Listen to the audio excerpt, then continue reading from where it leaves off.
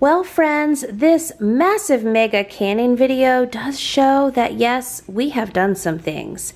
And in 2023, you and me and the rest of the internet, we canned about 380 pounds of tomatoes in the Mega Mama kitchen. Yes, we did.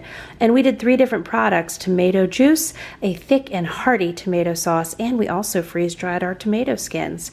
Also, we had 2 mega all-night canning marathons where we canned over 100 pounds of beef, including ground beef and stew meat, over 100 pounds of tomatoes, and we additionally did 18 pints and 19 half pints of sweet cherry jam. I like to look at this mega massive marathon canning video as proof that I have done some things. I have canned some things. Oh yes, I have. And 2025 is staring down at us, and we're looking back at 2025 and saying yet again, we're gonna get some things done this year. Yes, we are. So go down canning memory lane with me as we get some massive inspiration to get canning in 2025 as we look back on some of my most mega massive canning that I've accomplished in years past. Well, hello friends, welcome back. I am excited to do another massive food preservation day or days because finally we are going to process the 380 pounds of tomatoes that I have stored in various places in my freezers. Before we get started, I'm going to show you all my little hiding places, and we're going to jump into this massive project. I have never canned anything with tomatoes. I am an official YouTube video watching expert. I've read the ball canning book stuff, and also the National Center for Food Preservation, all the resources that are out there. I've taken in the information, and so many of you in my recent pork, sausage, and meat cuts canning video gave me all kinds of great ideas on how you process your tomatoes and how you streamline that process. But we are doing it. We are jumping in. Will this be a one-day project? Will this be a 4-day project? What adventures will we have between here and there? Who could know what's even going on around here? Who could know it, right? But we're doing it. Let's go. Okay, so in this freezer here by my freeze dryer, I have a few little random things in here, but we've got these boxes of tomatoes, and then we have all of these. A lot of these tomatoes were like marked down like a 25-pound box for $10, and they had to be frozen that day. And so I have a drawer there, some random tomatoes there. I have different freeze drying trays in here pre-freezing at different times, but there's these tomatoes. And then over here, whoop, whoop, whoop. Okay, where I've had a bunch of the pork that we're working through from the whole hog that we bought. The whole bottom is full of tomatoes. So here we go. So this whole freezer is just jam-packed. And now some of these are tomatoes I grew. Yay! We grew them together in the garden. These mixed bags that we're going to see, we have some Roma tomatoes and cherry tomatoes. Those are from the garden. And then a lot of these are the big bulk tomato deals I got at the John Henry General Store, and they work local produce auctions. And then in the top of this little freezer, these are our homegrown tomatoes. And then back here in this little freezer that holds various odds and ends, I've got some more homegrown tomatoes. And so step 1, we're just gonna work on getting all these tomatoes upstairs. We have just hauled, me and a teen helper have just hauled all the tomatoes up here. And as you saw, we got the thumbnail all ready for this video. That's some of the little stuff you gotta kind of plan ahead for, and I'm trying to get better at planning ahead with. But now, we have all of our frozen tomatoes, and now we have to do a bunch of stuff with them. So I don't know, let's get going, right? Let's do the stuff. So you can see like in here, these are a lot of my homegrown tomatoes because we have all the different sizes. And then we have all kinds of varieties that I got marked down at John Henry. And then we have like the big slicing tomatoes also, which per the YouTube video footage, I should be able to use all kinds of tomatoes in doing my tomato canning. So also, knowing that we were doing this tomato undertaking, and of course we only do mega and lots, you know that I'm always juggling my 2 big roaster ovens. Now, one of those roaster ovens, I don't think I had it at my farmhouse, so I got it at my forest house. That would have been 6 or 7 years ago. Is that right? 3 years, 4 years? Yeah, could have been up to 7 years ago that I got that.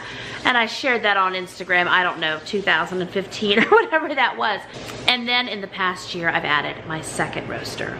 Well, because I knew that we had this big, deep, and wide tomato project that we would be undertaking, and you know, with all of the big batch cooking that I do, I went ahead and made the purchase, and I got myself 2 more 22-quart roaster oven. That way we can do, it won't be all these tomatoes, but it's gonna help us get going with a bunch of them. And I figure with my longtime big batch life, having 2 more roasters and with all this food preserving and such, that I'm growing in my skills, and it's not gonna hurt me to have 2 more roasters. So we did, just for the picture and to get them out of the freezers, we've piled them here in the roasters. But I'm gonna get this organized now, and we're gonna actually jump into getting this going. So my goal today is to do a very basic tomato sauce. And so we're going to start with that. If that is all that happens, I'm happy. If other adventures happen, I'm happy. Now also for this undertaking, I brought up a fresh bottle of vinegar, and it's gonna make it into the canner with us. And then we have this lovely Ball Harvest Pro sauce maker. It says up to 15 quarts of fresh tomato puree in 20 minutes, and it does all kinds of things. So we're gonna open this up, and it says it includes tips for tomatoes and salsas and fruits and applesauce and all kinds of great things. So we're gonna get that going. Here's what it looks like. I also have the hand crank one, but I'm glad that I picked this up for big projects. And then this is a giant water bath canner. Now, one of my YouTube viewers let me know that Layman's had this Amish water bath canner that did up to 15 quarts at a time. And since I always process big batch stuff, she thought it would be perfect for me. So I went on to Layman's, read about it. I actually found it on Amazon, because anything that lets me just click the button, you know, Amazon has us all. That is who I ordered it through. So it'll be linked down below if you're interested in it. We're gonna get this out of the box as well. And also, I can use my pressure canner for my tomato sauce as well. How is this gonna unfold?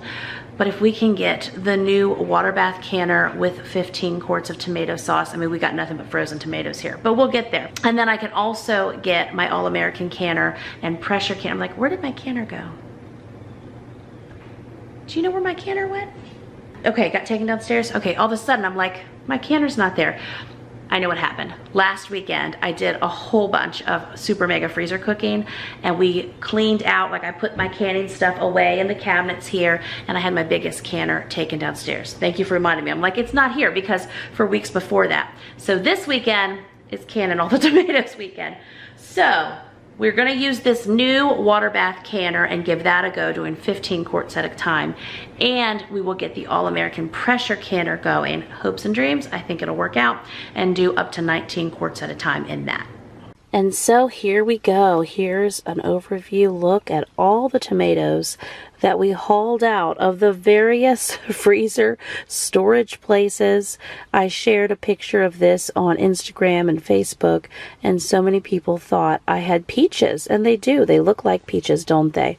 But it was so many varieties of tomatoes, and I went with these varieties because these are the deals I found, or they were the hodgepodge amounts of what I had left from my garden last summer. And I'm excited to get going on this project. I know we talked about it this fall, and we planned for it all this winter, and I could not believe it. Today is the day. I could not believe we finally are doing this, and you will like this. I'm being very sensible. I'm filling my pots full of tomatoes as well, instead of hauling all the big bowls around. And I decided to also go ahead and get some stock pots going, because if I had 4 loaded roaster ovens, I still had all that room on my stove as well. And so I thought if I could carry my stock pots around, and then I would get those stock pots going on my stove, and we would just see how many tomatoes we can get cooking down at one time. And so here I'm getting my different multi-plugs going out on my island to get my roaster ovens going all around the world and get those cooking down the tomatoes. So I have all 4 roaster ovens going, and we are going to start cooking these tomatoes, and I plan to add other tomatoes to these roasters as we're able. And also, I know folks who leave their tomatoes out while they're defrosting, leave them out overnight. My plan, again, we're living this plan, we're working it out as we go. My plan is we will add more tomatoes to these roasters as things cook down. And of course, if we don't get to all of these today, this is also what we're doing tomorrow. So we will continue to work through all these tomatoes. And these 2 other roasters I got, it's interesting, something different. They have little windows on the top. I've never seen that before. This was just the brand and the roaster that I found available on Amazon.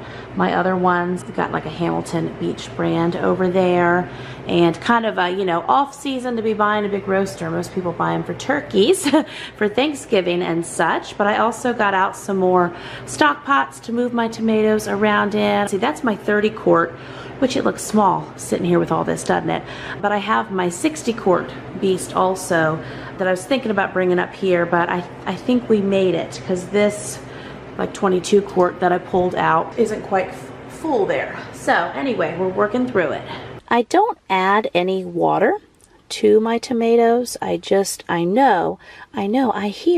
tell that as these tomatoes cook down, they're going to produce a lot of their own liquid. And so I also watched, I don't know, 15 times. If I watched it once, I watched it 15 times over on Living Traditions Homestead. She did a video. I've watched many YouTuber videos on doing the tomatoes in various ways. All of our favorites, all of your favorites, all of my favorites. But this particular video on Living Traditions Homestead, she also shares about how all the liquid that the tomatoes produce, she goes ahead and cans that as tomato juice. So let's see what happens. So I've been drinking through my herbal teas, reading my canning books, watching tomato canning videos. And so it is time now to go around and give all of these a little stir here. Check in and see how everything is going. I did not add any water to my roasters.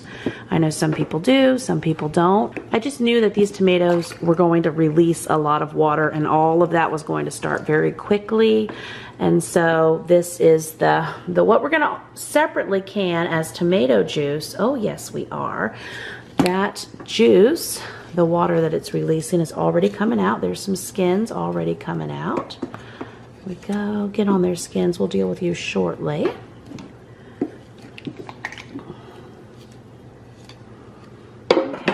Just going to go ahead and continue to add tomatoes on here.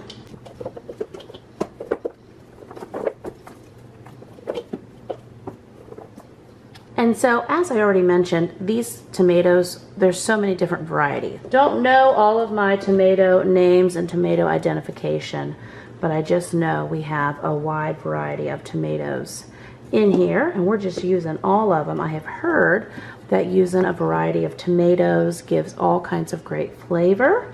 So we're about to find that out for ourselves. We'll come on over here. See how these guys are doing. Smelling nice and tomatoey in here already.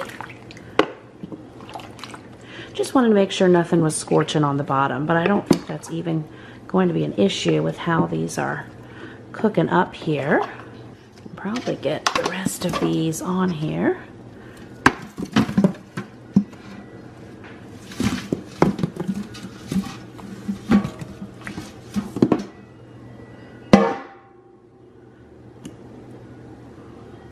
Put a few more in here. I hear my chimes outside. Okay. I did have my one adult son is home today, so I had him bring up my big All-American canner here. And so this is what the setup looks like. We'll see how it all works out. This is the big 15, well, cans, 15 quarts water bath canner. I had my 12-year-old who helped me unbox this just leave the paperwork in there. I'm going to go through that here shortly, but got that setting up. Got this canner. This is Old Faithful now, right? We know each other really well. But I am scared for a minute. I'm like, oh, wait a minute. When we took this downstairs over a week ago, my little envelope with my weight should be in there. And if it's not, we'll go through my canning cabinets in the island. But I just wanna see it. It's like if there's gonna be a problem, let's just know now. Okay, yes, this is the kind of stuff I try to do in life. It is in here. We are good. Good. Okay. Whew. And now coming over here. Let's see how all these are doing. Okay, everything's behaving nicely. So I'm just gonna put a bunch of these in here.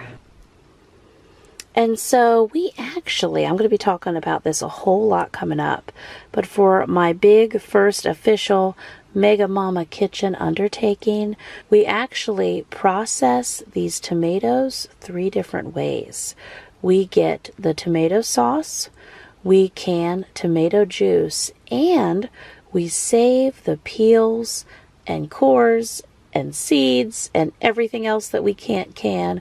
We save those, we run them through the freeze dryer and grind them later into tomato powder. I know it's exciting. I am proud of us. And now that it's going, my spoon and I, we're making friends. I can see how the processes will go. I'm thinking, okay, here's the 3 different products I want to get from this super mega tomato canning marathon. Of course, we're doing a basic tomato sauce. Also, I want to get tomato juice because we're already getting all of this liquid that's going to come off of these tomatoes.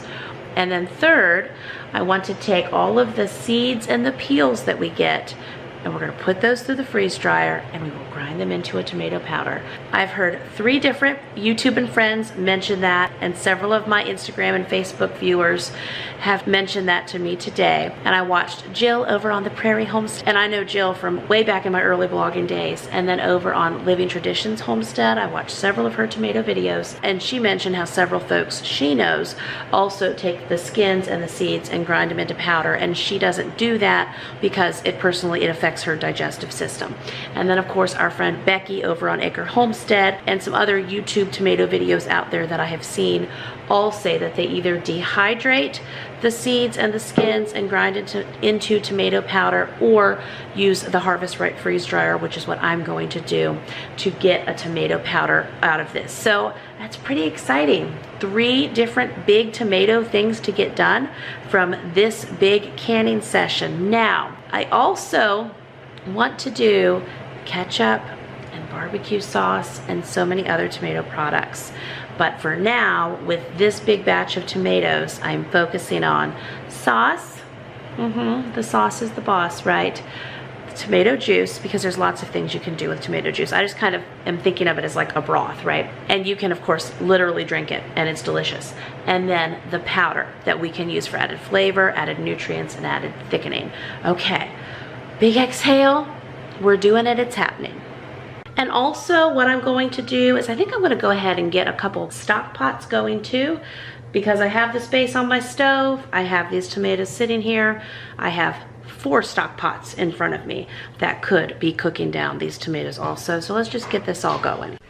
And so I'm going to continue to just take my pots over to the stove, and then we load them up and get them going. So I'm going to move that big beast of a canner off so I have room for some of my other stock pots. That's my 30 quart back there. This is a 16 quart, and I have a 22 quart that we'll bring on over also. And I've got dinner, of course, dinner from the freezer all ready to go. I have some the base pretty much for Italian wedding soup in the slow cooker that we did on that recent big freezer cooking weekend fun. I've got that defrosted. I actually set that out yesterday in anticipation for today. And I have 2 different 9x13 pans that we're gonna pop in the oven, also defrosted yesterday in anticipation of today's fun. So I wouldn't have to worry about cooking dinner this evening either. So I'm gonna get the oven going to heat those up. And from what I read, I forget how many quarts this said it was, but you can also cook in that. Let's see here. Water bath canner. I believe this is the 24 quart. You are gonna have to get out of my way though. All right.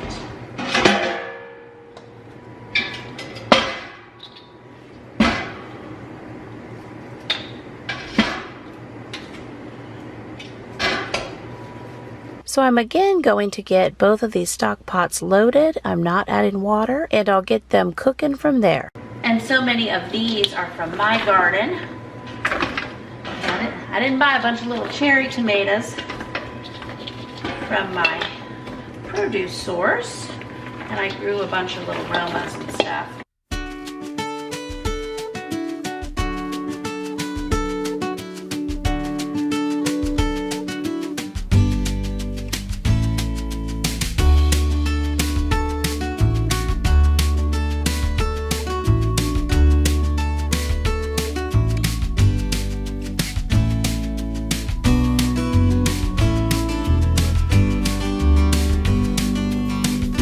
We had a 75-degree day yesterday. What was this? Sunday and Monday we had ice storms. It was 28 degrees. Yesterday was 75. Okay, so yesterday had the rabbits out in the rabbit tractor, moving them around. We're gonna move them around a little bit every day. Then it's warming up and get the rabbit tractor moving around in our pumpkin patch area.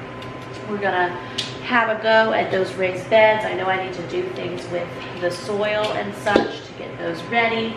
I have put rabbit droppings, I have dry manure. We have a farm, so we do get free fertilizer, so that'll hopefully work to our advantage. I have an area where we had some trees out that now looks like the sunniest spot that I want to do a big potato patch.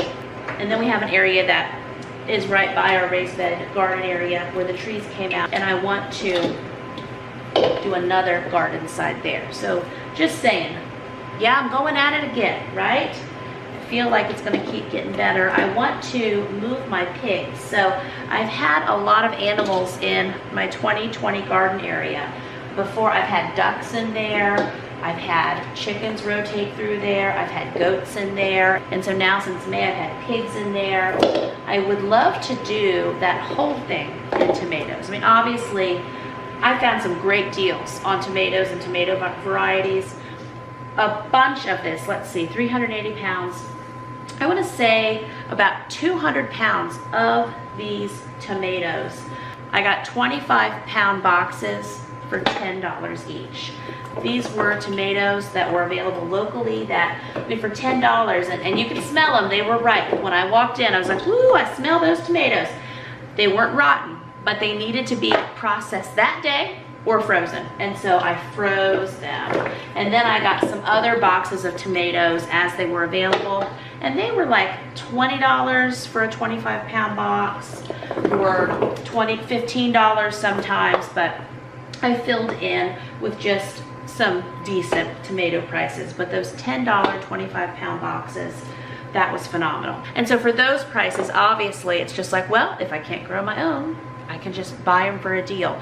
Who knows though, will that deal always be available? I mean, it was just kind of a couple-day thing here and there. I saw this fall and finally they had it again, and I was like, okay, I gotta go get that. And that was at my local John Henry General store that I just love so much. So anywho, finally getting to those tomatoes. But again, I have mentioned too, we have a huge local produce auction, and I know that even the John Henry General Store, for instance, you know, they work local produce auctions. And so I want to see if I can get myself into some of those. And so that's exciting.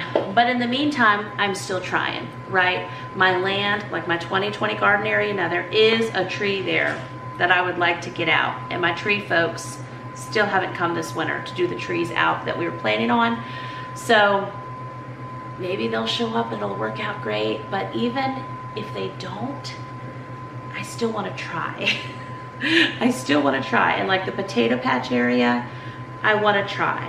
And the raised beds and the pumpkin patch and all of that, we're doing it. It's going to be fun. And in the meantime, we're growing in these skills, right? Okay, so let's see. Can I haul this? Yep, I can haul this over. I don't really know how this will all work out. Some projects, it's like, I'd love to see the end from the beginning, and I could, you know, maybe there's different ways I can go about this. This is just an authentic look at me mega marathon canning these tomatoes and seeing where they go. I'm not gonna stay up until 7 in the morning, okay? We're gonna behave. Oh yes, don't tell me that. We will. See, I'm talking to you through your TV screen, right? We're gonna behave. I don't know how this is gonna go.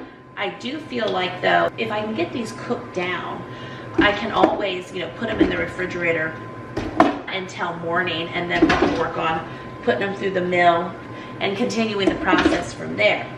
They might cook down, you know, pretty decently. It's 6:22, okay.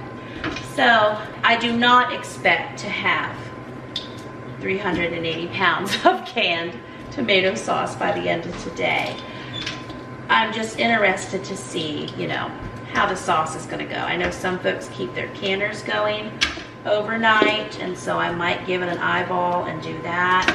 I do want to start pulling the water off of these different big roaster ovens to start collecting my tomato juice that we're going to also can and work with.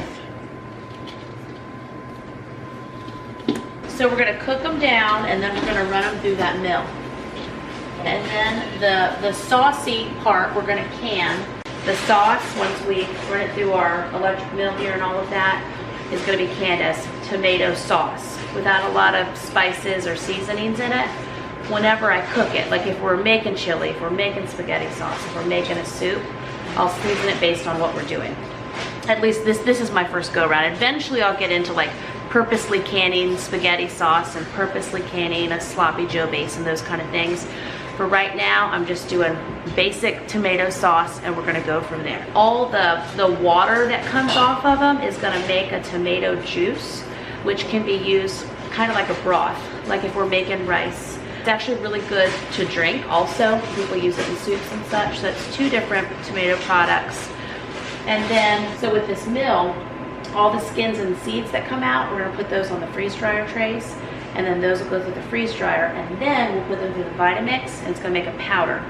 And that powder will add more nutrients to the food. We can use it as a thickener. We can use it to make homemade tomato paste, all kinds of things. So, Mama has a plan, I think.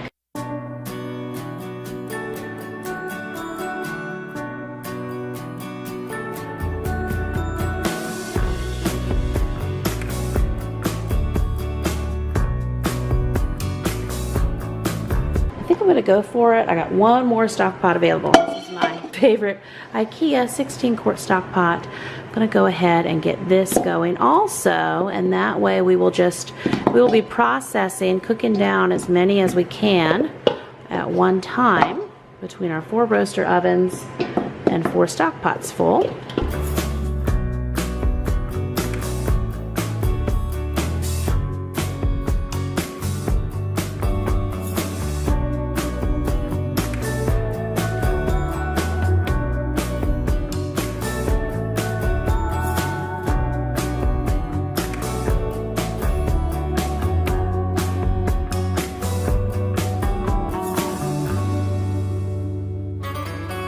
Okay, so here's a little fun. Here's a little fun. Jamerrill, learning things. Tomatoes, mess. Okay, yeah. That's our tomato juice there coming. Whee, okay. So this is like, get the tomato juice off now, Jamerrill. This is it. This is what you wanted to do. We're doing it. Okay, so in anticipation, I'm gonna go ahead, yep. I have kiddo going down to get me a bunch of our half-gallon jars right now.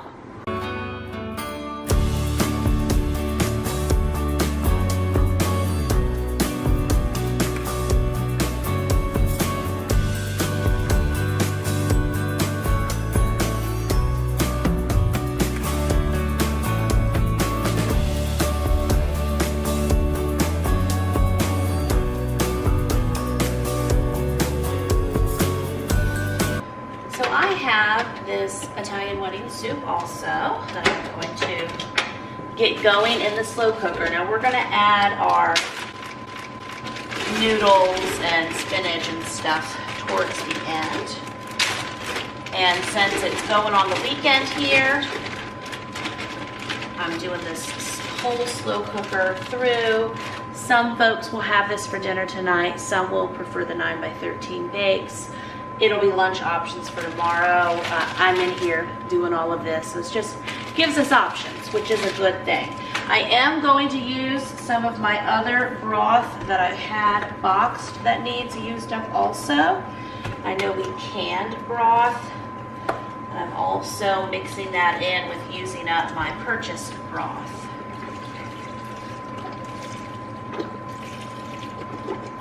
I'm honestly breaking out my second slow cooker.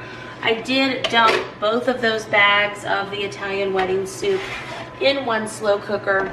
My mind was thinking more like when I dumped 2 bag meals in there, and this is my 10-quart slow cooker. I just wasn't fully seeing that, wait a minute, it's a soup, Jamerrill. So I'm going to just divide it between these 2 slow cookers. It's a 7-quart and a 10-quart. And that will be just fine. Someone told me that I use this one so much I should order a second one, and I really should. They said, what if something goes wrong? You know, you break it.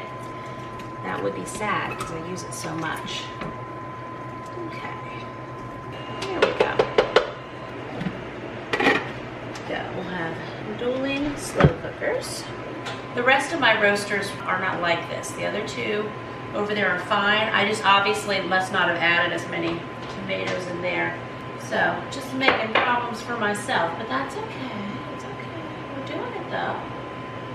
So yes, the roaster oven's overflowing with the liquid.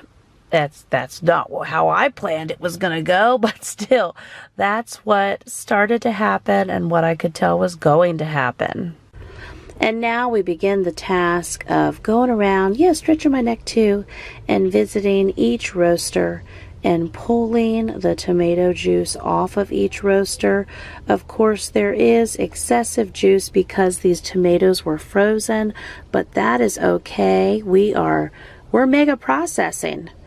And so this is not a 30-quart bowl that I'm loading the juice into at this time. This is, I believe it's about a 20-quart bowl. My 30-quart bowls are there beside it, and the empty one is in the back. And so we're just going to load it up.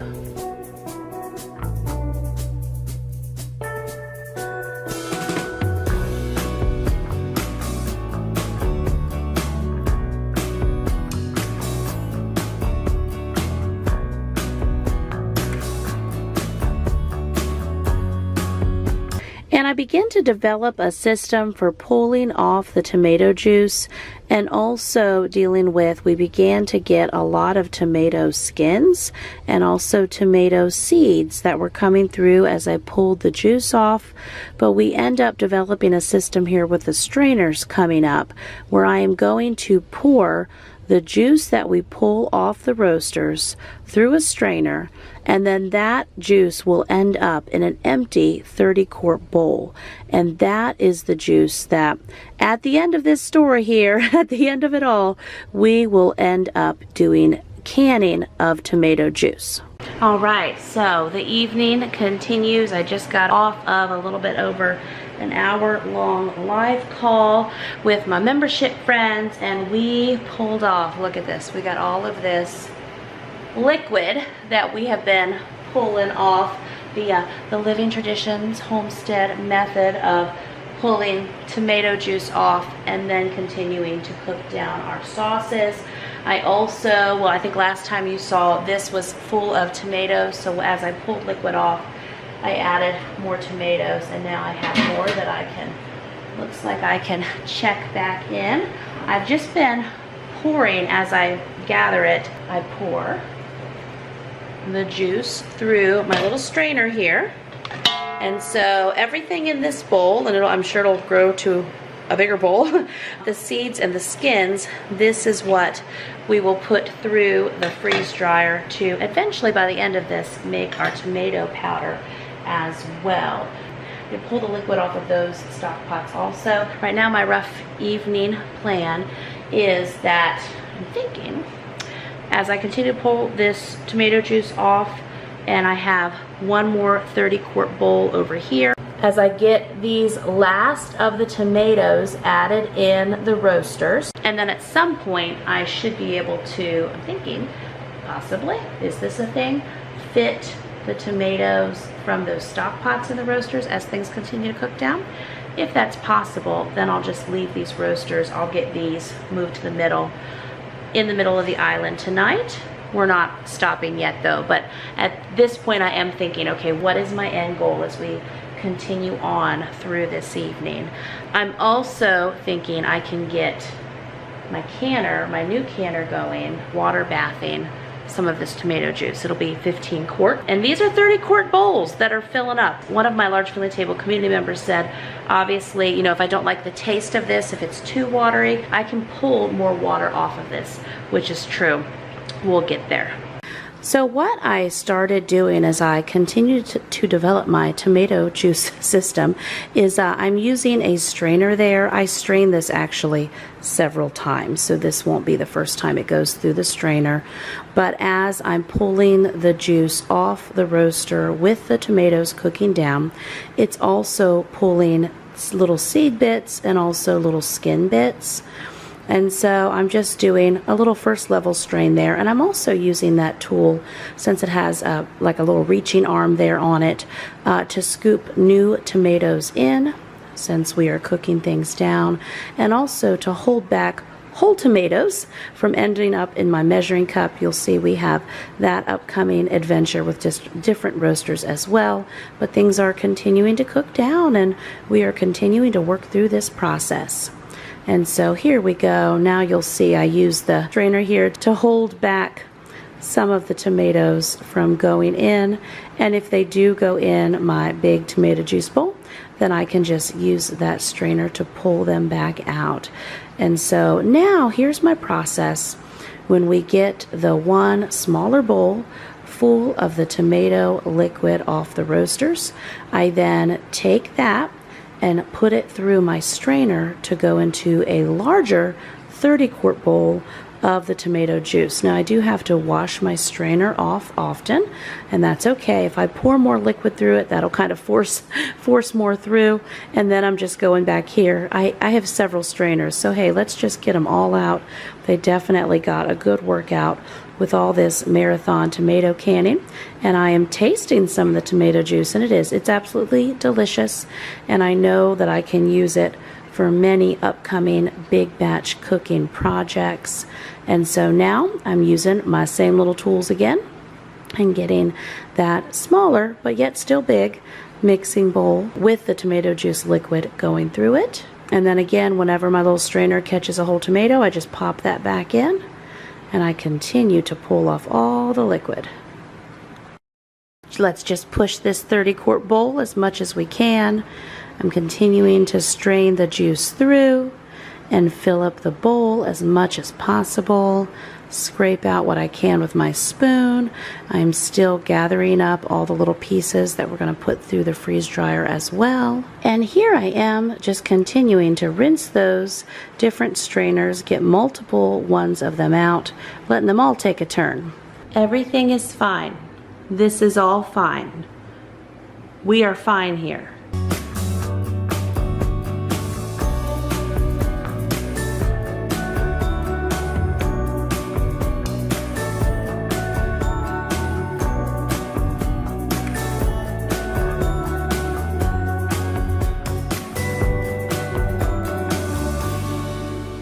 And so now I am pulling the tomatoes off the different stock pots on the stove, and I'm actually going to combine those over with the different tomatoes in the roasters that are on the island. I'm also going to process down that tomato juice, and so I'm just going to continue again. That strainer certainly got a workout and was very helpful on that night for me to scoop things out. And this is one of my smaller bowls, so I think I can get it over. There we go, we do it, yay. And now I'm going to put these tomatoes into the roaster oven with everything else that's cooking down. We're just making room here. And as I'm going, I'm trying to get off what liquid I can. And now into the next roaster, I am putting more tomatoes that are cooking down. I like all the different colors and varieties that we got. And then here I go again, pouring the liquid that's coming off the tomatoes while they're cooking through a strainer also. And this alone, this gets all the skin and all the seeds from the tomato juice.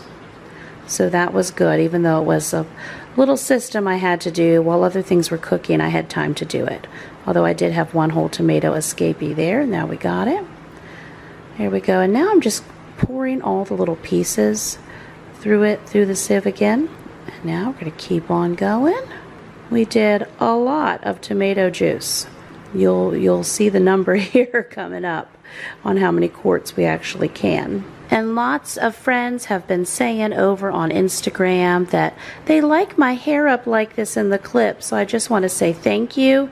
This is how I wore my hair from, I don't know, age 15 into my late 20s. So 10, 15 years there, I wore my hair up in these big hair clips just so very much, so often. I guess in my 30s I was trying to do something different, and now in my 40s I'm like, Mama's hot, let's get this hair up.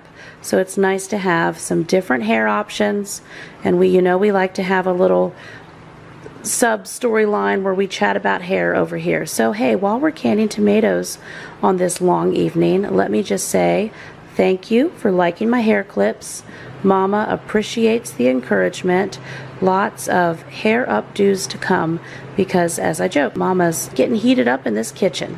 And speaking of getting heated up in this kitchen, my dream Mega Mama kitchen was complete late August 2022, and I got really warmed up cooking this fall. This winter I have been cooking us out of the place, and if you followed my kitchen building videos that I did for much of 2022, we were debating what we need to do, what our options were as far as the heating and air conditioning go in the kitchen. So the heating has been no problem, and the air conditioner seemed to go fine this fall.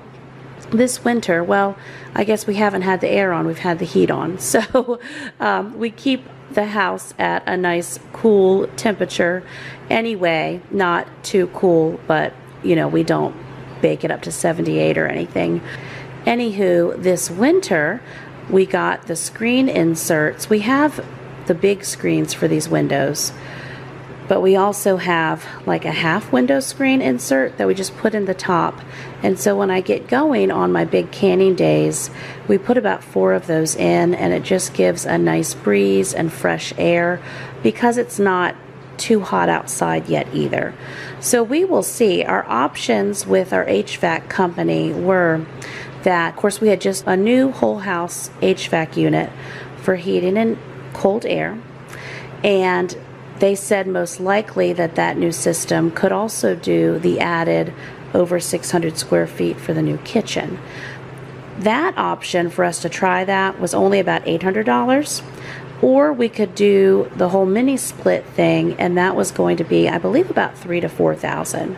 So I said, you know what, let's just go ahead and try the cheaper chicken first and see if this works out. So I know in the winter I'm getting heated up. Now maybe in the spring and summer when I'm canning, especially the summer, once we get the air conditioner really cranking in this house, because we leave it on all summer, maybe the kitchen will be just fine. Maybe it's going to really heat it up in here, and I'm going to be like, okay, we're going to have to go ahead and do this mini split thing and give that a try as well. But I know one of the questions whenever we built this kitchen was just how were we going to heat and cool it, and the answer is there's ductwork through the ceiling, and the heating and cooling comes in off of our new HVAC unit that does our whole house.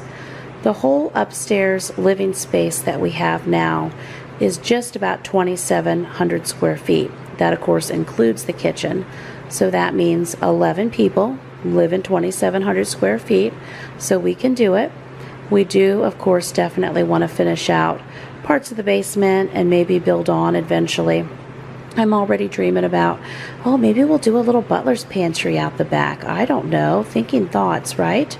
Might actually, eventually, maybe I would build on to bring my freeze dryer and my freezers, and again, butler pantry area right outside what is currently the back door there by my refrigerator. This is me dreaming with you, though. There are no plans for this right now. Right now, we are about 3/4 of the way done with the renovating of our second bathroom. We were on a waiting list since late last fall to have both of our 1963 original and then the second bath the contractor's working through now.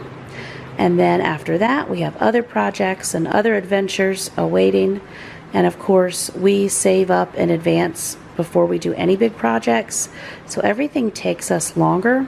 If we would go and get construction loans and do all that added debt, I guess things could be done more quickly. But we try to operate without any added debt. And so that's why it's just little by little, bit by bit. That's why it took a while. We lived here almost 2 years before we started the new big kitchen. And we had our renovation budget. We thought we were going to do our basement first. But then again, with all the Mega Mama cooking and the big batch meal plans I develop, and so much of feeding my family and my business that I have developed over all these years online, it just became apparent that Mama needed to have her kitchen first. And now we're going to work through all the other areas in the house. But I'm just telling you, in 5 years, if you see a butler's pantry going up out the back, remember that we started talking about it in 2023, right? We'll get there. Outside on the property, I was hopeful to have several stumps ground up and to have 2 new garden places added in. I just don't know now. Now we're in March. I mean, I filmed, you know, my videos are always several weeks in advance. So I filmed this massive tomato extravaganza early on in February, and now it is March when I'm recording this voiceover. So I was very hopeful. A few weeks ago I would have said, oh, we're going to get these new garden spaces in. I don't know now. That is how I felt about my raised beds, though, this time last year. I was like, okay, my goal is to have the raised beds in by fall. But we ended up getting them in, so maybe it'll work out. But I do have 2 more perfect garden expansion areas I'm excited about. And I'm also excited to get out working in my raised beds here soon. We have our garlic beds and our onion beds that were done this fall by my teen boys. So now Mama wants to get back out there. I was just looking at my state extension office garden plans on things in Virginia in my zone. I'm in zone 6B. In things that could actually start to go direct sow in the ground, and then also seedlings that we can get started. So we will just see how this progresses. So here I am now. It is the next morning, and I am getting jars going for this day. I'm going to get them going through the dishwasher. And hey, now the lights are on. So these are various jars that were just stacked, jars that had been washed, jars that were dusty. So we're going to just get them all going fresh. And look now. Now I am eating a snack. My hair's at least brushed. We're doing things. And I am working on heating up our tomato juice that we pulled off of all those roasters. I have several stock pots going, and we are going to actually work on getting the tomato juice going in the water bath canner. It's going to be my first time, so I'm talking to my people through the window about that. And now I am unloading my hot jars, and I am putting in my lemon juice into each jar. We are going to start loading in the tomato juice and get our first batch going in this big Amish canner. Again, I will have all my canning supplies linked down in the description below. I buy most of my things through Amazon because they got me with the one button click. It's just easy for me. Some of the things like my electric food mill that you will see coming up here, I did buy that in store a little bit ago, but I will also link that for you. So this little rack here, so I got my big water bath canner going. This is an extra piece that you can buy if you were going to do pint jars. And I'm sorry, we've had some farm life going on outside these windows, and I already have these windows open up with the screens in today. So if you hear a ruckus, that's what's happening. The cat's caught something is interesting. So I don't need this for the 15 quart jars. They're just gonna line the bottom. But if I was doing pint jars, I believe the information said it holds 32 to 36 pint jars, and this would need to be a rack that goes in the middle. It also comes with a rack that sits on the bottom. So I've got this going. Yay. Trying to have my assembly line as set up as much as possible. We'll see though. I have my 2 tablespoons of lemon juice in each of my jars. And I do not have vinegar in my canner yet, so let me add that in. Yay, okay, now I feel like, oh, maybe I need another bigger splash. Okay, we got that going.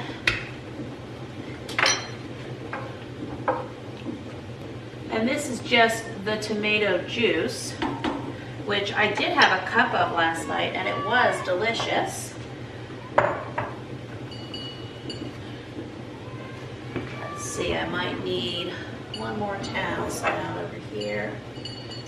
Several viewers told me that what they do is they put a bowl, I'm just using a smaller measuring cup of vinegar, and then when they're done, they dump that in their canner. So, surprise, surprise, I never got to add my spinach or my noodles to my Italian wedding soup last night. So I just got my slow cookers going again this morning with that. I will add that in today for a bulk weekend lunch. Oh, let's see here now. I've got one of my larger wide mouth jars. One of those, okay. Nice, first one going in. And I've got 4 or 5 jar lifters, so I got one that hasn't fallen apart. Yay. Okay, in we go. Now I am not going to add the salt to these, only because it's one more step. It's not required as far as food safety goes. So I'm just gonna do that later, again, as I think of my workflows and such. So now I'm going to get this. So it's just the 2 tablespoons of lemon juice that I'm doing at this time. And so I am just filling up my jars, adding in the last little bit of tomato juice there, and wiping my rims, getting my lids and rings on, and adding them to my big new canner.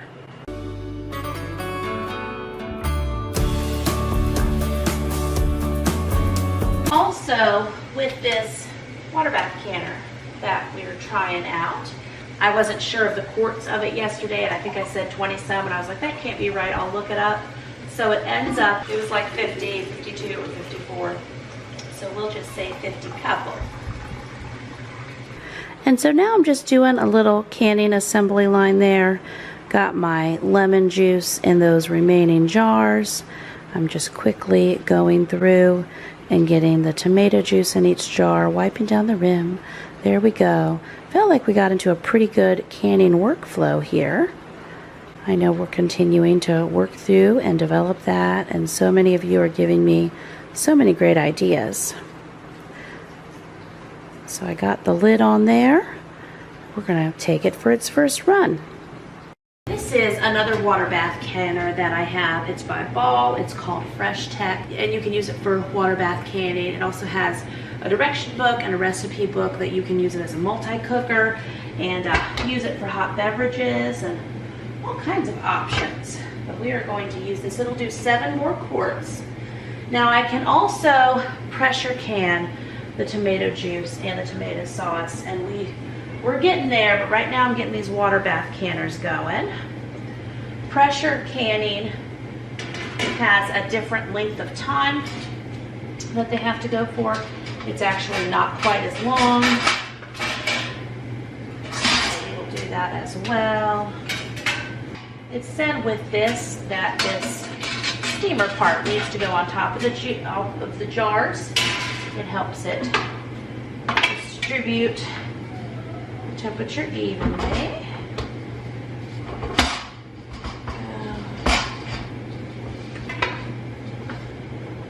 I'm going to put this over here because with my lid it won't fit under my cabinets anyway. We rearrange the pots a little bit. I got a small stock pot over there. It's heated up, but I'll be using that. That pot's lid as the Stewart goes, so I do have a lid. Okay. And then I'm going to get my pressure canner going.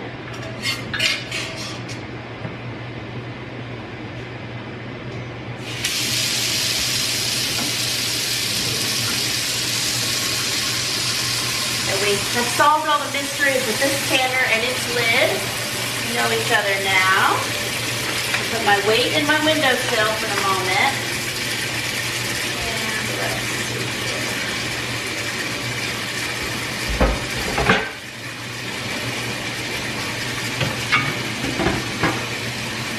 So now we are loading the Ball electric water bath canner. I have watched some of my friends use these for different jams and jellies. And I load in the 7 quarts. Going to take my lid back off there and get that other quart in. Now it has, yep, there you go. It's going to be too hot to pick up. It has this little rack that goes on the top that's required, that is in the Ball directions for using this canner. Whenever you use it, that this is required. I wanted my water to heat up though. And so now I'm putting the last jar in. It's all going to work out. And then we will put that rack back on the top and put the lid on. And following the directions, we will bring it to a boil again. And we will be water bath canning those tomato juices. So this is the exact Fresh Tech electric water bath canner plus multi-cooker by Ball. I actually picked this up in 2020 and it's been in my basement, so I'm glad to get it out and going for this project.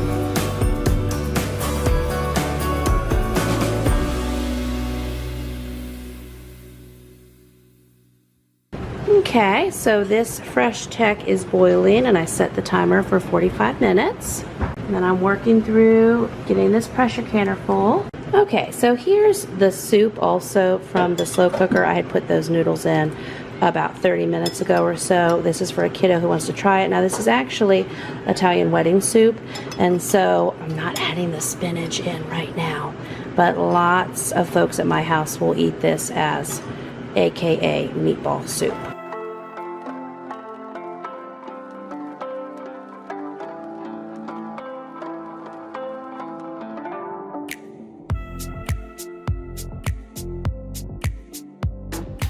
So it looks like all of our jars made it through this first load.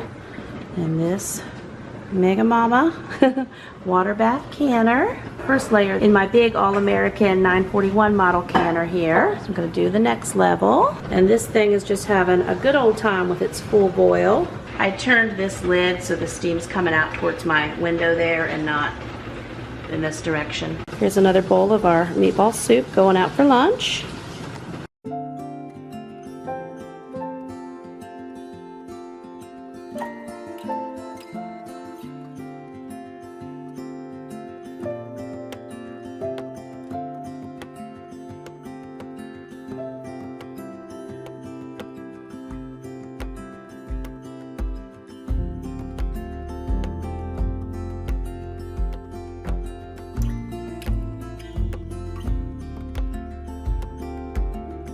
Okay, so I do have 19 quarts in this canner. I have 9 on the bottom and 10 on the top, and kids blowing loudly on meatball soup in the background.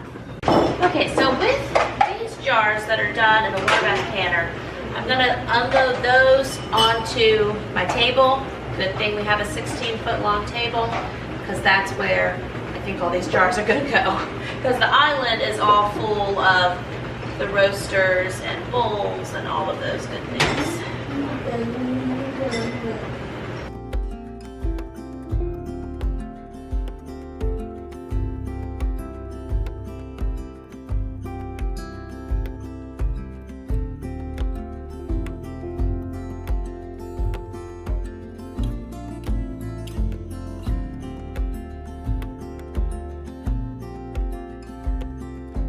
So I'm going to put my weighted gauge on my All-American canner now. It needs, for my elevation, 15 pounds of pressure for 15 minutes to process this. And it just finished its 10 minutes of the steam coming through the vent pipe there.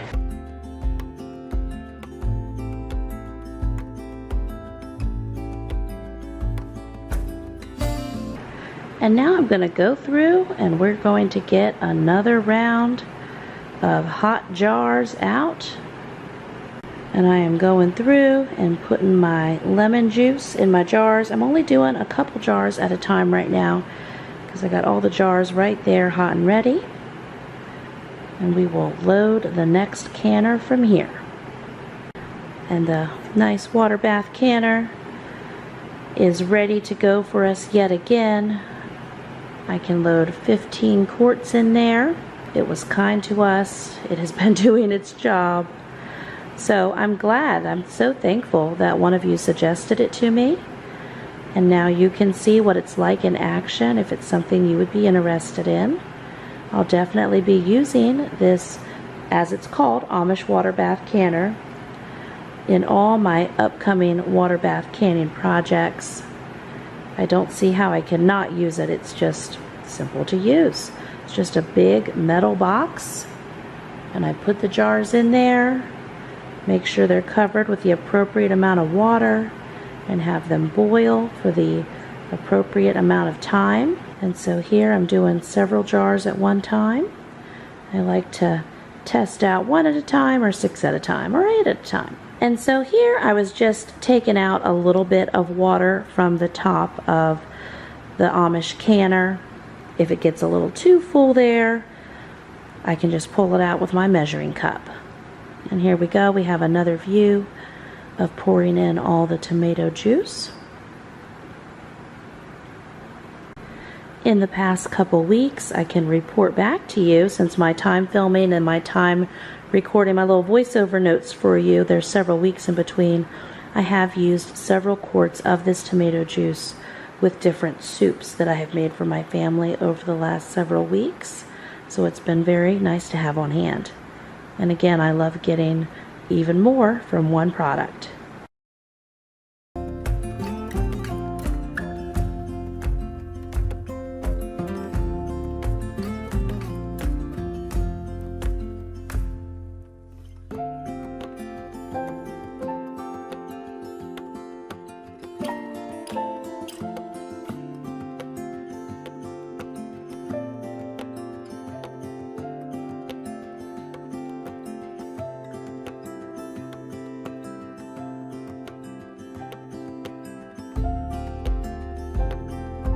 So here's the contents of 2 of the roasters with all the liquid for the juice that we could possibly pull off.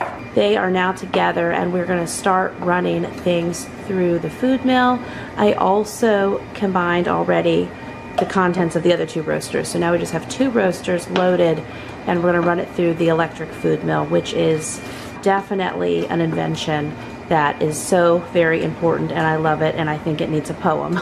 Oh look, Jamerrill has a friend. Isn't it amazing? So my friend came this afternoon to help me, so thankful. And so she has been going through, this is the other roaster with the goodies from both roasters combined in, and she has been running everything through the top. And look at this, we have all of our seeds and our cores and our skins coming out the front, and then our sauce coming out the sides. And then she's been putting the sauce that she's been running through here in this roaster. And this is also turned on, so look at that. Oh gee, that was easy. Okay, so I have this big Mega Mama water bath canner going. It has 20 minutes left on the timer. And then this one is on my phone timer. One of my viewers gave me a great idea. She told me, because this one has 38 minutes left. She has so many canning projects and multiple ones at one time that she just has, we'll say like 6 of those digital timers. And she writes a little sticky note for each one is.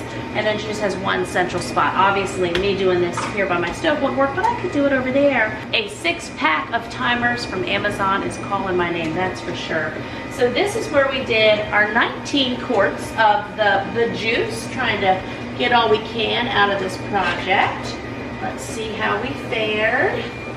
Okay, the top looks like it lived. Alrighty, so I'm just going to let these sit here for another few minutes, and then I will start putting them out on the table. Usually, I like to line the jars up. Well, I line them up everywhere, right? Well, I'll line them up in the back there, I'll line them on that counter, and then eventually I'll line them on the island. But this time, so much is going down on the island. I'm just working on my table for now. We'll see. It's not that important. I'm just telling you what I'm doing. I do have a bunch of jars still hot in the dishwasher. Before I left, I had one of the older kids bring me up several more cases of jars, so I don't have to run down to the basement to get any more. We're just going to keep those going through the dishwasher. That's our little system that's working well today. And me working on doing the canning over there and getting it into these canners has been working well too. This kitchen, it's like we've been in here forever, but we're still finding systems and we're doing things. And I'm also super happy that my friend could come and help me this afternoon. That helps make it all possible.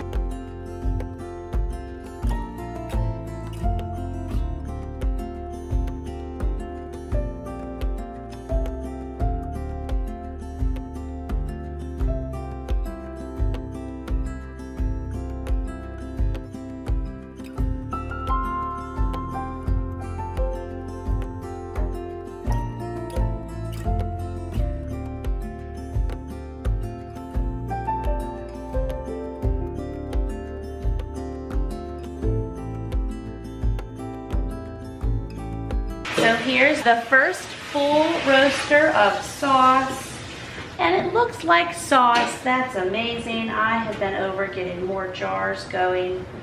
I'm gonna load the All-American again. I do have this on, and I'm going to just cook this some more.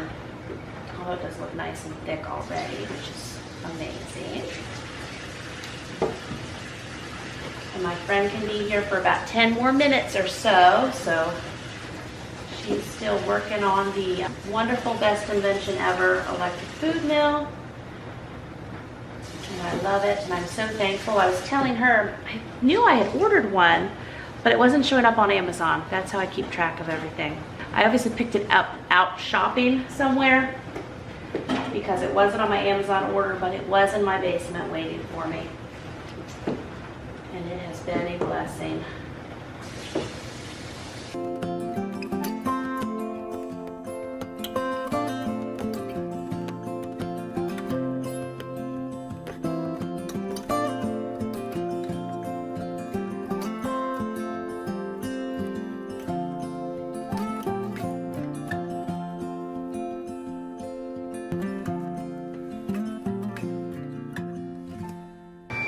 I have more wide mouth jars in this bottom layer than I have regular mouth, but it's still 9 jars in there, so that's good. Did I say there's still 9 jars in there? I don't know. It's all running together now, but there's 9 jars, so hopefully we can get 10 more at the top.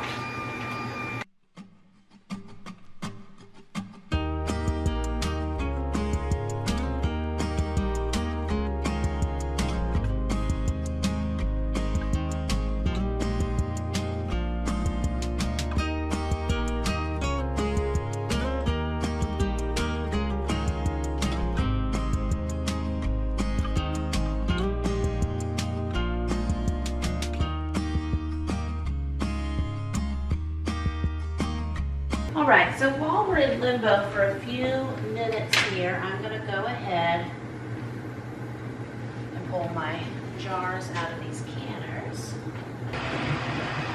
Okay, so gonna finish getting this canner going, and then I am bringing both of these water bath canners back up again, and we will have another round with that.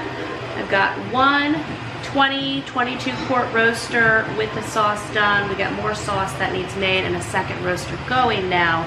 We'll get to that. I just really try to keep this loaded up.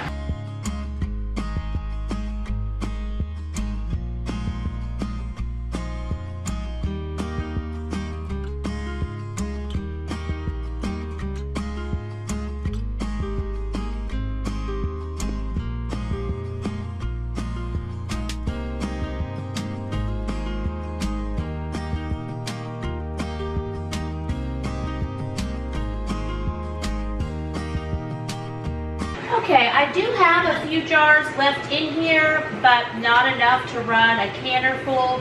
So I'm gonna go ahead, because we still have more juice to can, haven't even started canning sauce. So I'm gonna get this loaded and get this going. I went ahead and just turned the heat off on those two water bath ones that I was getting ready, because cart before the horse here. So let's get this going again. See what kind of skills I have.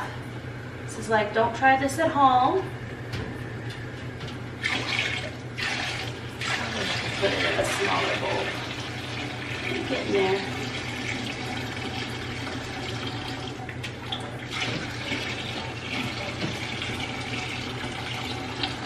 It's kind of sad. I feel like we're coming to the end. This is the last of the tomato juice that we have poured off. I will have to bowls for my bowls, right?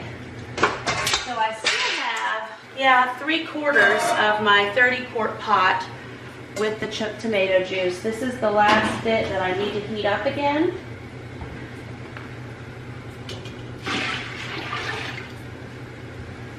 And then I have those other two canners ready, and I have my jars hot again. And then I need to get back to processing the rest of that sauce. My friend came and she helped me for about 3 hours or so. I'm very, very thankful for that. It was very nice of her. That's not even half of that 22 quart stock pot, but it is definitely using every part of the plant that we possibly can. Also, I don't know if I mentioned this, I didn't core any of these tomatoes because I knew that I would be running them through my electric food mill. That is all of my hopes and dreams. So it has been, I'll show you up close, taking out all the little pieces there. And so that is good. But now, before anything else happens, I want to get these other two water bath canners going. Again, I mean, they're still hot, but they're loaded with jars. Oh, I just heard a snap. That's a sad sound.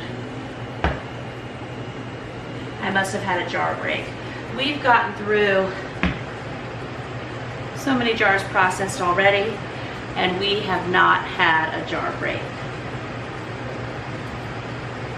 That's sad, but it happened. Okay, I just did my count on how much we have canned so far today. We have 64 quarts of our tomato juice product. And again, this tomato juice is a lot thinner than the tomato juice if you really cook down your tomatoes in order to make the tomato juice.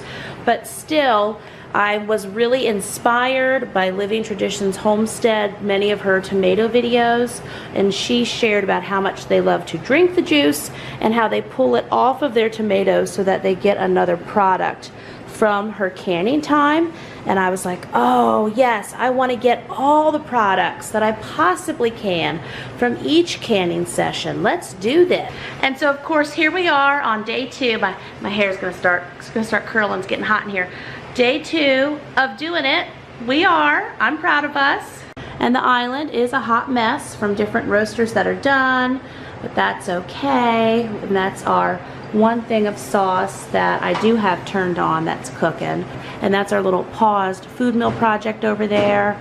And then this is the other roaster that we're gonna fill with the rest of the sauce. You can see it turned out like nice and thick. Like we've pulled all of that off of it, and we have some more water coming up there. But anyway, I'm excited.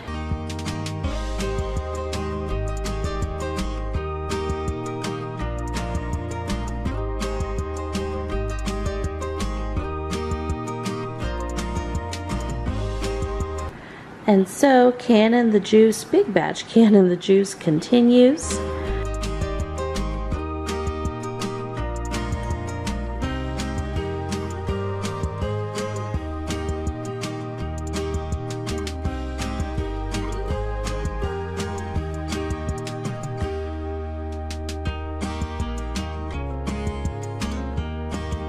But we will be getting very soon here, we'll be getting to actually get some cans of sauce going in the canners as well.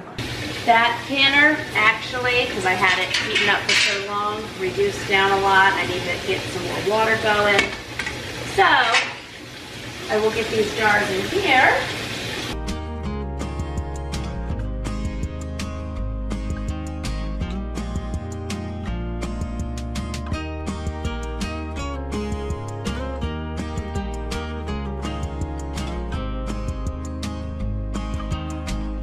Something that I've noticed with this Amish canner, and I did read some reviews about this, the lid will not go on perfectly flat every time.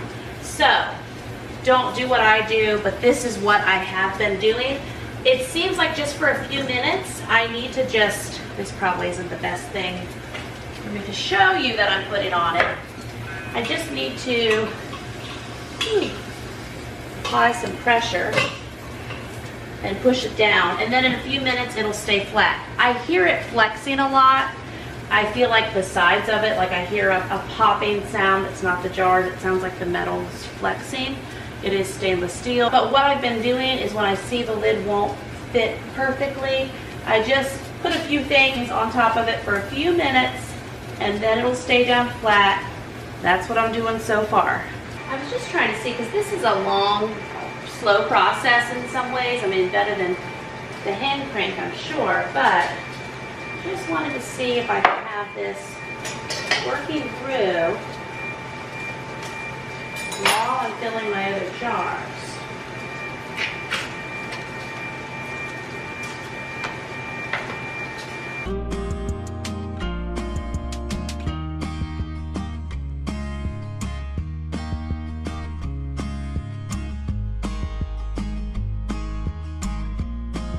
Stretch.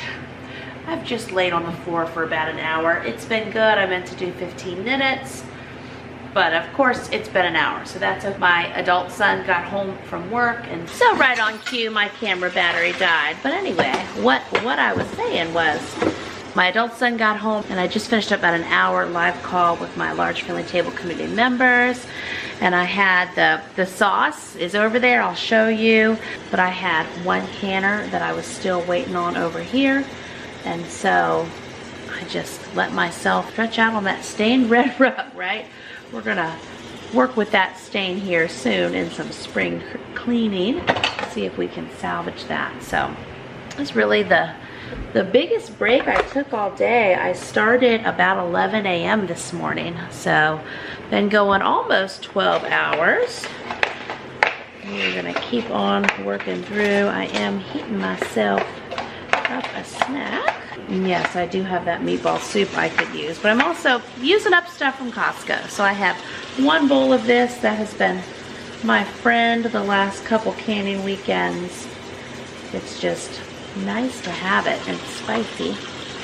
Late at night makes it feel like a mama treat. I got a box of these a while ago. Again, only my grocery hauls would tell us, but I don't think it's been a year ago, but it's been a bit. And it was maybe a box of 12, and I had 3 left.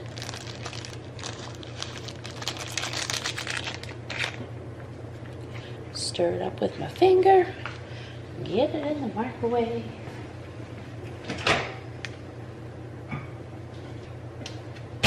So reporting back what I have accomplished. Well, this thing is beautiful. I mean, it's not beautiful now. It needs to be washed, but it ran wonderfully.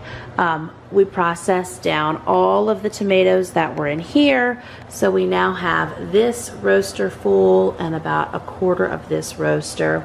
Then as far as what we are going to freeze dry and then make into a tomato powder, we've got these 2 bowls of skins and seeds. And then this is a lot of seeds that we had used the sieve and that we had strained out of the tomato juice. And then this canner, let's see, it's still probably hot. I need to take the weight off.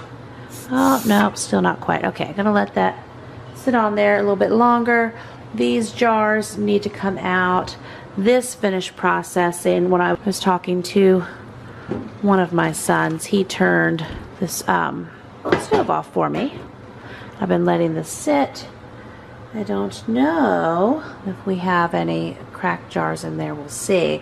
But I'm pretty sure, because I heard that snap, you know, and if you know, you know. So I think we have one in there, but this fared well. And so I was working on the count of these. So we have 64 here now. And then with our 15 in the Amish canner and our 19-ish, I mean, we don't know, broken jar in our All-American, and then the 7 in the Ball electric water bath canner. I believe that brings us close to 90. That we are coming to the end of our tomato juice excitement. We're going to actually get to can this sauce. And I've just been letting this continue to cook with the lid off. It's been about 2 hours now, as I had my live call and then I had my stretch break. But that is a gift to my body and my back and my neck. And I'm not having a lot of pain or anything. I know y'all worry about me, but it just felt like it was time. It was time to stretch. I'm going to turn that off now. I'm going to do a basic plain tomato sauce. We are going to can that up, and then we will doctor it up when I go to use sauce, just as I am expert, Ninja Mom expert level on opening cans of Great Value tomato sauce. Now we will just open up cans of our home canned tomato sauce. Of course, I do still have some Great Value left that we'll be continuing to work through. And then, of course, dishes and bowls to wash up, things to clean and tackle. I was hoping to do quite a bit of that while the sauce goes through the canners. I could at this point pack up pretty much and do the sauce tomorrow, but I also, you know, everything's out. The mess is here, so that's where I want to, on the other hand, just push through. And again, I feel good. I feel good. I just like to tell you all about how I'm getting through things and getting things done. And so if only I really could run this fast. That's always my joke. But we are running back from the electric water bath canner there and getting those jars out on the table to cool. See, we got our stacks of boxes. We have the occasional kitchen kitty running on the floor. And so I have several canners to unload that kind of all got done and then cooled down a bit around the same time. We are definitely making good work filling up this 16-foot table. If you hadn't seen how we made our table, or if you don't know the story, I know I have several new viewers also. Whenever we moved into this house in 2020, we ordered a 9-foot, quote, farmhouse table on Amazon. It was about $600 then. I had seen another mom post about it in a homeschool mom Facebook group, and she was just saying it was really her family's answer to have a table big enough for all of them. And so I ordered that for us, and it was great. I mean, again, we got 3 good years out of it, no issues whatsoever. And so whenever we did this Dream Mega Mama kitchen, I ordered another one. I had figured would be able to somehow connect the tables and work it out. It's a 16-foot table and not an 18 feet. We just didn't have the room. We had so many feet we wanted all the way around the table to, you know, we live and function in this kitchen and homeschool in this kitchen and do so much of our life in this kitchen. Nuts and I are real good friends with this canning lid now. Okay, oh yeah, that's right. You know, I almost forgot. This is the one I think I heard the crack. I mean, that's how it's looking. What do you see in there, huh? Oh, I'm hearing little pops already. That's nice. This kitchen is so cruddy. After all these adventures we've been a-having. Okay. I still don't see which jar is cracked. Maybe it's not. I mean, we obviously have some fun stuff going on top of those lids, but let's see what we can figure out here.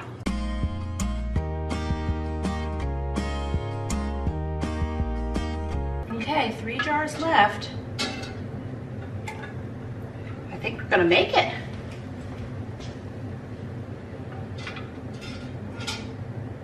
Last one. No broken jars. Wow, I heard that.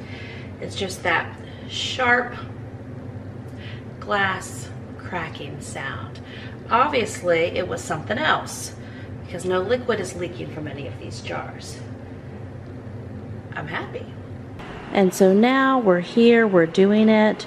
We are getting the assembly line going to finally get canning this home processed tomato sauce.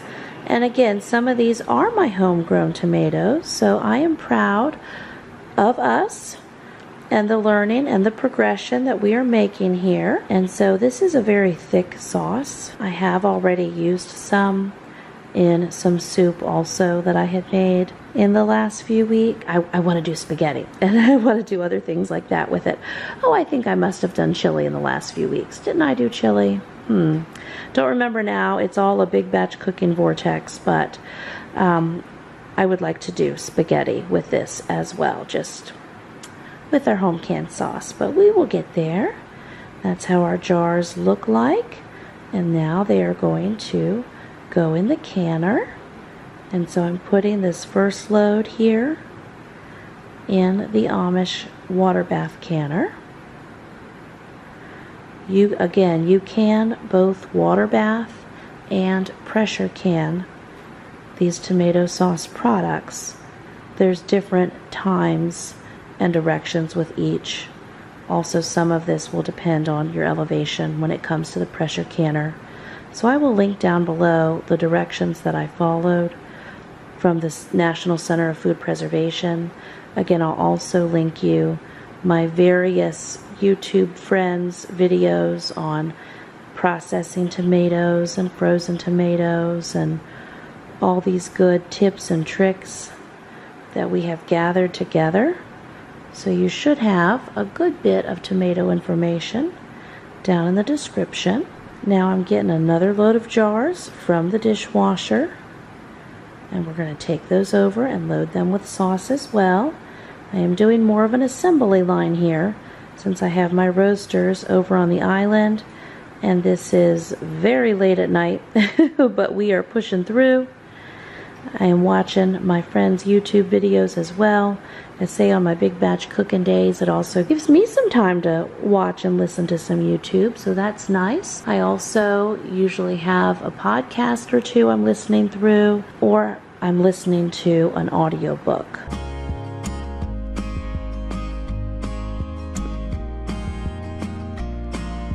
So now I am just pulling out the last of this sauce from the roaster here, and I'm going to move on to the next roaster. It was not 2 full roasters full. It was about 1.5 or maybe 1.25, 1 1/3 of tomato sauce. I know it takes a ton of tomatoes to get a sizable amount of tomato products. I plan to, yet again this year, get going a ton of tomatoes. I mean, last year I think I did 6 raised beds full, which was not a ton. So I only did about 30 tomato plants last year, and I know I have smaller family friends that'll do, 50 to 100 plants. So with all my Mega Mama tomato sauce hopes and dreams, I think I need a lot of tomato plants. I've never grown them before to on purpose can them, or try to grow enough on my own to can them. I think, you know, realistically, I will be supplementing with the produce auction and my locally farmed tomato deals, but I'm gonna try, right? As my shirt says, as my coffee cup says, I'm going to try.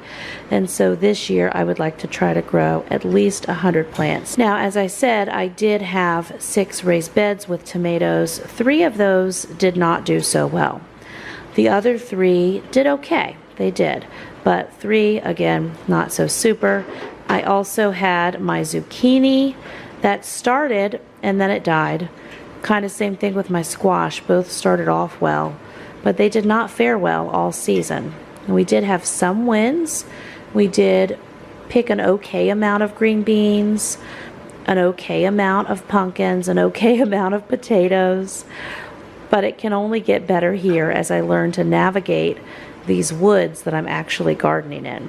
So it took me a while. It took me 3 years to realize, wait a minute, I'm trying to garden in the woods. And I've come to terms with the fact, this is the woods. Again, we had 19 more trees out this fall that were dead. Actually, those were out right before my friend Becky from Acre Homestead and her mama came to visit me. And they got to see the property with those 19 trees out. And so Becky was hopeful for me also that now with those trees out, where I did my raised beds was my most sunshine area that I had figured out after living here about 2 years. But we were both hopeful with the dead trees that were also around the raised bed area. There was about 6 or 7 there. With those out, I'm just hoping to bring even more sunshine to the property. Alrighty, now this big Amish canner reached its time, and I've been letting it sit with the heat off. I know the water's not pretty, but I don't think we lost any jars in there either. It's exciting. Now I'll just let it sit a few more minutes.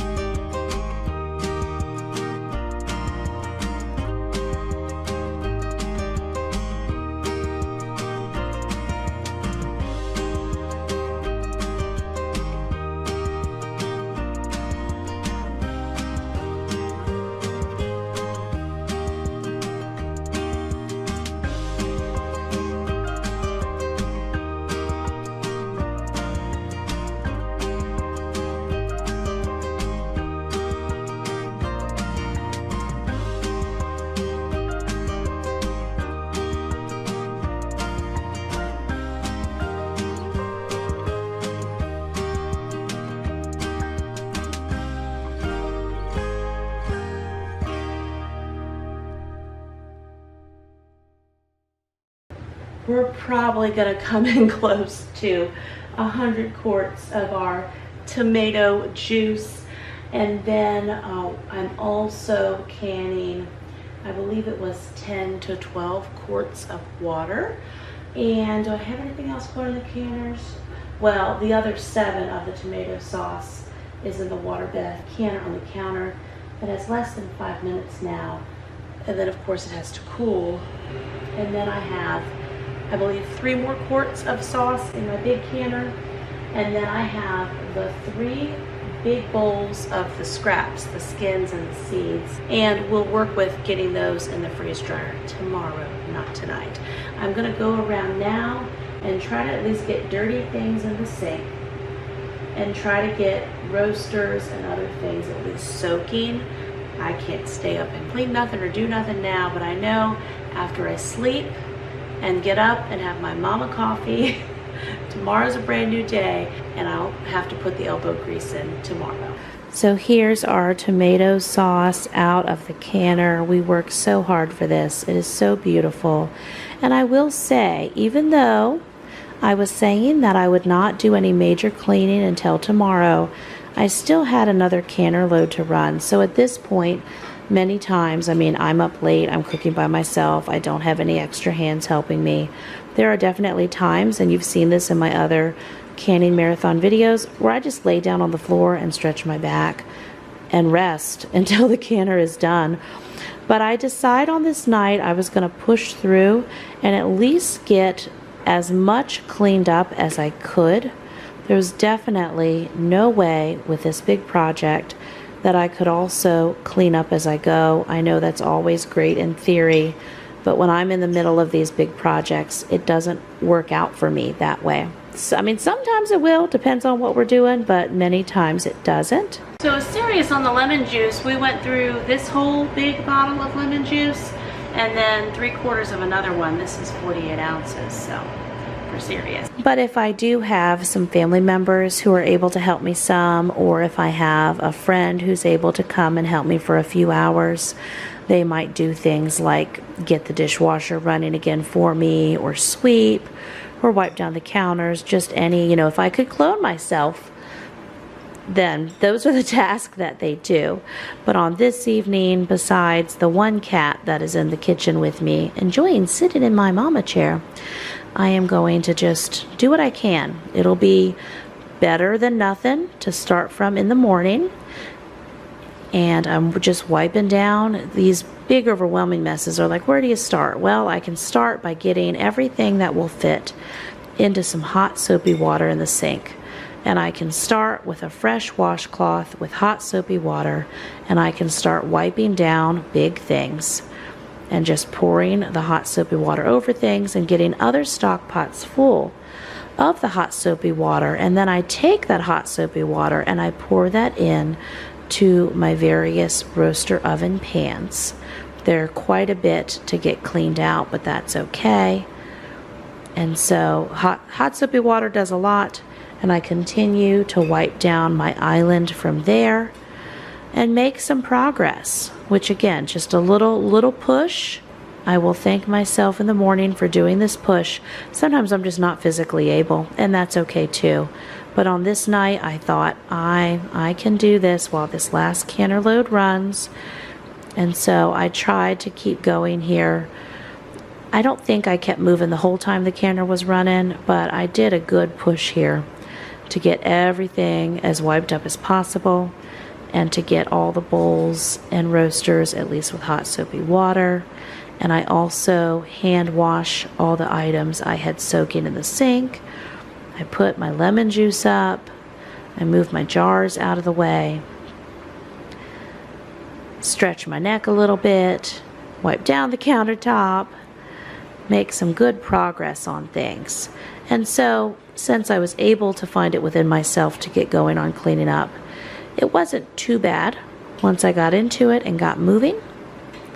But again, I'm not hard and rigid with myself that this is the way it always happens or this is the way it's always done. I mean, there are definitely times where the mess just has to wait, and that's okay. Again, this is why in this Mega Mama dream kitchen of mine, I wanted to have 2 sinks, one mainly for family life, and then a big, wonderful prep sink for these big projects, hand washing dishes, extra pots and such from my projects. There we go, we got everything soaking, and now I can start pulling some canner loads out. I took the lid off of the Ball electric water bath canner just to let that start to cool, and then tea in hand. I like it every lap we take another sip of herbal tea. I continue to unload the canner onto the table. Now, how this works out is these jars actually stay on the table for about 2 or 3 days. It just took that long for me to circle back and get back to cleaning them and labeling them. But it was such a fun project to get done. I'm so glad that you did this big tomato canning project with me. We saved up all these tomatoes this fall, and we finally did it in February. Even though I know this video will come out in March, in February we cooked and processed and canned all these tomatoes. And it was good. It was good for us. It helps me know what to expect with tomato canning. Also, it was a good way to learn how to do 3 different food preservation tasks with the load of tomatoes that I had. And now these dishes here that I am rinsing off, those will just wait until morning, but they're clean. And the next day I can have another family member put those away for us. Some of those roasters and bowls I do let sit until the next day, and that's okay. I at least got something started with them. And I do take the time to take that whole food mill apart, and we take all the pieces and thoroughly wash that and get that going. That was something I thought, okay, I just have to push through and do that. So I'm glad that we did. And so here we are. Here is the final look at the canned tomato sauce. Not final look for this evening. More is coming in this video. But the tomato sauce and the tomato juice, and then also the jars of water. Now I wanted to can the water because I've heard that you shouldn't have your canner run empty. If you have the space, you should still run something. And running water is just like if you buy bottled water from the store, in the jug or in the water bottles. It's good to have for emergency water storage on your shelves. I only did enough water for a quart for each person, and emergency preparedness says you should have a gallon of water per person per day. So we won't even talk about my 33 gallons of water right now. So I felt just fine canning up these 11 quarts of water on this evening. Okay, happy new day. So our final counts are, we have 25 quarts of tomato sauce plus that little, what was it, 3/4 of a quart that's in my refrigerator. And I'm going to do some homemade beef stew in my, 15, 16 quart, that beautiful red Dutch oven. It's so heavy, and again, we just finished all this big mega canning. So pulling life together after this big tomato extravaganza. But I'm going to do beef stew in that Dutch oven using mainly the home canned ingredients. And I will go ahead and put that little 3/4 of a can of the tomato sauce in there too, because why not? It'll blend just fine. But I'm gonna label these jars now, and work on getting these put away because we have a brand new week. And then I have 8 quarts of water here. Yeah, then 9, 10, 11. You can see these cans I still need to wipe off the tops of. And so here I have a bowl of hot soapy water. I have several jar lids I needed to clean off. And then I am going through, taking the time to label and date all of the jars. Even the water, I write water on there, and I write the month we can it so that we will have that information. All right, so everything is labeled now and in the boxes. We just, if only I could snap my fingers and do a transition, but that's okay. We can't do all the things. Anyway, so we have our water here, and we have 9 boxes of the tomato juice. Again, thank you to Living Traditions Homestead. In her video, she showed how she did her sauces and pulled the juice off of the tomatoes and processed those at the Tomato Juice Times. I will link that video down in the description below. Anywho, 9 boxes of the tomato juice. And tonight, as an example, we are gonna do a big batch beef stew on the stovetop, and I'm going to use many of the items that we home canned. I don't know if I'm gonna use all of this. Stay tuned for another video and you'll see. But along with the beef broth, I was also going to put in some of our home canned tomato juice. I also have our, beef broth. These are the black beans that we canned. I have the beef stew meat. We have the potatoes that we canned in our big 100 pounds of potatoes and 100 pounds of meat can adventure. We have the corn that we did this fall, and also carrots that we did this fall. Now I see I should have cut the carrots in the circles. These are the carrot sticks. I'm still just gonna chop them with a butter knife real quick and throw them in there. But this tomato juice is gonna have a new life tonight. So total, that is 108 jars that we got of the tomato juice. The tomato sauce. So little sauce for so many tomatoes. Of course, I didn't have like 380 pounds of Roma tomatoes, or could be potentially a better sauce. Tomato, I don't know if I said potato. Tomato, I can say it. Sorry, we're doing lunch here. Lots of other stuff going on. Anyway, it was 380 pounds, mostly of a variety of tomatoes that I got marked down for $10 for a 25-pound box. That's where at least 200 pounds of these tomatoes came from. And I have watched lots of videos and read lots of articles of so many Canon ladies where they will use a variety of tomatoes also and use what they have and use what their garden is producing or use what they found on sale to do their sauces. So it's definitely a mammoth undertaking, but I'm so glad we did it. I learned a lot through it. I'm happy with the sauce that we got, plus I love these long canning projects. So anyway, we have 2 cases. We have 24 jars here of actual sauce that's going on the canning shelves. Again, I have that halfway or 3/4 of the way jar that I didn't have enough to can, that I will also throw in our beef stew tonight. But then, so sad. Look, look. So sad. So one way that I test to also make sure all of my jars sealed is I need to be able to pick up the jar just by the lid and it hold. And then of course, you know, that nothing is moving. There's no movement in the jar. It's not springing back up or anything. All of these jars passed my test except for this one. I went to pick it up and it just came right off. So that's sad. I think I've had that happen one other time. So we can, you know, compost this or feed it to one of the animals or what have you. But anyway, this is the results of the canning part of our big undertaking.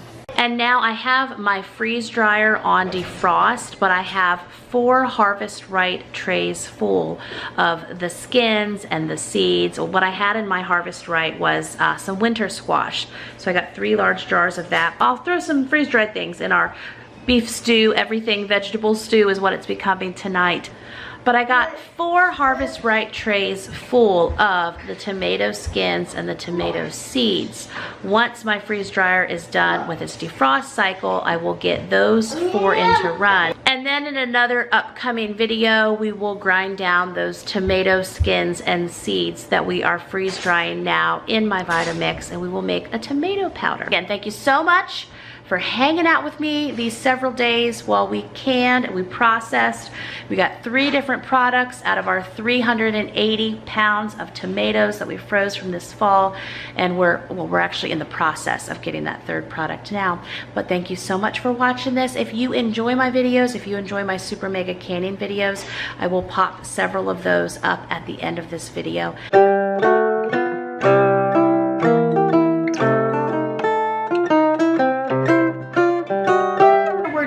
I've spent quite a bit of time reading up on and getting to know my brand new All-American canner. This is the 941 model. Hopes and dreams, I tell you. And I actually got this back late November as an early Christmas present to myself. One of you wonderful YouTube viewers told me about this canner and how it does 19 quarts at a time. And I was like, 19 quarts at a time? I think that's the Mega Mama canner. So this canner, we'll get talking all about it, okay? But this canner itself, it is liquid capacity. I keep wanting to say 41.5 quarts, and it is. It's the biggest canner that All American makes, okay? And now we're gonna have the maiden voyage with this canner. I am so excited. Now, of course, I do have some canners that will do the standard 7 quarts at a time. And of course, I'm telling myself at 4:50 p.m. that we're gonna get this going, and then we'll get some others going too. We'll see how it all goes.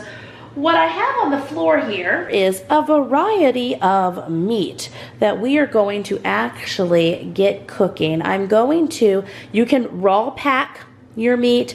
I'm going to hot pack my meat. And what I mean by this is I'm going to follow the directions, of course. I'm going to cook my meat to a point before I pack it in the jars and then get it going in our new canner. I also want to make some more room in my freezers.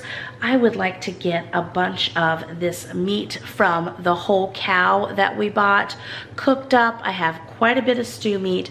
I have some ground beef. Now the ground beef does not look like a year's worth of large family ground beef, but we'll count here. I don't think it's 50 pounds of ground beef. It might be. Anyway, before I come back at you with my standard massive freezer cooking videos, I want to work through some of the meat that we have stocked up in our freezers, from chickens that we raised to the whole hog that we purchased to the whole cow that we purchased. I don't think I'm going to can all of it, but I would like to can a good bit of it, and we're going to start that project today. We'll count the pounds here, but I do have, so stew meat, it's like 0.93 pounds. There's 1.13 pounds. Some of these were just kind of silly. Like, look at that. I mean, I'll take it. I don't want any part of the cow to go to waste, but it was like 0.09. And this farm, if you're reading closely at the label on there, that's not the farm that we purchased the meat through. That's just where they had it processed. But anyway, I have quite a bit of stew meat, and I thought, well, that would be a good thing to make room in my freezers just to get that out of there, get that canned. Also, having the stew meat already cooked, like we're going to do the work now, having it cooked and prepped ahead will make other meals on the go easy peasy. And then also, with the ground beef that I just threw in here, we have them in, last time when I got the whole cow, all the meat was in these 1 pound packages, which again, as a large family, they gave me a choice this time. They're like, do you still want the 1 pound packages? I think last time I bought half a cow. With the whole cow, I got to make more choices. And these are like all 5 pounds or so. And so we'll count that up now, and I'll tell you how many pounds of ground beef, and then I'm going to get it cooking. Okay, count by 5, 6, 5, 10, 15, 20, 25, 30, 35, 40, 45, 50, 55, 60, 65, and then I have a almost 2 pound, let's call it 67, right? Little pack, okay, of ground beef. Well, let's get that cooking, and then we'll count the stew meat pound. So I'm gonna get some different pots going. This is my 30-quart pot. Let's see. Ask me no questions, I'll tell you no lies. I remember putting it in there thinking, I need to take that out. Anyway, move some of my things around here. Getting prepared to work. So yeah, I haven't been able to do any canning since November. I'm glad to get back on it. I'll probably get that one going.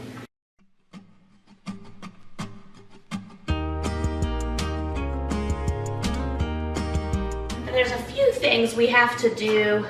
This All-American, it doesn't have a rubber seal around it. It's like a metal on metal seal situation, which is cool. We had to rub some olive oil around on it. But anyway, I'm excited. 19 quarts at a time. And so now what I am doing here, friends, is I am cutting up a bunch, a super mega bunch of my 5 pound bricks of ground beef there, and I am getting those in my 30-quart stock pot on my stove, and I'm just gonna start cooking that ground beef in my stock pot. It's a good way to do it, and we will just get all this meat going here and then see what's next. Now here I am running some cold water over my packages. They were still pretty frozen and the packaging was not coming off easily. So surprise at probably 5 p.m. now when it gets to this point. And yep, still got to deal with the meat. So I'm just running cold water over the packages, and that way here in a few minutes, that's actually warm water when something is frozen or, you know, still semi-frozen. It's warmer than the freezing meat, just enough food safety wise to release the packaging. So that is good. And then from there, I will get the rest of that meat cut and in my 30-quart pot over there. And I could have got the 60 quart out, I guess, with all of this, because we are canning over 100 pounds of meat here. And I'm making sure I take all the little extra packaging off, because I had 2 there that had slipped into my pot. And so, yep, just cutting all those open and getting the ground beef in, and then we'll move on to our next meat activity. And so now I am washing my hands. Whether you see it or not, I am always constantly washing my hands. It's the nurse mom brain in there, but I am now I'm filling my 4-cup measuring cup of water there. I'm just adding that in with the meat as well, and I am going to get some other large ground beef bricks going under the water also, and then we will, yep, get those into the pot, and I'm working on throwing away my packaging there. And we will wipe down everything really well when we're done here. Working with my tower of canning boxes there, but I'm going to get my roaster ovens going as well. And we are going to cook more ground beef in my roaster. I am just spreading the meat all over, trying to get it cooked and going in all my different cookers. Got both my roasters set up, and I'm just pumping my little misto there, spraying my olive oil on the inside of my pans. Several of you have asked me about this little misto, and again, yes, several months strong. It's still working. I actually just refilled it today, and it's been nice. I like it. So I am getting more ground beef. I got my bowl there to put the bloody packaging in, and I'm going to get more of the ground beef cooking down in the roasters as well. I wanted to be able to use my meat masher on all of it and handle it all because I am cooking such a large amount. And so I'm going to, again, get the little packaging off all of this and get this in the roasters. Hey, that's real convenient. Can just slide it over the top of the sink there. I got one roaster filled, and now we are going to the second roaster. Still getting that little paper packaging off. Keeps sneaking in on me. But we do have a great evening canning and taking this new Mega Mama canner for a spin. You're going to see the adventures. The adventures are deep and wide. The adventures are coming. But I'm going to get this ground beef going in this second roaster oven, and there we go. All roasters happily playing along. So now I am checking in on, yes, standing on my toes. You can do it, 5'4" Jamerrill. Yes, you can. Just seeing what's happening there with my ground beef and trying to stir it around the best that I can. And standing on my tippy toes in the process, turning that wonderful vent hood up to take some of the heat and such out for us. But at this point, it's not, it's not crumbly. It's not where I can easily stir it quite yet.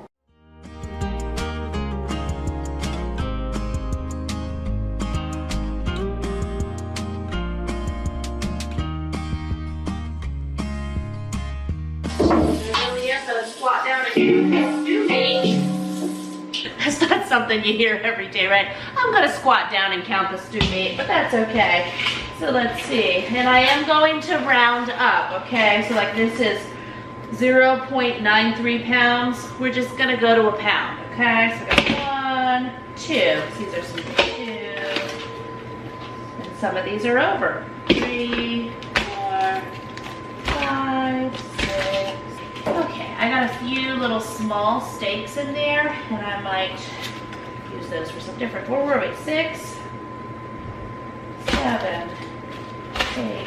They're just perfect little steaks, and so I might just do a little steak meal prep outside of canning. They just got mixed up in there, and now that I'm seeing them, I'm like, yeah, it's the weekend, right? Okay. So I've got stew meat and I have kebab meat, and I'm gonna call them pretty much one and the same. But I did pull, when I pulled this was just all stuff in one pile. These little fillets, like they're only half a pound. But now that I'm looking at them, I'm thinking, oh, I could cook this up. What day of the week is it? Tomorrow's Saturday. Maybe Sunday after church. And I'll get these defrosting. I'll just put those back in my refrigerator. Where was I? Were we on 8? Let's start with this one. 8, 9, 10, 11, 12, 13, 14, 18, 19, 20, 21, 2, 3, 4, 5. Yeah, look at this. again, like this is a 1/4 of a pound. We do have big steak cuts also. I just didn't want the little pieces to go to waste either. Well, maybe I will. Okay, and now I'm thinking, yeah, I think I will add these. And that'll make it about 30 pounds of beef stew, beef kebab type meat. Get these all cooking now here. And so now we are getting that misto going again, and I am going to use my 16-quart Dutch oven to get the beef stew meat going. You do not have to do the hot pack method with the beef stew meat and the different beef tips, but I am doing the hot pack method, so I am cooking this meat and getting it going that way. I also have a bunch of like smaller little steak pieces and such, and so I had planned to just cut some of those as well and get them cut with the beef stew tips too. And again, here everything is still frozen a good bit, so I'm running enough cold water over the packaging to get everything open from its packaging.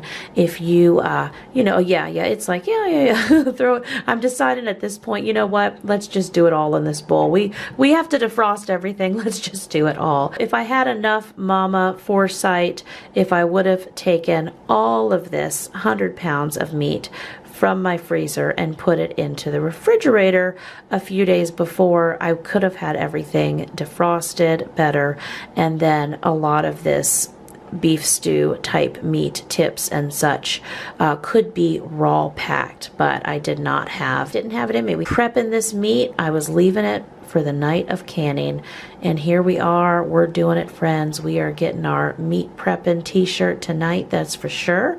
And so I'm just gonna dump all these pieces into that pot and get them cooking as well, and we are gonna hot pack all of this meat. Yes, we are. And so for this canning, I am using my All-American Canner book and the directions it has for canning that came with it. I also reference the National Center for Food Preservation website and my Ball Book of Canning too. So I just got done actually doing a live stream with my membership ladies. I was giving them a tour of my new canner. It's like a new house tour, it's a new canner tour. And was going through where we are and what we're cooking and what's happening. My freezer meals are done for dinner for my family. Again, we're gonna have those with, we got some baby carrots and some prep cucumbers, and I've got about 3 different types of dip. For those who like, I got the buffalo chicken dip that I got at Costco, and pay no attention what you hear. Hummus and ranch. And I realized my roaster ovens weren't actually on, so that's fun. That's the equivalent of putting dinner in the slow cooker, but forgetting to turn on the slow cooker. Except our stew meat, first load of stew meat is done, and this first stock pot of ground beef is done. So I figure, well, that's fine because we will get those canning, right? That's how we're gonna do it. And then we'll cook the rest of the meat.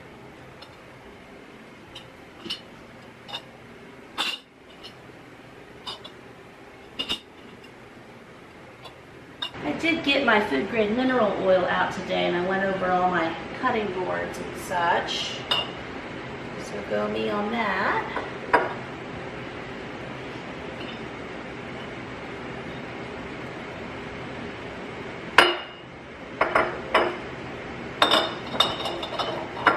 What I think I'm going to do for my family is I'm going to set them up. We do a lot of serving dinner, scooping it from the stove or setting up a little buffet here on the island or that little piece of countertop over there. But anyway, I'm going to set it up on the table for them and they can scoop and serve from there. Just got some little trivets I'll put out.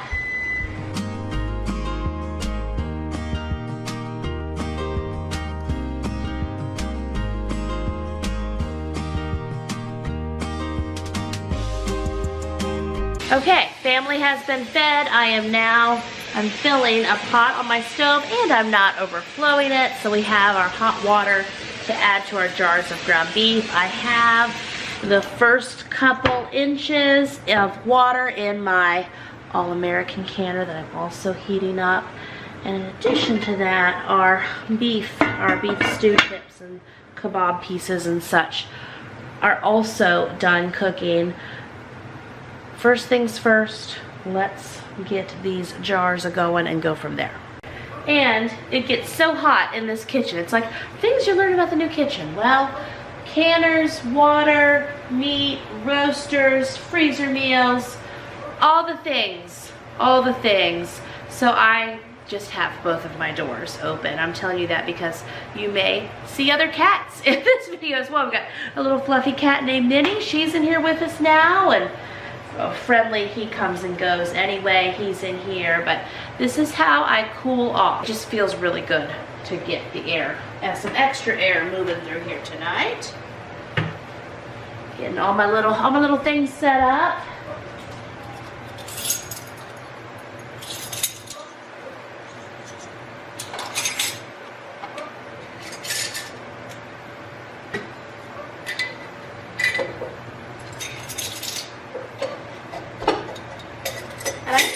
My meat masher, which is sad. I'm doing it the old-fashioned way. Actually, I can bring this forward now. The reason I had this pot more to the back is I've learned with the stove, there's different types of gas burners, and so the burner for this bigger pot was on the back.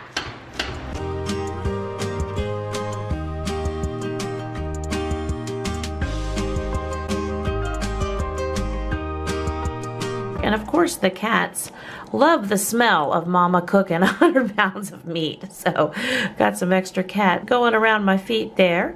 But I am working on very first canning of the ground beef for this canning go round.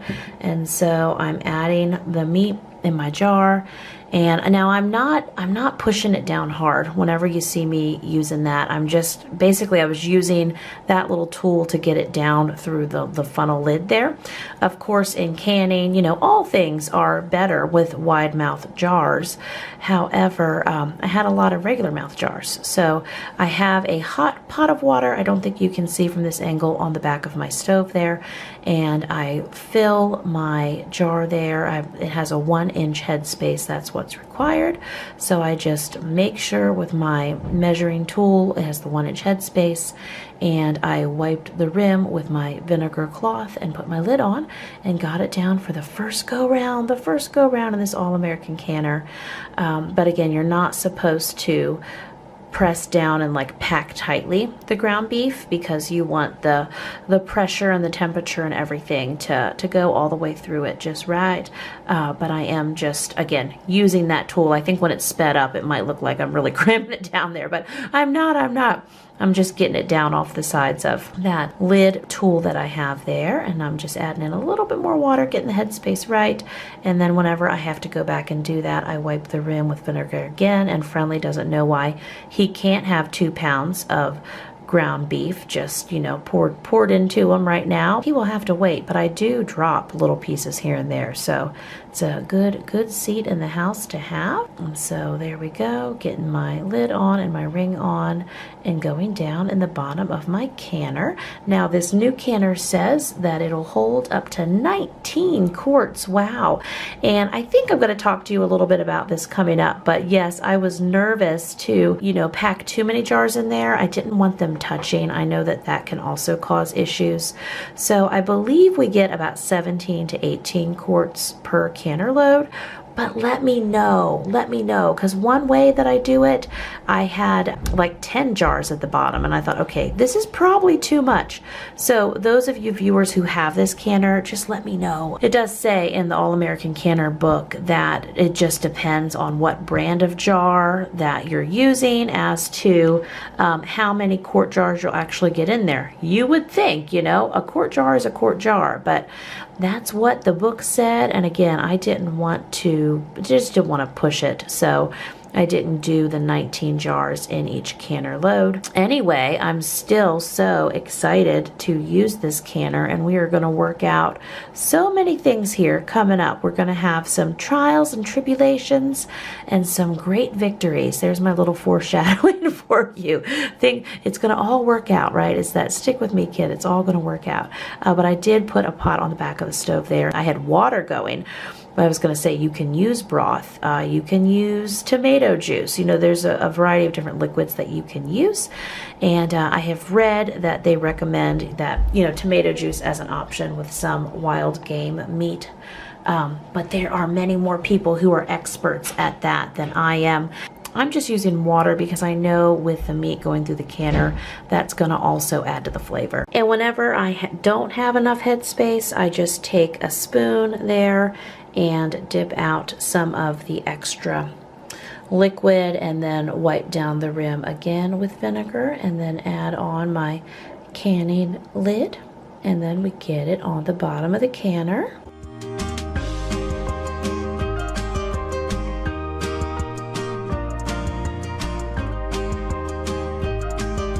I do have a lot of questions coming in about what can you do with this canned meat? What kind of recipes can you make? And so I feel like pretty much the only thing you can't do whenever you can ground beef is obviously I can't make the ground beef into any kind of a form. I can't make it into meatballs or meatloaf. But besides that, anything that you would use prepped and cooked ground beef for, it is there ready to go. So I know my kids, it's been probably 2 to 3 months since they have had sloppy joes. I think we had them in the fall, and even today I had several kids say, hey mommy, when are we doing sloppy joes? Can you do sloppy joes today? And of course today I have another big batch meal that we are eating. Probably will have that tomorrow as well, but the day after that I told them, you know what, we will do sloppy joes, and all I will need to do is open a couple of my jars here of my pre-cooked ground beef. I will put them in my big Lodge cast iron pan, and I will add all my typical traditional sloppy joe ingredients, and I will warm everything through. Or I could even, I mean, what's the day after tomorrow going to be like for me? Who could know it? But I would of course drain the meat, and I could just throw it in the slow cooker with the ingredients to warm it through, and there you go, dinner's done. And I don't even have to, you know, drain grease again or any of that. It's not as long as a process, and we have so many fun evening activities going on this winter that there you go. Look at us, we meal prepped. We just planned what my next dinner is going to be here, and I'm deciding now, nope, not even getting out the Lodge pan. I am just dumping some canned ground beef and the ingredients in my slow cooker, and we'll open up a jar of our home canned applesauce and throw along whatever additional fruits and vegetables we have as choices, and that will be dinner for probably 2 nights or so this week, and we'll probably get some lunches out of it as well. How many jars will I use in that? Well, by my calculations, I believe that one of these quart jars of ground beef is close to, it's about 1.5 pounds to 2 pounds of meat. I'm thinking of each jar as about 2 pounds of meat. So what will I do? 2, 4, 6. So I'll probably use 3 to 4 of these jars, especially because sloppy joes are so popular here. Probably use 3 to 4 jars of my canned meat and put my ingredients in. There you go. So again, yay, we meal prepped. I know what the next thing is. I'm cooking, and of course whenever I'm cooking like that, like the big batch meal that I made yesterday, or whenever I use my already canned ground beef and do sloppy joes in my slow cooker here in a few days, I'm not using my freezer meals, but that's okay because those days happen too. And yeah, mama likes to be ready in all the scenarios. And so here again, I'm just using a chopstick. My family is, I don't know if you know this or not, but several in my family absolutely love to eat all kinds of meals with chopsticks. And so we have some plastic ones available. I'm like, what do I keep looking at out of the corner of my eye? I think I'm watching my cats. But anyway, I had a little bit too much ground beef. I thought I was just going to take some of that out of there, and I will go after the little air bubbles again and use little bit of water in there. And then I will get the air bubbles out and check the headspace and wipe the rim and get the lid and the ring on. But even at this point, since I had not taken this All-American canner for a spin, I was concerned. I was like, is this even gonna work? I'm following the book, I'm reading the directions, but I just didn't know because those top jars, they just seem so high. I thought, am I really going to be able to get this lid on with these layer of jars on top? So again, stick with me, dear friend, and you'll see what happens. But these are the thoughts also going through my head, like, okay, I'm doing all of this, but I sure hope it works. I have not used a double-decker pressure canner before to do quart jars. I do my Presto canners, and they have they hold 7, but again, this thing is a beast. The rest of my ground beef isn't done yet. I've got, let's see here, 8, 9, 10, 11. I've got 11 quarts so far, which a quart is about 1 3/4 to 2 pounds of meat per quart, roughly. I didn't measure it on my kitchen scale, but that's generally what you'll see. So anyway, the rest of the room in this big new Super Mega Mama canner, I'm gonna add several quarts of the stewed meat, because according to my All-American Canner 941 direction book, they both process at my altitude for the same amount of time with the same amount of pressure. And so you'll have to look up your altitude and your pounds of pressure based on where you live.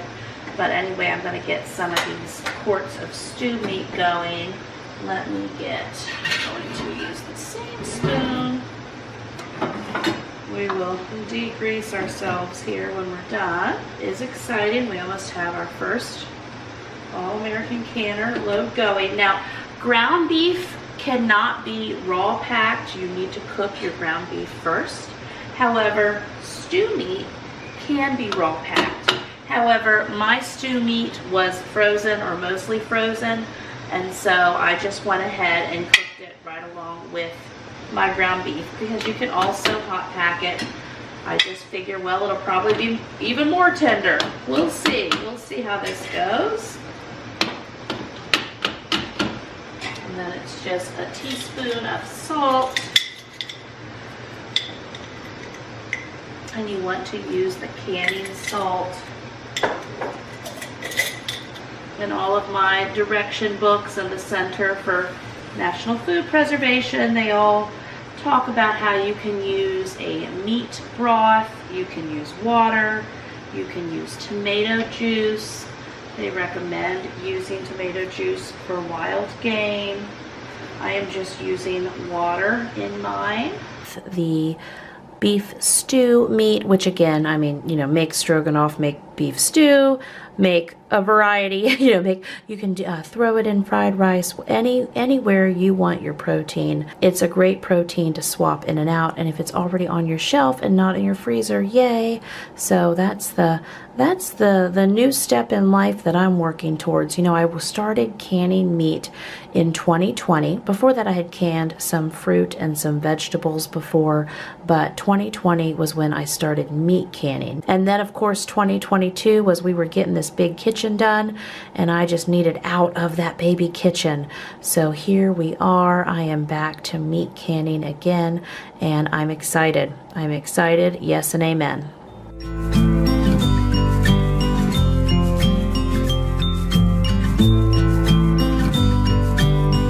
A little more confident with this top layer. I think I could have gotten 1 or 2 more in my bottom layer, but we did it.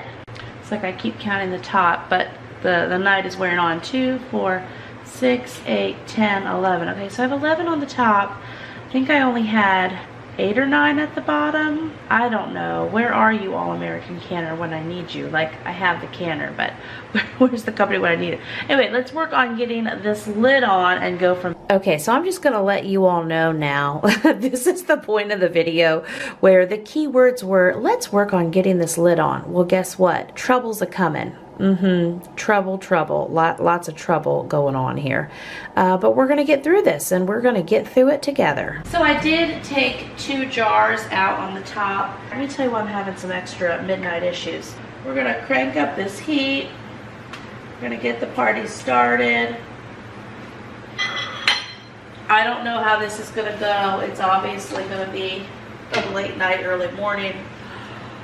But we've come this far. Ground beef here in the roaster. I hate when you're in the middle of the project and the day ends by several hours. Why does that have to happen? So my altitude is above 1,000 feet. It's funny because some of the small towns around here are like 970. And I could have sworn I was right on the line there, just slightly over. Anyway, we're going to use, this has the nice weighted gauge. Put on here, but it has a 5, a 15, and a 10, and I'm just going to slide it down. It's almost done. It's releasing all the steam now, which it has to do for 10 minutes. That helps get all the air out of there, helps it pressurize. 42 seconds left, and I'll just pop this down, and then this dial gauge should be within 2 pounds plus or minus, the book said, of the 15 pounds of pressure, so that's good. Okay.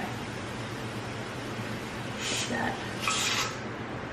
Yay, all right, things should happen. So it's gonna start jiggling a little bit. I believe the book said it needs to get to the point where it only jiggles 1 to 4 times a minute. Let me go back, I've been reading all my cliff notes on it.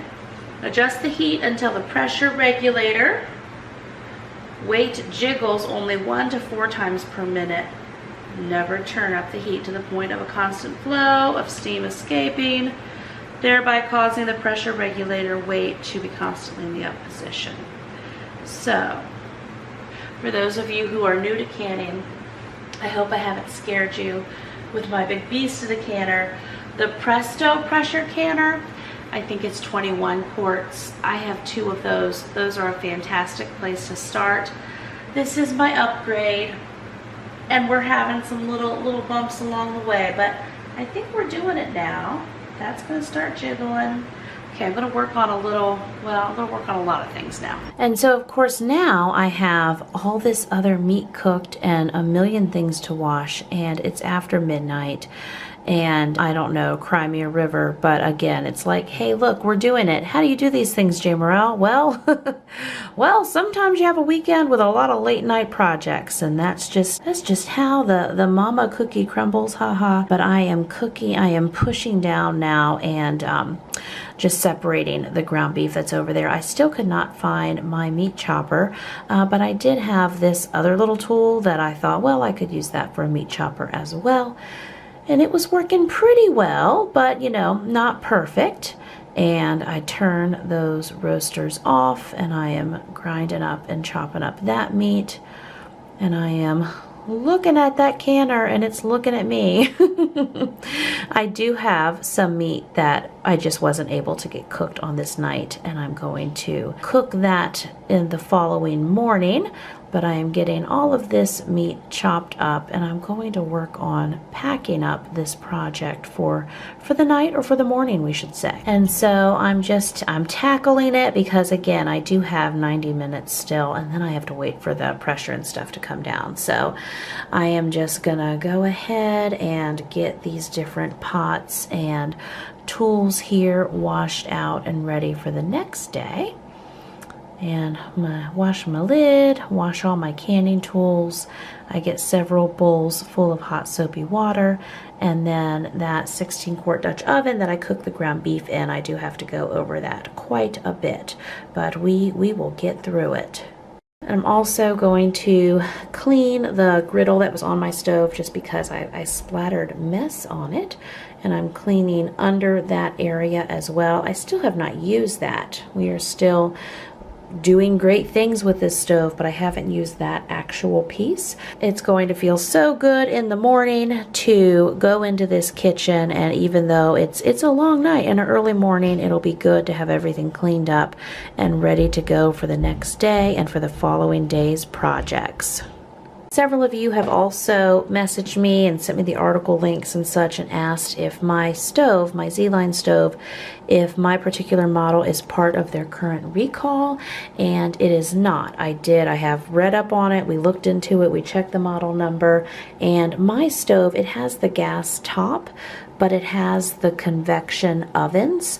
I did that because just for all brands of stoves, I read a lot of mixed reviews on the gas ovens, and I know I have a friend of mine that has a beautiful stove from France, and she has had a lot of trouble maintaining the correct heat and temperature and such in her fancy gas stove that also has the gas oven. And so once I heard that from her and a few other friends who do food content and such online, I just decided to go with the electric convection oven.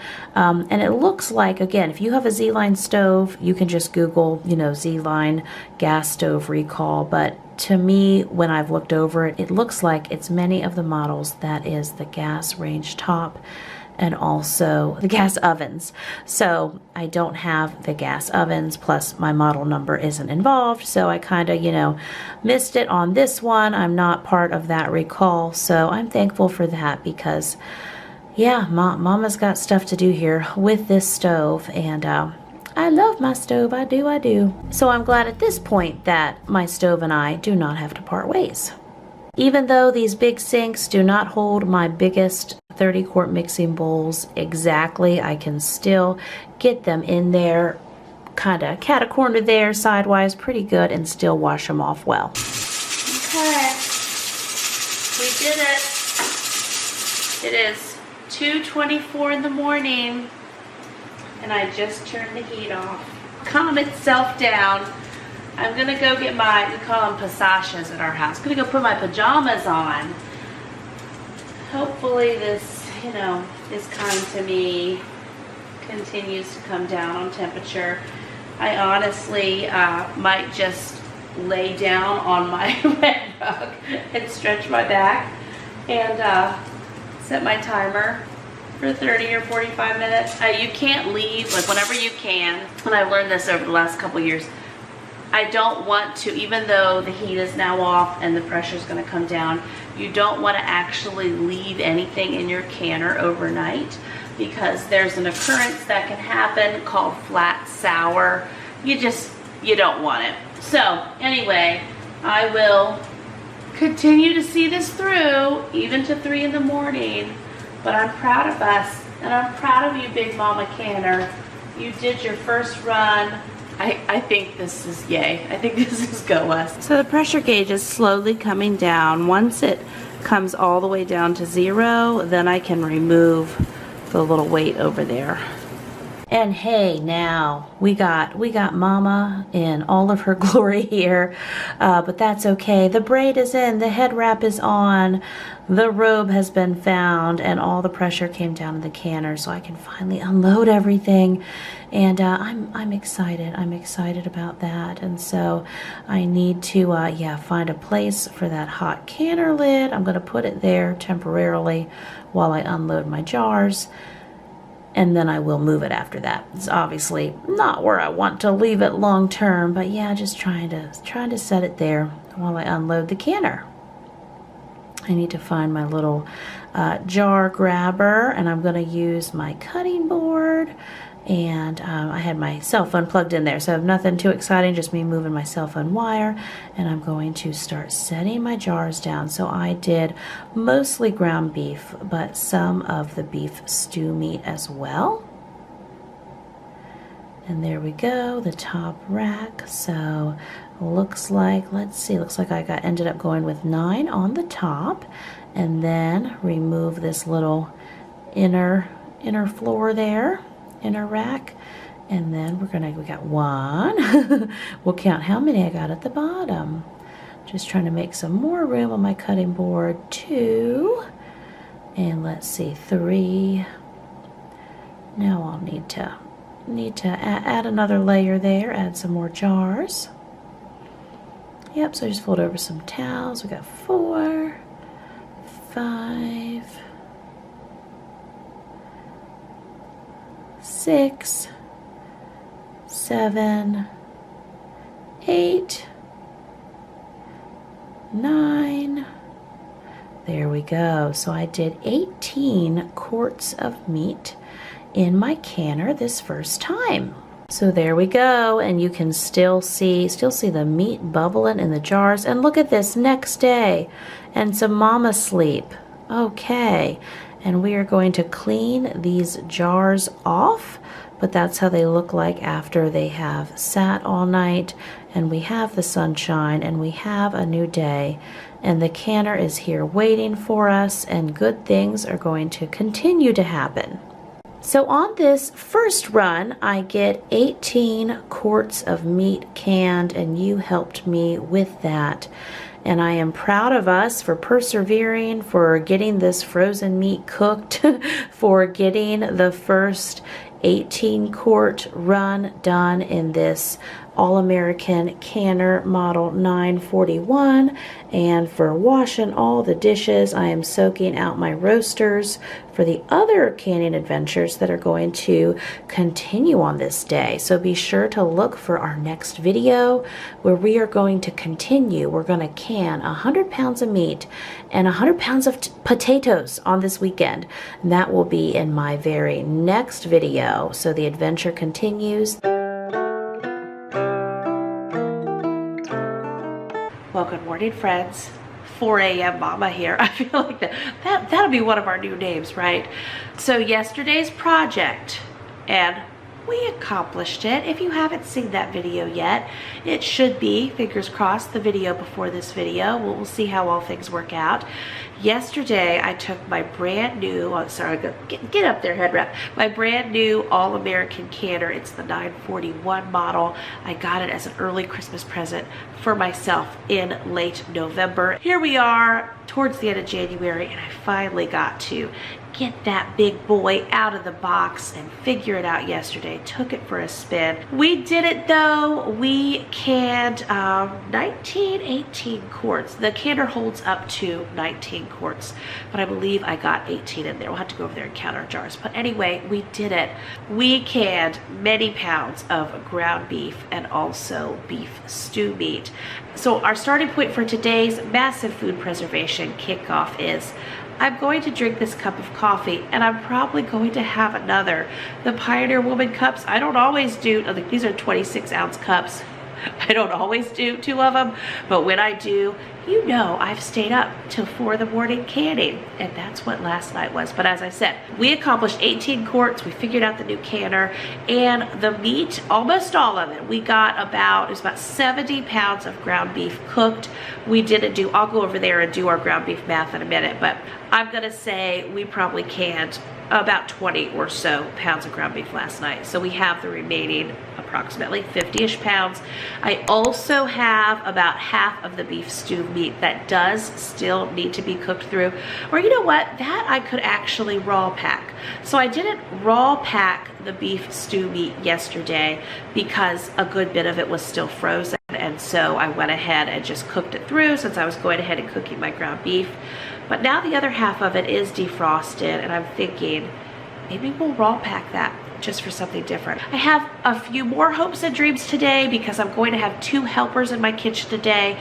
You may not see them, but just know I'm going to have help. I'm going to have my 16-year-old helping me today, and I'm going to have one of my best good mama friends here helping me do some things as well. So with some kitchen help, my hopes and dreams for today, because total for this project, I'm canning over 100 pounds of meat. When we started yesterday, again, it was like 70 pounds of the ground beef and a little over 30 pounds of the various beef stew like cuts. There's also some kebab pieces, some very small little steaks and such. So my plan is total for the project to can over 100 pounds of meat, getting it out of my freezer, getting it prepped ahead and ready on the canning shelves. Yes and amen, yay. And I also have 100 pounds of potatoes. Again, at my local John Henry General Store, it's $20 for a 50-pound bag. They're actually local potatoes. So I would just love to get so many of those canned up. Consulting my All-American Canner book, yes, it says to raw pack strips, cubes, or chunks of meat, and this can be, oh, this sounds exciting, bear, beef, lamb, pork, sausage, veal, venison. You add 1 teaspoon of salt per quart jar if desired. Fill hot jars with raw meat pieces, leaving 1-inch headspace. Do not add liquid. Adjust lids and process. And so the quart, it's 90 minutes, and I'm above 1,000 feet with my elevation here, so it's the 15 pounds of pressure. I tell you, that little weight that just went on that canner lid last night, it was a beautiful, beautiful thing. I did finally get the little weighted pieces for my Presto canners. You can order those as well. And so what that allows you to do is you put the little weighted cap on there, and it manages the airflow on its own. Before, with my Prestos, I was always like psychoanalyzing, and it just took a lot from me. So last night in my delirium while I was up, it did its thing. I adjusted the heat down quite a bit actually, but it was a beautiful process. So we will definitely do the meat chunks, and then we will do potatoes. So like I was saying, with the potatoes, they'll be possible because I know I'm going to have help in the kitchen today. Also, hopes and dreams as I get through this first, it's coffee canning chat, right? As I get through this first big cup of coffee, because so much of the meat is prepped or defrosted, we should be in a good place to go and get through all this today. Now, it is, it's 11:11 a.m. right now. My friend is going to be here at noon. I was going to get this beef stew meat cooking, but you all helped me. So you helped me already this morning figure out, oh wait a minute, it's already cooked. So I do need to get my canner rinsed out. I'm hopeful to be done and like cleaned up tonight by 9 or even 10. Also, my hopes and dreams are with the potatoes. We will see. I've got the digital pressure canners from Presto, and I do have other stovetop canners. So I hope to keep pushing the meat through the big All-American canner and then get the potatoes going in some other one. If I haven't updated you yet, this is a 41.5 quart canner. It will do up to 19 quarts at a time. It's amazing. It's beautiful. It's the biggest All-American. It's my mama Christmas present to myself, right? So we're gonna take it for its second spin today, and we are going to raw pack all those beef stew tips, which will be great. And I'm just gonna go ahead and get the couple inches of water in here and get that warming up. Again, the projects are gonna be deep and wide. I was gonna try to keep you updated on time. It's almost 1 o'clock now. So between the bathrobe and the fresh braids, right? Fresh braid mama, second cup of coffee, ready to go. Kid stuff, mom stuff, life stuff. But I think I've got everybody going in their right directions. I only need about 3 inches of water in this canner. Well, what I wanna do is get my 30 quart pot with water so I can use that pot to start warming my jars.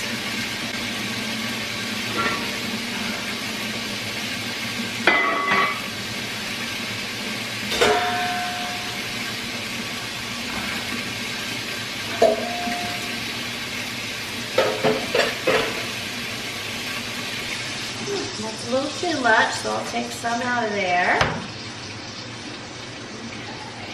I think this might be the best way to do it. So many choices, okay. What I think I'm going to do, because all I'm trying to do is get my jars warmed up. It's not a matter of jar sterilization, because everything that we're canning, we're pressure canning, they're gonna process more than 10 minutes. And so through that process, the jars will be sterilized. Now my jars over there, they are clean. I washed those, cleaned those yesterday. What I'm going to do though, just again, we're managing multiple kitchen projects today. I still have both of my roaster ovens out. And so just to warm the jars, to get them ready to be packed with the beef stew meat, we're gonna follow the process of the heated up jars and the heated up pot. The way I did it a lot this fall was to fill a pot of water on the stove and then warm my jars in that water. But again, got a couple different projects going on, so I think since my roaster ovens are already out, I'm just gonna warm my jars in there. And that process would be just like I was putting them in the oven. And so now I am just getting both of my roaster ovens plugged in, and I'm going to load them both with jars. I would like to get the meat going in the canner, but I'm gonna go ahead and wash these potatoes because my happy helpers for today are gonna help me with those potatoes and get that project moving along too. So I wanna wash those first and then I can get them set up with those. So these are the glorious 50-pound bags of potatoes that are locally grown that I got at my local John Henry General Store. 50-pound bag of potatoes for $20. And I said, oh yes, come to Mama. This is the perfect potatoes I need for this big canning project. And I'm excited to have potatoes that are already done. Pretty much for homemade mashed potatoes, but I'm sure we'll have lots of mashed potatoes in our future, but also for soups and other meals. It'll be great to have potatoes on the shelves ready to go. The kids are excited about it too. So even though the potatoes are going to be peeled, I am giving them all a good wash and a quick scrub there, and then they will be peeled, but it will just help us with the process. And this right here is one of the many reasons why I wanted 2 big sinks in my Mega Mama Dream Kitchen, because the far sink that you see in the background there, that has different pots and dishes from the morning in it already. But now I have my prep sink totally clear and I am able to clean actually 100 pounds of potatoes, because we do 2 of those 50-pound bags.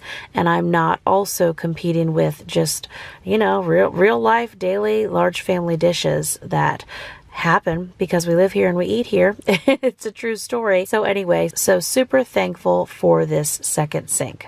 Here's the last little bit from the 50-pound bag.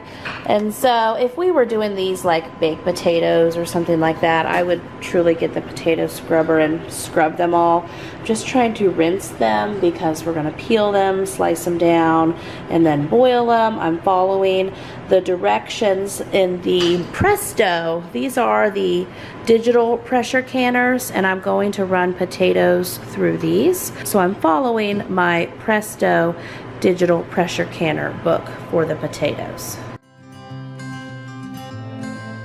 I am going to get this pot going. There we go. Turn it on, Jamerrill. With water to do the potatoes in. Let me turn on my right. There we go.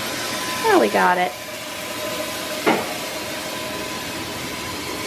And now I'm just doing a little time-saving canning step where I'm putting all of my lids in my rings so that they are ready to go onto my jars, just shaving a few seconds off here and there. I know we've been talking about my workflow with the canning. I feel like every time I can, I get my workflow a little bit more down pat, and eventually it'll be smooth sailing, right? Now I'm making sure all of my glass jars are getting nice and warm in the roaster ovens, and I'm going to start raw packing this beef stew meat. I have never raw packed the beef stew meat before, but I know it's a thing, and I was excited to give it a try on this day. So I load up the appropriate amount of meat into a warm jar, and I add the teaspoon of salt, and we continue our assembly line from here. And I'm just using one of my big bowls in my sink there to hold the meat. I am working through it quickly, and I am loading the jars into my big All-American canner. You see me running back and forth to my microwave there because I'm setting different timers, but that's okay. We are pulling it all together, and I'm going to be so excited to have this meat on my canning shelves ready to go. I'm excited to make lots of easy dinners in the coming weeks and months with this homegrown beef stew meat.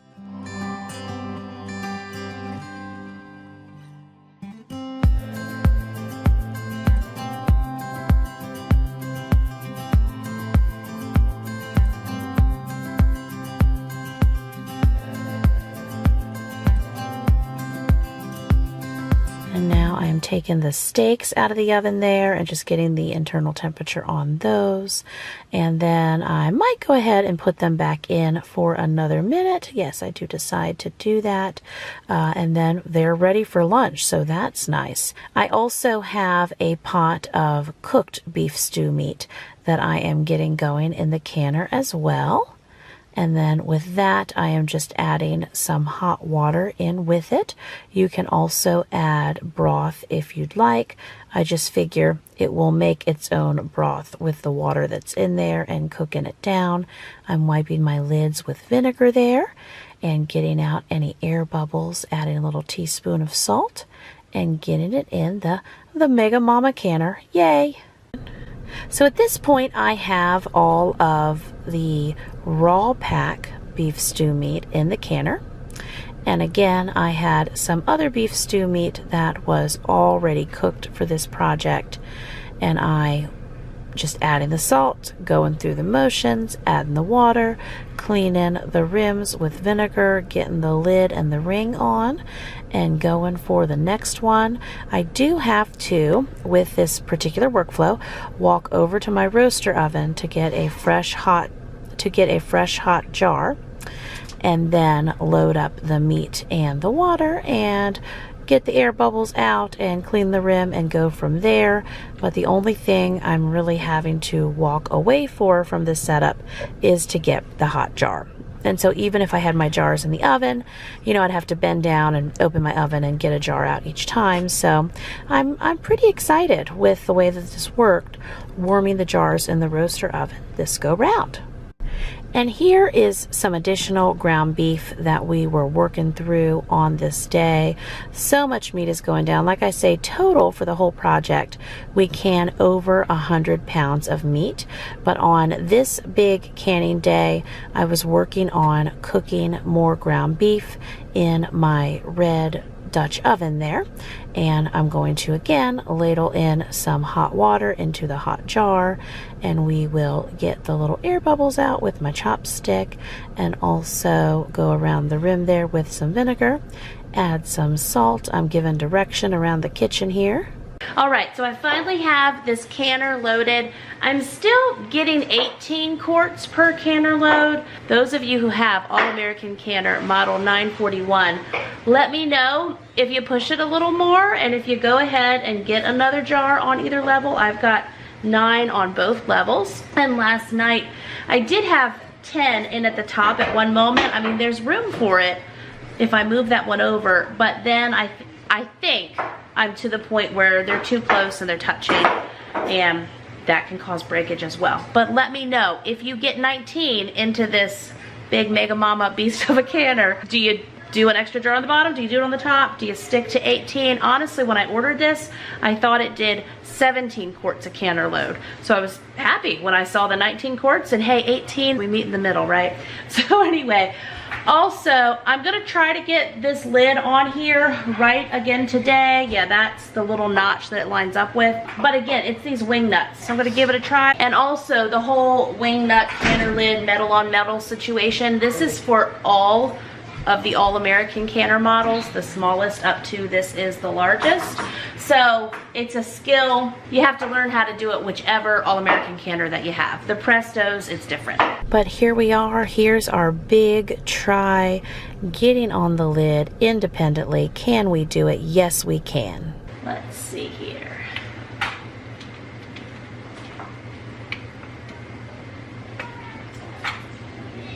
Oh, see? Got it. Okay.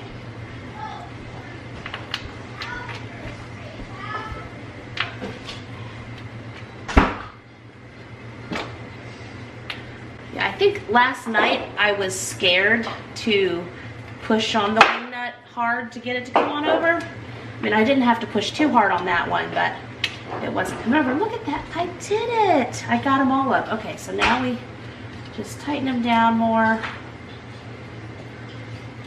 I'm going to turn my heat on high to get things going, just like whether it's the Presto can or whatever canner you have. All the canners I have worked with so far over these last couple years, you have to have continual steam coming out the top. This one calls for 10 minutes. Then once we have that and it runs for 10 minutes solid, it's releasing all the air on the inside, then we can put the weight on top, which I did not lose overnight. And this also, given my altitude and the meat that I'm cooking, needs to run for 90 minutes at 15 pounds of pressure. And so I will just put that on there. But again, we gotta get it steaming first. So in here I have several quarts of the raw packed beef stew meat. Then I have a few quarts of the beef stew meat that was cooked most of the way through, that I also added the hot water and the teaspoon of salt to. And then I have many more cans of what we did yesterday, jars of the ground beef. We're continuing on with that as well. But because all of this meat requires the same amount of time and the same amount of pressure, it can all go together in this canner. Alrighty, so here's the first 50 pounds of potatoes. I'm gonna get these in the pot on the stove. I have boiling water over there, and we're going to, I have to look at my little paper, but process these for however many minutes they say. We shall obey, we shall follow the directions, and then we will get these loaded into warm jars. And it's nice that we have the sun streaming through, just shining its heavenly light on the potatoes and on the canner. And I am just taking a smaller bowl and using that as my scoop, as I scoop a bunch, not all of the 50 pounds, into a smaller bowl there. I mean, these are still big mixing bowls, but I could not carry sensibly the 50 pounds of chopped potatoes, and so I loaded it in a smaller bowl.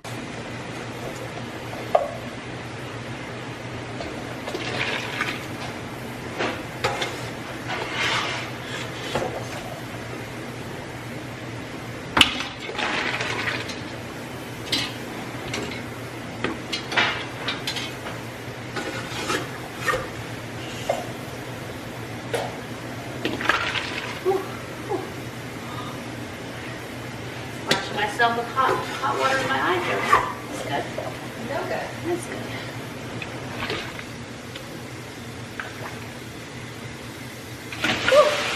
Oh, so much trouble. So much trouble.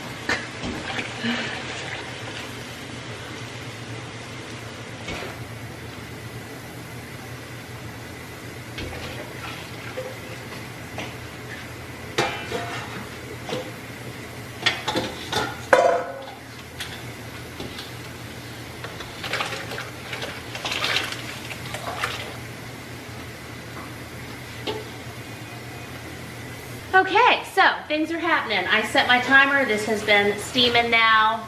We've got it set on 10 minutes. Apparently, I'm looking for my lid. That's what I'm looking around here for. The 30-quart pot apparently will hold, no, I was about to say it'll hold 50 pounds of potatoes. It will not. There's other potatoes looking at me there. Okay, I was like, oh, there's so much room left in this. Let me go get some more potatoes. I was wrong. There's totally a whole lot of potatoes over here.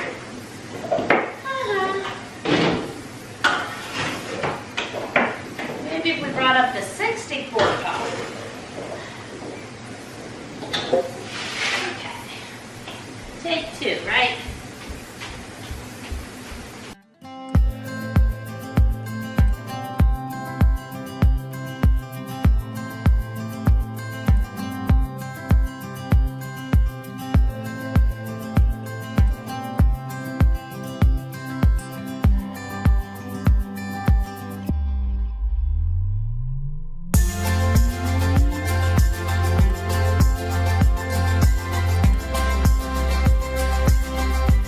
And so now I am getting my pots from my Presto canners. Yes, my Presto digital canners. I'm getting the little bit of water in there that they need. And I'm also refilling my jar of salt. I just like getting my canning salt out of a jar. I think YouTube viewers back in 2020, many of you gave me that tip that it was just easier to get my measuring spoon in the salt instead of digging in the box every time, and I've been doing it these last several years. I'm also taking a moment here just to kind of wipe things down now that I've got the canner loaded over on the stove, and kind of cleaning up as I go and putting things away and cleaning up any little spills. I'm also going through and rinsing my dishes here from this first canning session and getting those clean and ready to go for getting the next round of canners going. And here I am just getting my fresh towel and fresh washcloth to continue to work through projects in the kitchen. And now I am going through and I am wiping off all of my jars from the meat that we cooked the night before. I am taking the rings off. I am wiping the jars off, wiping the lids.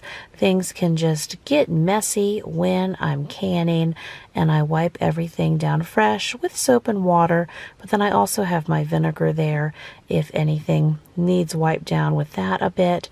And then once those completely dry off, we will go through and we will label everything with the meat that I cooked and also with the date that I canned it.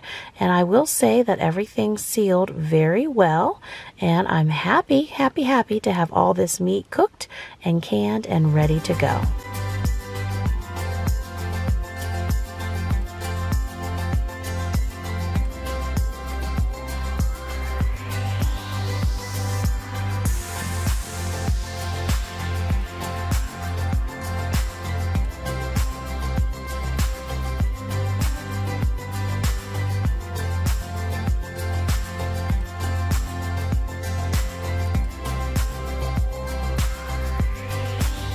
And now I'm getting more jars, and we are getting those ready for the next canning project, where we're going to do the quarts of potatoes in the Presto electric digital canners. And so I am loading each jar with the potatoes and also the hot water, and I'm getting the air bubbles out. We're doing our teaspoon of salt and getting our lids on. With this, I am walking with the hot jars from my roasters over to the stove to add in the potatoes and the water and the salt and do that little assembly line. And then I am marching back, my little circle here, marching back to my Presto electric digital canners to load the potato jars in. Again, I am so thankful that I had the help of 2 other people on this big canning day so that I could get the potatoes done as well. I was handling the meat business, but there's no way I could have got the potatoes done also without 2 extra sets of hands, that's for sure. But super thankful for that. And now, yay, Presto digital canners.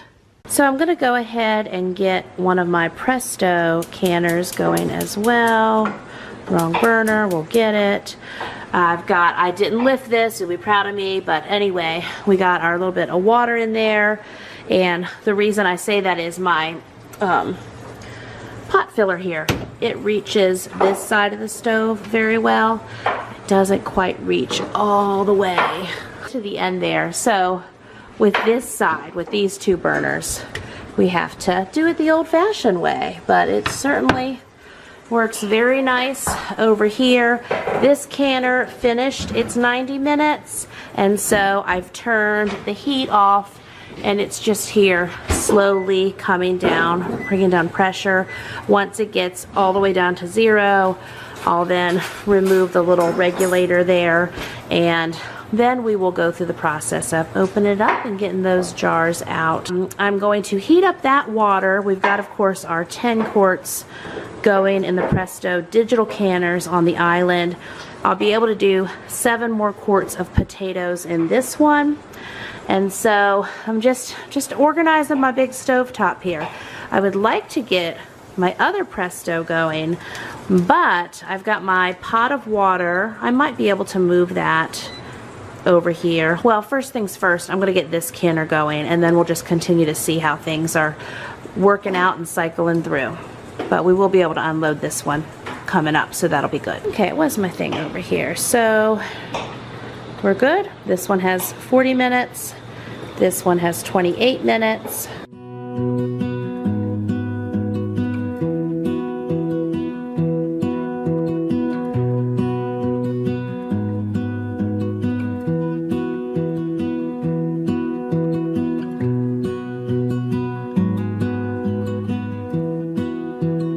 Okay, so pressure came down, all things worked out, everything, you know, I mean, we're still bubbling. Things are still nice and bubbly, but I need to get these out so I can get another load going in here. Okay, I'm gonna get my jar lifter. Also, we now have steam coming out of that canner.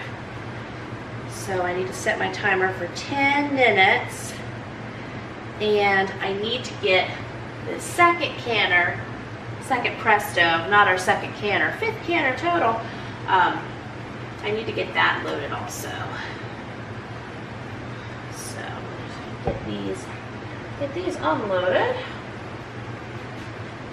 Make room.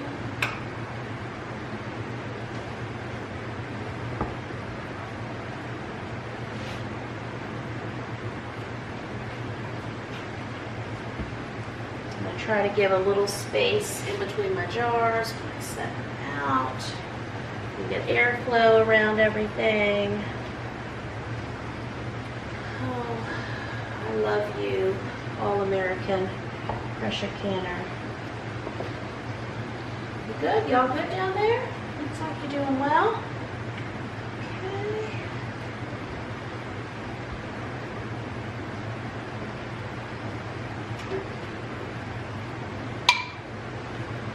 Got the popping going on, the beautiful sound.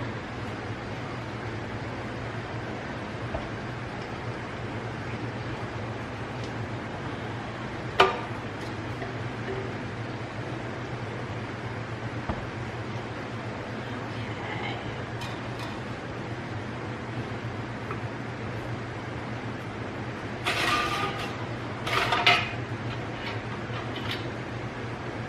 Sorry, gotta stretch my neck also. And set our canning rack out.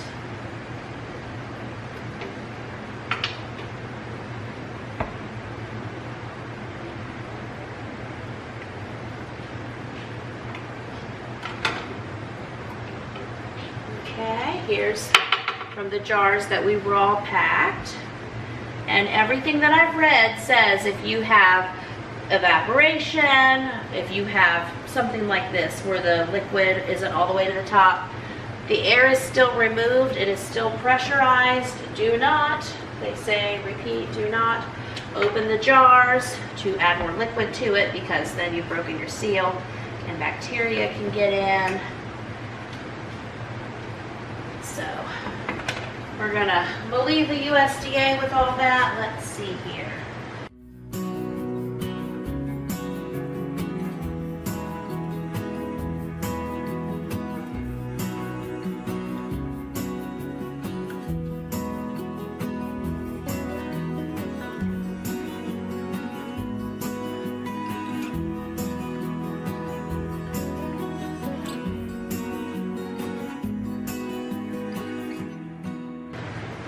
Did it? Yeah, I'll just move these to the, and move them to the back.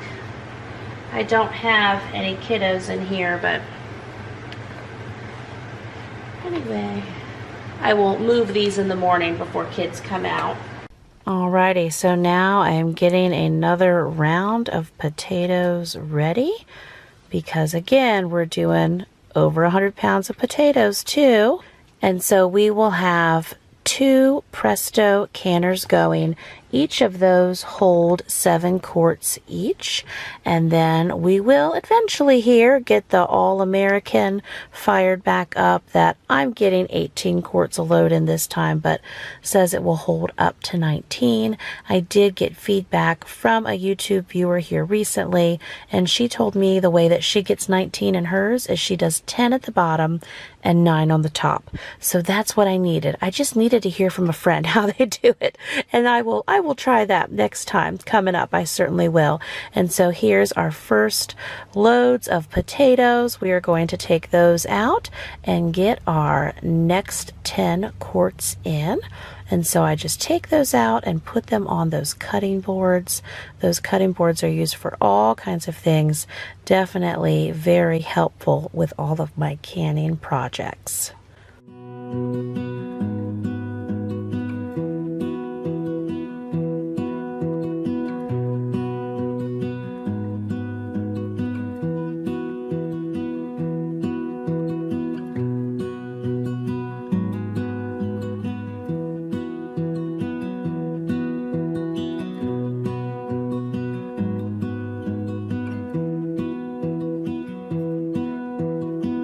And so I've got my last little bit of potatoes from my 30-quart pot unloaded into another metal bowl, and those will stay hot for me for the few minutes here while I'm working through this. I am now getting my 30-quart pot filled back up with water again that I'm going to heat up to get my next load of 50 pounds of potatoes cooking through as well. I have on the front of my stove there, I have one stock pot full of my hot water for my different projects going on. And here, this is how we do it. This is how we load potatoes and haul them through the kitchen. So I am taking this load of potatoes over and getting it in the 30-quart stock pot. It'll take a couple trips, but just using what we have and hauling these potatoes and saving Mama's neck. Right. And then as always, when we have a little too much water, then we just take another bowl and scoop the water out and fit more potatoes in. There we go, volume. Loading up more potatoes and we're going again. There we go, things are happening. And the first canner, that one's almost done. So let's see, doing math here, we will have 18 quarts of something going in the All-American, and then we will have a total of 14 quarts going between both Prestos, and then we will also have another 10 quarts going in our Presto digital electric canners on the counter. So total, we have up to 42 quarts going at any given time if I have all 5 of these canners running at the same time. You can see here, workflow wise, I'll have different canners coming up to pressure, other canners that are releasing pressure. Then I have like my big canner here that I'm getting ready to get another load of 18 in. And with all of these projects going on, it just means there's always something for me to run around and do in my kitchen. Again, I was super thankful for my 16-year-old and also my good friend who processed the 100 pounds of potatoes, making the potato project possible. And my good friend did stay with me until late in the evening. I think she stayed until 11 or 11:30, just chatting it up and being helpful in any way that she could. A lot of the times it's me here spinning all the actual canning projects with the canner. But again, it was so helpful to have other sets of hands in helping me on this evening. You'll see on into the next day, well into the next day. Adventures await.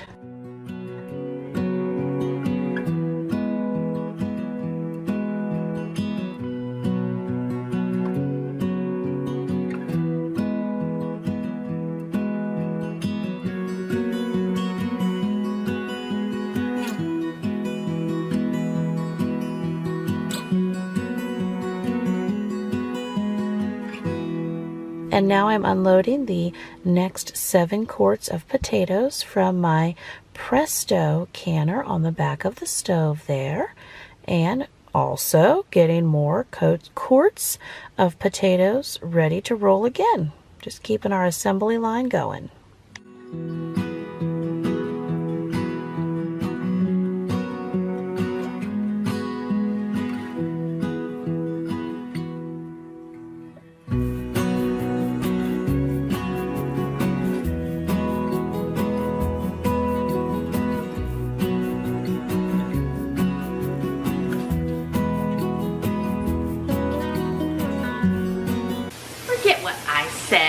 About going to bed at a sensible time.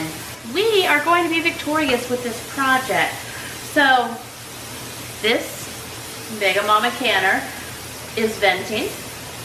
I just set my timer for 10 minutes. If I seem a little out of it, I just laid on my floor for a good 20 minutes to stretch my back. So now I'm back up and I'm like, okay, that was good. Let's get this show on the road. So that canner's empty. This water's been heating up. These potatoes need processed. This canning lid, I can probably, take this off now. We've got one of the digital pressure canners loaded with 5 more quarts of potatoes.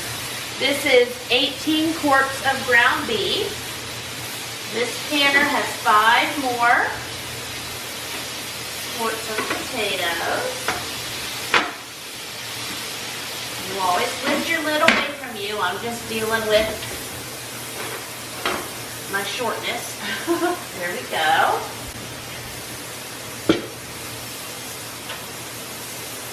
So after this load, the ground beef is done. So go us.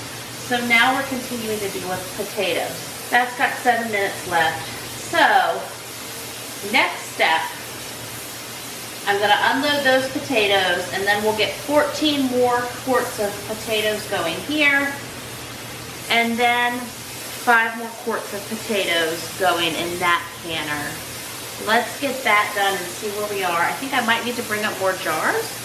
I did, when my friend was still here, she helped me with all kinds of just extra hand things all day, so it's super wonderful. And she brought me up more jars. I mean, it's been a couple hours ago now. She left about an hour or so, but I'll say 2 or 3 hours ago, she brought me up 2 cases of jars from my canning area in my basement. We got those loaded back into the roaster. The roaster ovens for keeping my jars warm, that's been amazing for me today. She labeled the ground beef and the beef stew for me from this morning. Her and my 16-year-old processed 100 pounds of potatoes. And so, of course, whenever I get into these kind of projects, I always want to honor the time that I spend and that other people spend pulling this off. I was in a similar situation whenever I did all of those pears. I don't remember how many quarts of pears I did, but we did a lot of pears, and I stayed up because we had peeled them, we prepped them. Yes, it was getting late, but they're not something that you can just stick in the fridge and wait until the next day.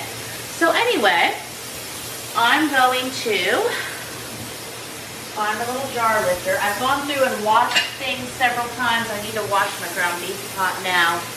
I have some other things they're soaking I need to rinse. We're doing it though. I'm glad. Again, I'm proud of us. So, it won't be a 4 a.m. morning though. But it's not going to be a, oh, we're done and it's 10, because, hey, it's 11. And we're still into the thick of it, right? But doing big things. And so I am just unloading these potatoes, and I just try to, whenever I unload my canners, put them as close as possible. Sometimes I do have to walk jars to like the other side of the island or what have you, depending on what is happening, what projects are happening on my countertops.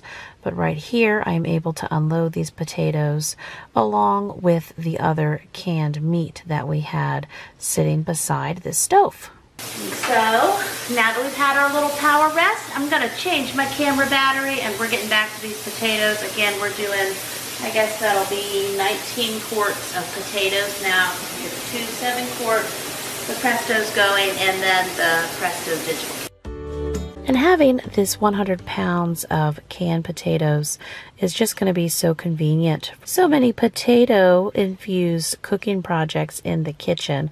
I'm excited to have these on hand because just like, of course, with canning and same thought as with freezer meals, I have had the big work day or 2 work days in the kitchen, and now so many components for upcoming meals are prepped and ready to go. So I'm excited to use these potatoes in the coming weeks and months as well. And I want you to start guessing now. Go ahead, start guessing. Let me know in the comments how late you think we're going to work, because I'll tell you this is actually my longest and my latest cooking project ever in Mega Mama history. I have never cooked as late or as early, I should say, as we do on this Mega Mama cooking day. And remember, the day before, I was going until, I didn't go to bed till 4 a.m. So what's that gonna mean for the future of this video? We'll stick with me. We're gonna find out. And I will also say, friends, since you were here with me and helped me every step of the way, you walked with me on this Mega Mama kitchen building extravaganza that we had, and you know that the picking out of the backsplash for the stove, it was quite a process, definitely. And again, like how a lot of my decisions default to, this will be the nicest backsplash that I have ever had and the nicest stove that I've ever had. So really, at the end of the day, that kind of made my tile decision easy, even though I went through lots of tile choices. But anyway, just wanted to report to you that that tile has been continuing to hold up beautifully. It wipes up easily. It appears to be heat resistant, handles the heat in all these 6 or 7 pots boiling at one time on my stove. And the pressure canner, there's just been no issues with any of it. The hood's been doing well. The stove has been phenomenal. Again, many of you have asked me, and I think I've answered in a couple videos, but just in case you haven't heard yet, that the Z-Line stove manufacturer that has made my stove, they do have a current stove recall, but it's not my particular stove. So my stove has the gas top and the convection oven, and it's many of their models that has the gas top and the gas oven, and I chose to not have the gas stoves. Just for a variety of reasons, I wanted to have the electric convection, and so that was my compromise there. But it saved me in that at least my stove is not currently being recalled. I mean, tomorrow's another day, right? And so I still need more jars, and that's right, you see what I'm doing. I am eating a strawberry popsicle, and I am not ashamed, because it is who knows what o'clock in the morning at this point, and I'm washing canning jars. So because of that, Mama here, I'm having a popsicle. I'm not ashamed at all. And when I talk like that, I'm just having fun with you. But my kitchen was hot, and that's another thing I'm getting down. I know now when I get canning in the kitchen, get the windows open, get the fans going, because we are going to cool it off in here. And so I'm getting all those jars and rings and lids, doing a quick soak in my prep sink there. And I need to put many of those in those 2 roaster ovens to get them warmed up for canning too. Okay, so I have both the roaster ovens now loaded again with jars, and those are being warmed. And both of these digital pressure canners, I think I just looked, this one has 7 minutes left. This one has like 28, and then it takes time after that for the pressure to come down, but they are loaded. That's 10 quarts of potatoes there. And then over here, this canner, let me look at my microwave timer, it has 18 minutes left. Then I'll turn the heat off. And this one here is on my watch timer, and it's got about 10 minutes left. And again, at that time, once it's done, I just turn the heat off, but let it continue to sit. I still need to get this canner over here going in the back, but again, I'm waiting on jars to warm, so we'll get back to that one here shortly. And in the meantime, these jars are cool now. Now, they still need to sit. They'll sit until tomorrow at some point. I'll label them and take the rings off and such, but they're cool enough to sit on the countertop now. I just put them onto cutting boards whenever I first unload them, but we have many more jars are coming, so make some room here. Yeah, that load is getting cool.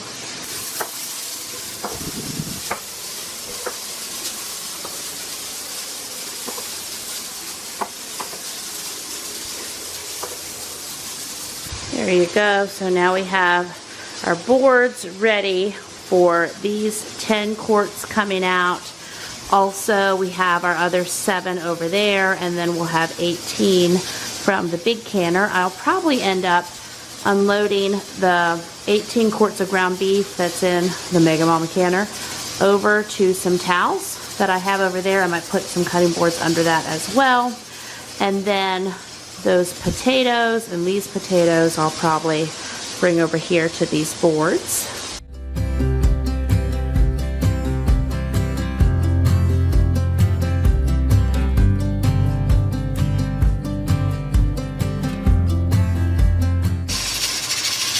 Alright, so a few minutes ago I turned the temperature off on this big Mega Mama machine here. And now that canner just turned the heat off. Also, we just got the jars out of that digital canner. The other one still has some time left. Now we'll get this one loaded. And you use some fresh boiled water instead of the water that you cook the potatoes in, because there's no starch in your fresh water. And there I am, just wiping down my rims and going through my little process again. And again, with these jars, these are the regular mouth jars. So wide mouth jars, the potatoes would go in a little easier, but I am using what I have. And when I use my little funnel, that helps me get down the meat or the potatoes or whatever it is I'm canning into my regular mouth jars. And then there I am doing my tricks, pulling out a little extra water. You don't want the jars to get covered with water or anything whenever you're pressure canning. So I'm eyeballing it, but I just pour out extra water whenever I see it. And now I am, almost got that canner loaded. Now we're going to get the lid on there. Again, that's one of my faithful Presto canners. We appreciate you, Presto canners. You have been so good to us. Don't pay attention to the time. That's okay. So that timer was to tell us that this canner has vented for 10 minutes. And now we will go back over here again, and I'm going to set that one for, well, actually, wait. When it comes up to pressure, I'm getting ahead of myself. I'm like, oh yeah, I got to put the weight on there.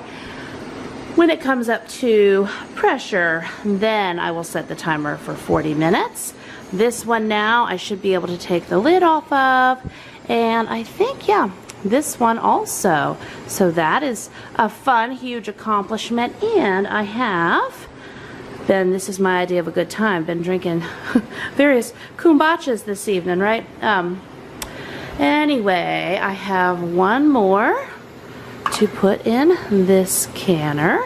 Get this one going again, and that one's almost done.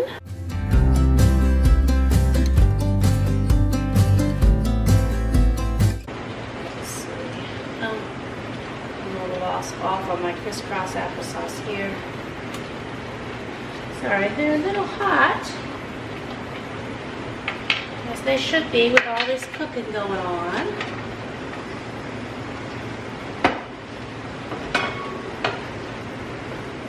I just feel like saying moment of truth. Prep sink is so nice, even to set those big lids on. You can see everything in there is still bubbling. This is a little more trickier. Okay, we'll take it slow.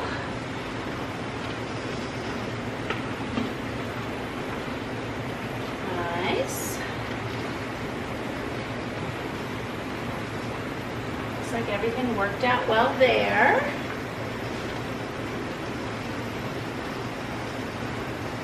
One's behaving in here, although I do need to get, a canner empty now. So I've got 18 quarts and 7 more quarts that need unloaded. I have 7 quarts just getting going in that canner, and I have 10 quarts going in those 2 digital canners. So I think I will go ahead and start unloading these. Let's see, jar lifter. A few pieces of potatoes on the floor.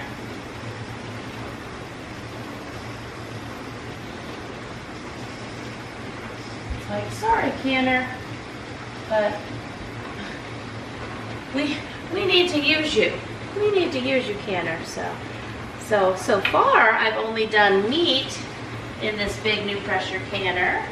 So let's do 18 quarts of potatoes in it, right?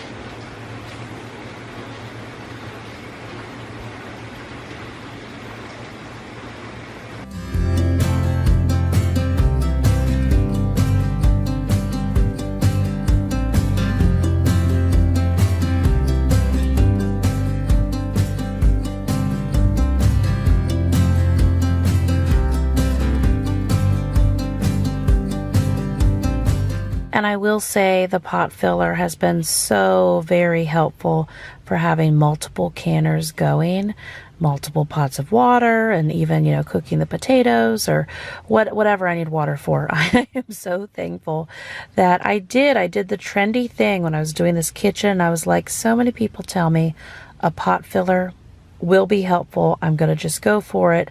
And it has. I do not regret my pot filler. I'm thankful for it. And I'm so very thankful to all of you for giving me the idea for the pot filler.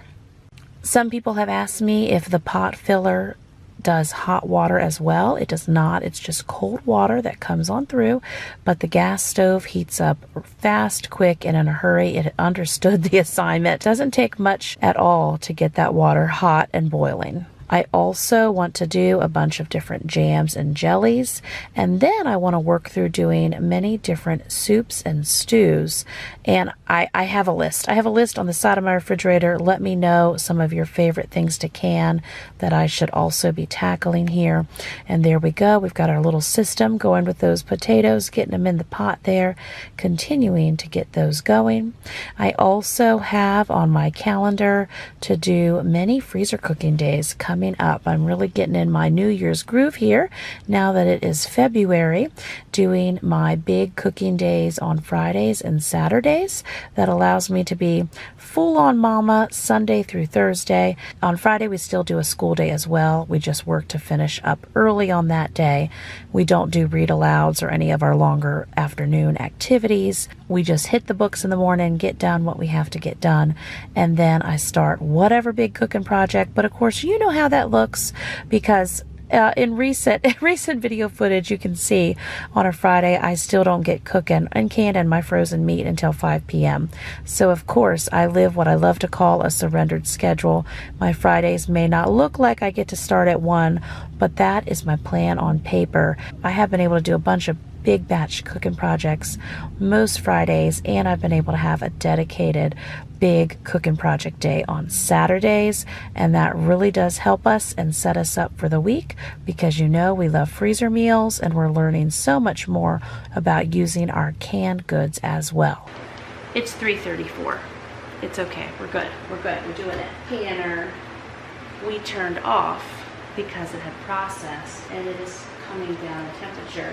I haven't removed the weight yet. The other Presto canner, we just loaded, and I'm waiting for the steam to start to vent. I just took out 4 of these jars. I do have some very sad news. Okay, we are canning 1 million jars of food for my family of 1,500, haha. But we got this big kitchen full of jars. Jars there, jars here, jars everywhere. We have our first broken jar. And I was like, oh, we're really getting to the end of this, and no jar's broken. But shoot, I do have a broken jar. Okay, so I'm gonna deal with that mess. Also, I only have 4 more jars in my roaster. So I gotta wash some more jars. I'm gonna do 24. That's the number I continue to do. I'm not even doing a total jar count. We will get there. Stick with me to the end of this video. You will see. Oh, thank you for staying up. Thank you for staying up all night with me. You will see all the fruit of our labor by the end of this video. We got stuff to do. Let's deal with stuff. And so it's the, yes, girl, take a swig, take a swig of the kombucha. So it's the all-night canning marathon that doesn't end, and the jars just continue. So like I said, I'm getting 12 more jars washing and getting those ready for canning too. Look at that stinker. Just making a mess of things. I could tell when I opened the lid how it was sitting kind of crooked. I was like, oh. So I just focused on all the happy jars that complied. Now I'm going to deal with this situation. Oh, yeah, they're just going to all come out. Okay, I'm going to just not care. Not going to care at the moment. I am going to fish out the glass. Well, I think I'm going to need to get my tongs here. You know, it has to be done.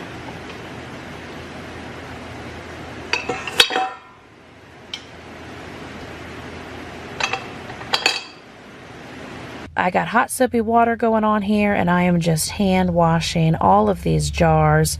Not so worried about drying them because I'm going to stick them in my roaster ovens, and that's just, they're going to take care of themselves there.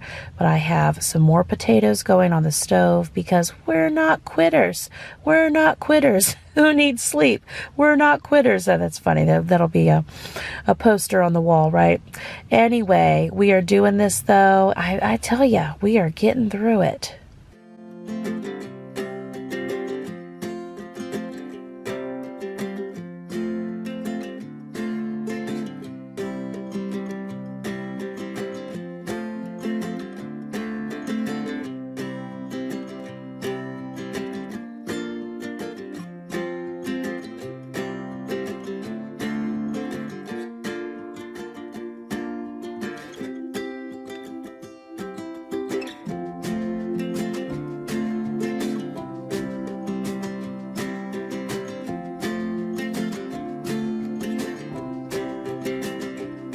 And I feel like at this point, it is just, you know, jar musical chairs, right?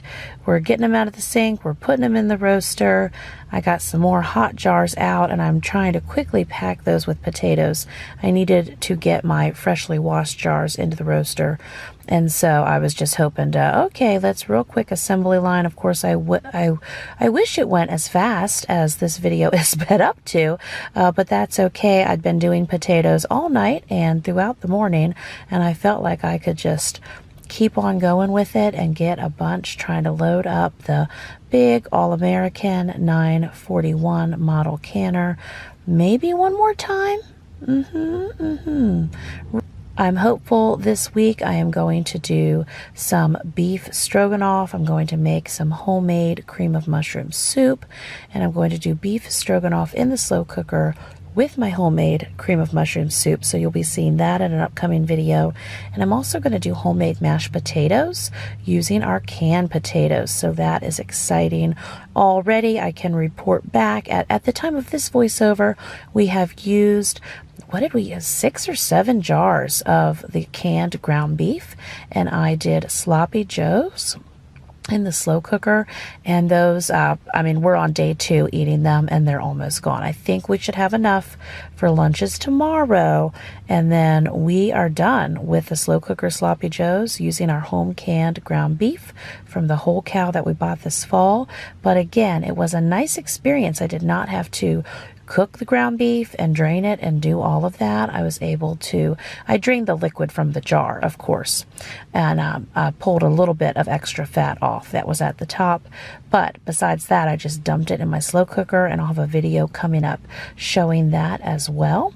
So I'm excited, and it is fun working in my different home canned items that you have been canning with me since this fall, as we have slowly, whenever I do a grocery store in my basement tour, we will have less Great Value products and more home canned products. Even if they are not items grown in my garden, I have some great local resources, local farmers, my John Henry General store.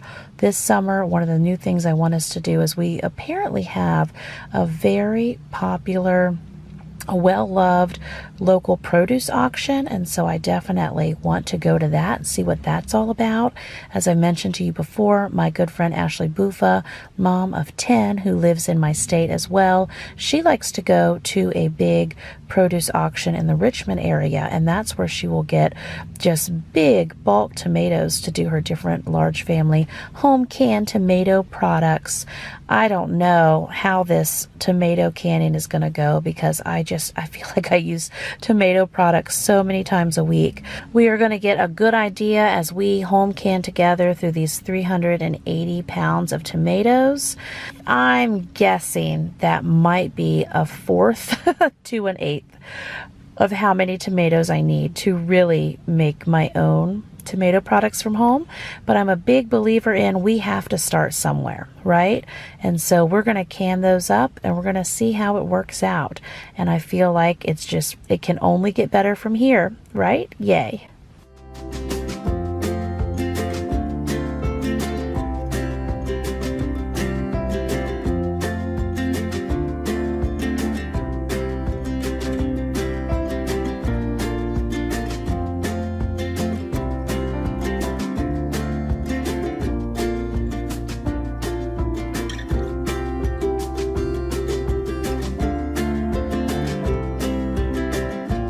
And look at this victory. Continued. Just countertops and countertops full of potatoes and meat. I feel like if you have meat and you have potatoes, you can do so many different things. And we are going to be doing all the things with these meat and these potatoes. Okay, I got 15 minutes left on that canner there with the 7 quarts of potatoes. And I'm going to go lay down flat on the floor. I'll show you where I lay down every once in a while. But anyway, so hopefully, well, that will be finishing. My hope is that while that is finishing, that this steam starts to come out in a steady stream. And then I'll be able to set the timer for 10 minutes on that. And then the, what do we have? 15, 16 final quarts of potatoes and 2 jars of water. We'll run in this for 40 minutes. Hey, don't knock it till you try it. This is where I've been laying down in little shifts, but I feel like it's been 2 hours now. And yes, I had ice packs on my back. Hey, it's great. Give me 20 minutes laying flat. I can do anything. 442, schmore 42, right? I don't know how I'm gonna get my life together today. But I know I'm going to lay flat on this floor for 10 minutes. I do think today's going to be a nice slow rest day because I've invested 2 days. But it's been fun. We like a challenge. Don't tell me we can't can, don't you like that? That we can't can over 100 pounds of meat and 100 pounds of potatoes. We can do it. I mean, it's going to require this. But we're doing it. Look at us. Okay, time to lay down flat now.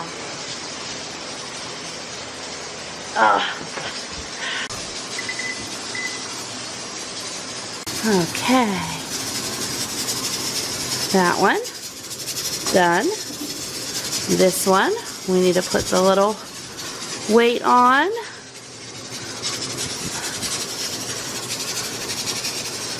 Okay. All right, once that starts knocking around, we can set another timer for 40 minutes. Oh, and we have this one that says it has 2 minutes left on cooling. This one, I haven't cleaned it yet. It can just mind its own business right now as far as I'm concerned.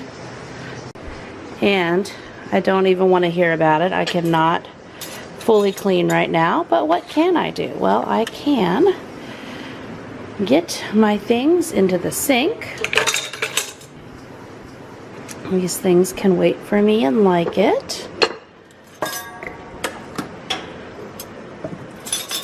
Let's see, I can put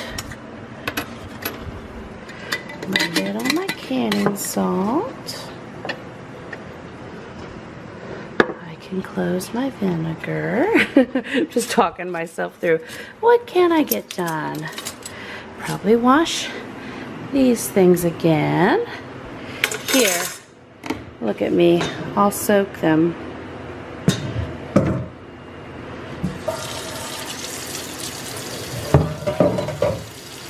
Okay, and now this one's attention.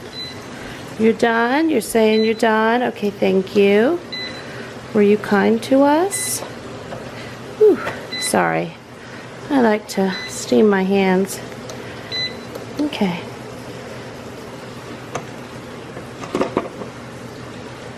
Okay, everything in there's looking behaved. That's good. That's how we like it around here, potatoes.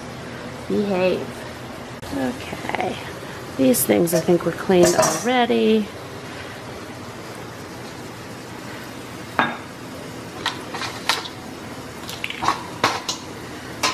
least get this in the sink.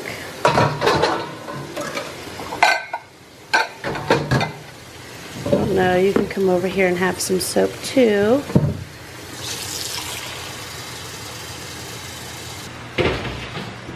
Just kidding about these, not really doing those right now either. But I will at least, I'll set them here. It's good, I'm just trying to do the bare minimum to survive right now.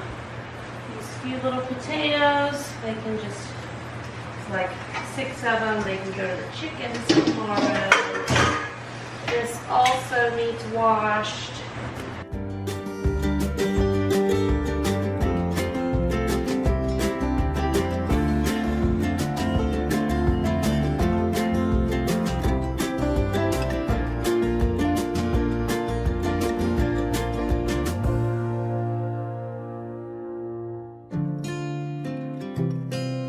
So it's official, friends. We are unplugging the digital pressure canners. That means we are giving them a rest.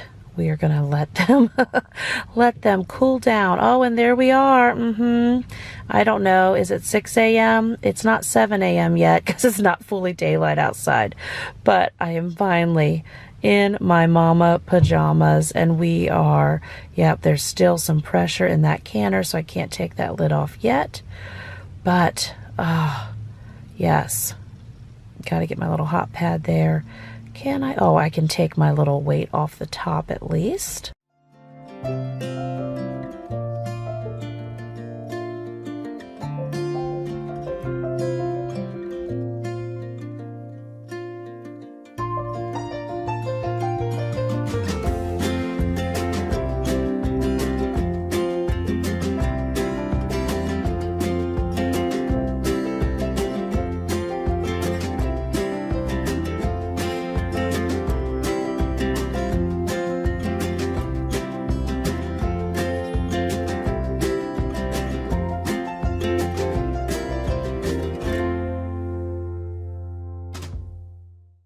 6:16 in the morning. Oh yes, it is.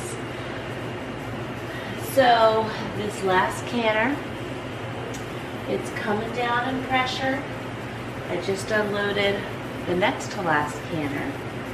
So we have to make room for these 127 jars or whatever's coming out of this one. I just put some little microwave noodles in for myself. I don't know what's happening. I was like, maybe I'm hungry. I just fell asleep for not too long. I mean, I have been up through all of this, but while I was waiting for my timer to go off for this one, I put on a Frugal Fit Mom video. Again, like I say, visiting all my YouTube friends. And I fell asleep. And then I woke up and I was like, I need food. But I'm making all this food. It's okay. We're doing things. So, let's make room for these jars. And for extra fun, friends, let me just let you in on a little, I'm like, you know what?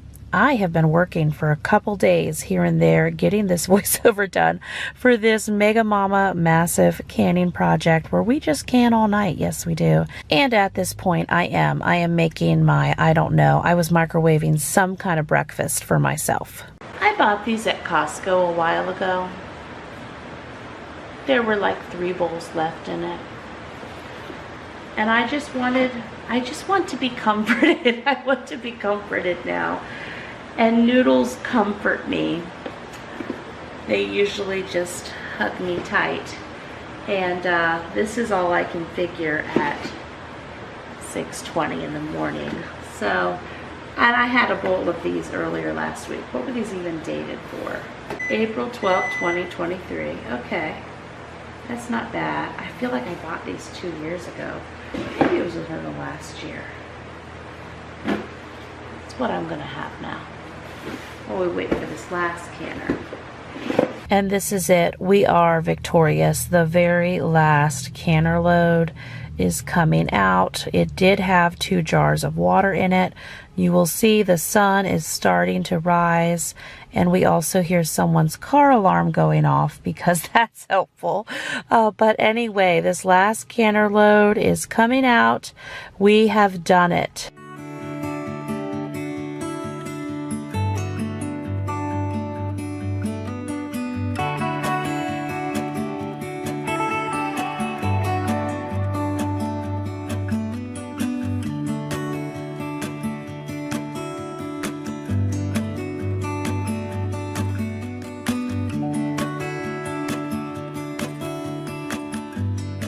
$7.25. I don't think in all my YouTube years I have ever stayed up like all night long. I know over the last 8 years or so, you know, we've done 2 a.m. a couple times. We've done 3 or 4. I mean, 1 or 2 times, not that many, but like all night. And now the sun is rising. This is a first. I'm gonna be back in what will feel like 2 seconds. Really, it's gonna be 24 to 48 hours. And we'll do the final countdown. And we'll look at all this. But Mama's gotta go rest now. Yay, we did it.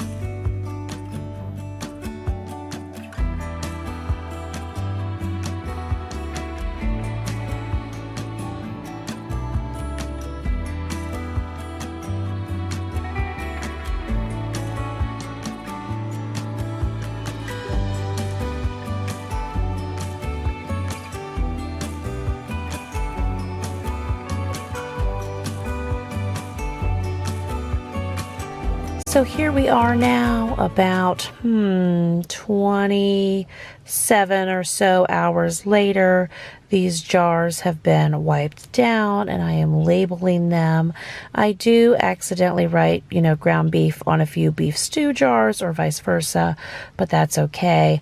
The day that I rested, I watched several movies and napped off and on throughout the day. So this is funny. I'm in the middle of writing potatoes so many times. I did fine with these beef stew meat, but this one, yep, repetition, just wrote potatoes. So I'm just going to cross it out and write beef stew meat.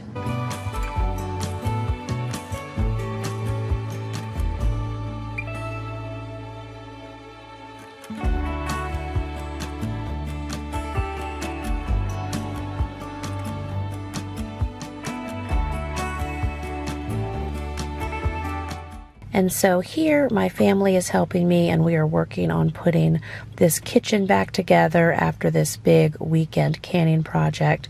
And also multitasking, I'm listening to another video that I needed to get published on this day. And so I am still labeling my jars and we are putting away roaster ovens and wiping down the counters and getting ready to do this really fun thumbnail for this video. So I think if I am doing my hours right, I think we started around 11-ish a.m. on Saturday. I know I got this project going. I felt like I was fully dressed. That's how I judge things by 1 p.m. But I did get some things going around 11. So we canned 100 pounds of ground beef or meat and 100 pounds of potatoes. And we did that in about 20 hours. And I rested as I could in between, but we had 5 different canners going. Yes, we did, and we are going to load all of these now down on our basement canning shelves. So thank you so much for marathon canning with me for 20 hours. This gives me a whole new video idea what if we did some nonstop canning for 24 hours type videos? I don't know. Would that be something you'd be interested in? Like I say, I've got about a day and a half, maybe 2 days a week that I can really film these videos. And so we could get some adventures in like that. Canning in general does take quite a bit of time, at least in my experience. You know, it's definitely not something that I can do for an hour or two and then be done. It takes me a good bit of dedicated time. I do really like these Presto digital pressure canners because when it comes to them, like if I'm doing broth or something, I can get those going. And broth, speaking of which, broth is definitely something that I have nowhere near having, a large family supply of broth done. We did recently do a bunch of beef broth, but I mean, I think I did like maybe a month's worth. So lots of canning adventures to come. Thank you so much for watching. So it's a snow day here, and I have been plotting all week. We're having redemptive canning today, okay? I've got a 30-quart stock pot full of cherries, because that makes sense. Last summer, before I had a whole lot of real bad freight train life stuff, country song stuff happen, we processed these cherries, okay? We pitted them, we washed them, they were ready to go. I was going to can them. Now's the time to finally can those cherries. So today we're at least going to start the process with the cherries. Again, I feel rusty. It's been a while. I did go through the process. We brought the Amish canner, the Amish made canner. It's a big giant water bath canner. You may remember when I got it in 2023. I think it was in the winter or the fall. But it made its way back upstairs. Now I have, what is it, a 41-quart All-American pressure canner. We will be getting the pressure canners out. Probably not today, but today we are gonna do some sort of good cherry jam. I've got a big bag of Pomona's pectin. We're gonna go down and these weren't the tart cherries, they were the sweet cherries. We're gonna go down, do all the math. We're gonna just jump in and get started and see where this canning snow day adventure takes us. You can see our snow day a-happening out there. See, we don't get this here every year, but we're getting some this year. So for extra fun, I don't really know how many pounds of cherries we're working with. It'll be a surprise for all of us.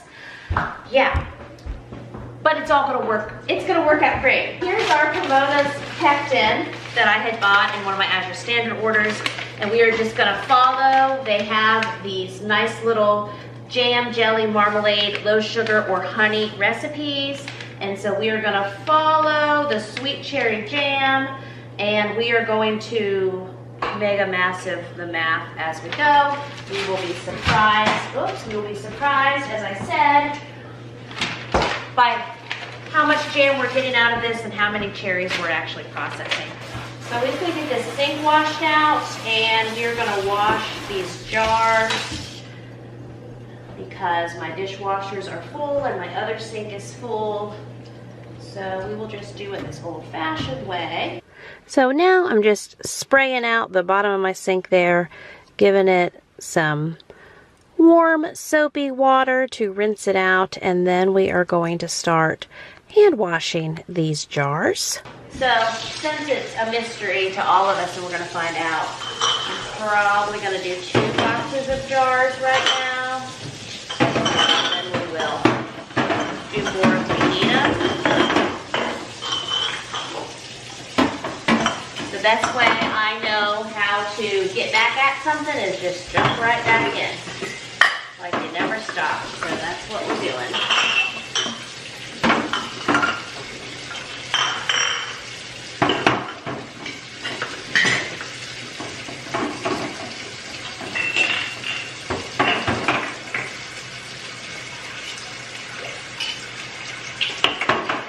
Honestly, I may not need my big Amish water bath canner for this. I may need just one of, I have some little water baths, smaller, regular old size, but we'll see. If I get too stuck in it, then I just won't start at all. So we're gonna get started. So while my water's going, little directions here. For sweet cherry, it says pit, chop, mash, or peel. Pit and mashed fruit. Measure 4 cups mashed fruit. It says optional to soften firm fruit, bring to boil with a 1/2 cup water, simmer 5 minutes.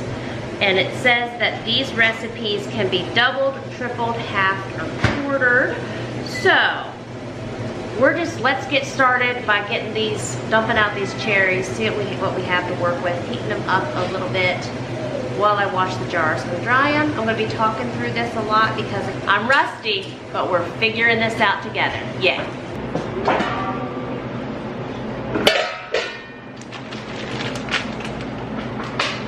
I guess to get an idea of how many cups of cherries it is we're really dealing with, I could take these bags out. You gotta listen to me talking the plan out. Take the bags out and we will measure them in. Let's do that. That sounds good. So it's not an exact science, but I thought it would give us a pretty good idea, get us pretty close. I just start dumping out every gallon bag of cherries, and I have several gallon bags. Again, these have been in my freezer since early last summer. And I thought then I could use my 4-cup glass, like Pyrex measuring cup, and just scoop the cherries into the pot and get a rough idea on how many cups we have. Now, of course, as I mash the cherries and as more of the juices come out, we actually end up with a little bit more than I figured towards the end. But again, this is approximate. We were pretty close. And just wait until you see, again, all of this redemptive canning, how many jars of this wonderful homemade cherry jam we get. Again, I'm proud of us. This was a big day, a huge accomplishment. The cherries still look beautiful and we're doing things. So here I am. I'm just, again, getting my little measuring cup full and flatten them down just a bit with my wooden my wooden spoon. And we are doing this not exact perfect science math, but pretty good. Now we do break the math down though properly per batch. But again, I was just trying to gauge. I get pretty good with my canning math once we get a couple canning sessions in.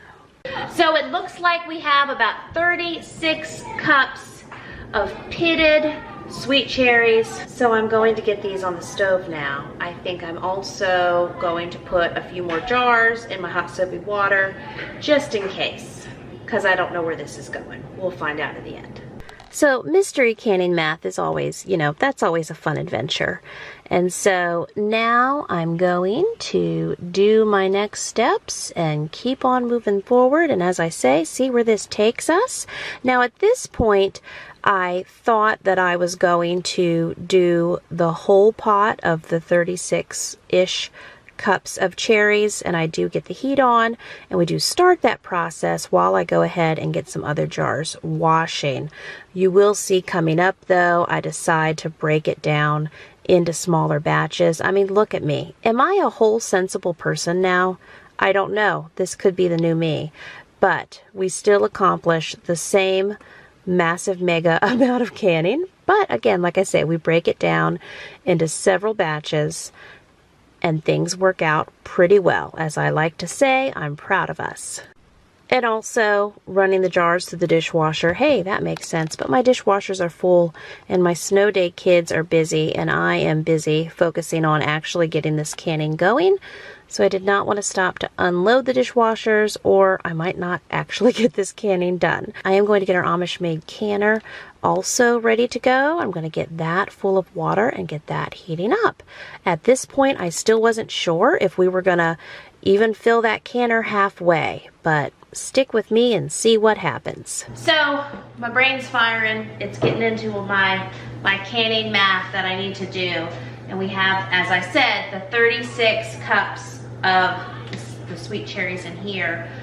The recipe from Pomona's Pectin says, again, it can be doubled, tripled, half, or quartered. So we're gonna triple it. And that means we'll be working with 12 cups of the fruit at one time. So I'm gonna get a cute little precious baby pot going that will deal with the 12 cups, and we will go through the process of making 12 cups of the cherries at a time. So we'll do it 3 times in this pot to get through making our homemade sweet cherry jam. Look at us, we're doing it. And I have, so again, I'm feeling the Amish water bath canner is potentially too much for this project, but that's okay. We can still water bath can in it. It's just not necessarily going to be a full canner load, but we're doing it. Okay, so I do have that with water, and I have that heating up as well. And I know that by the time we finish with this sweet cherry jam today, it's just going to help me getting fired up again, as I keep talking about, to do all the canning and all the things. Yay. And so now it's back to washing jars. I'm rinsing them off now, and we are gonna do the next steps from here. There's all of our jars, all nice and washed up and ready to go. So in our canning math, it looks like we're gonna have, so we're tripling it, so it's 4 cups, so it'll be 12 cups of mashed or simmered fruit. Then we are going to use, we're taking 1/4 cup of lemon juice and doing 3/4 cup of lemon juice. And then it has a sliding scale, because using Pomona's pectin allows you to make low sugar or honey canning recipes. And in canning in general, I do remember this, there's a whole lot of sugar that goes into a lot of these recipes. So this gives you some wiggle room to work with it. So you can use anywhere from 1/2 cup to 1 cup of honey for your 4-cup base recipe, to 3/4 cup to 2 cups of sugar. And so since we're tripling it, I am going on the higher end of this, and I am going to use 6 cups of organic cane sugar from Azure. Then let's see here, then it's 3 teaspoons pectin, 4 teaspoons calcium water. So we will be doing 3 tablespoons of pectin and 4 tablespoons of calcium water. I am proud of us. Again, all canning cylinders are beginning to fire on this snow day, and I'm excited. All right, so taking our little precious pot. That is snow day fun going on in the background. They're making a whole forest in the living room. There are trees made out of construction paper. There are helicopters. This is the indoor play after all the fun outdoor play in the snow. Let's see if I can move that back. Will that work? Maybe just barely. I think we can do it. Alrighty, don't be scared. Same canning day, same canning channel. Had a wardrobe malfunction. Now I'm in my plaid shirt, or whatever this is. Okay, yay. So, the world's most ginormous masher. One of my viewers sent this to me in 2023 at some point, okay?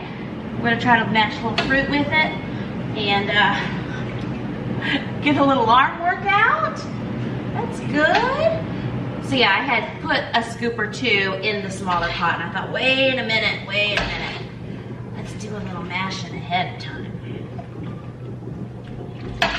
So we're doing the massive mashing in the big pot, and then we are going to measure out our 12 cups of our mashed fruit into the pot to do. So we end up doing 3 triple batches of the cherry jam.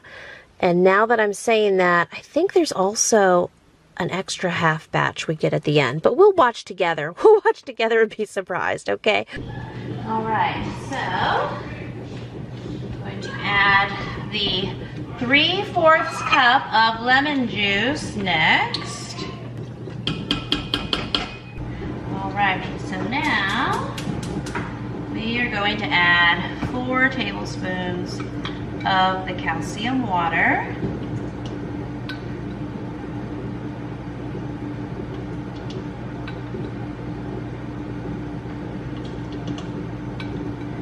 And next we're going to get a separate bowl and add our sugar and pectin to that bowl. And now I'm working on scooping out the needed cups of organic cane sugar from one of my sugar buckets that I have that we work through. And believe me, when you get to canning, depending on what you're doing, there's a whole lot of sugar. Now, I could have used honey, or I could have used less sugar, honestly. But everybody was very happy with my homemade cherry jam, so we did just fine, and I thought this was the easiest way for my brain to do this on my very first back to canning day in probably 8 months or so. So right now I have the pectin in the sugar, and I am just stirring that around, and then we are going to pour that in with our cherries that are cooking up as well. And we're going to give it a big stir, mix it in really nice there so it dissolves. And I need to stir it for 1 to 2 minutes, and I just use my watch timer for so much. Helps me keep my life straight. So let me know what you all think about the sea salt wall color, how that turned out, and the crown molding. They were here 2 or 3 days finishing up those projects, and so it's just good. It's good to get those things done, and then plus the windowsills. I think it was buttoned up, finished up, pretty nice. They also, I haven't shared a picture of this yet, but they got the shutters on the front of the house. And that's another project that we started a while ago that just finally came together, having the folks here to do it.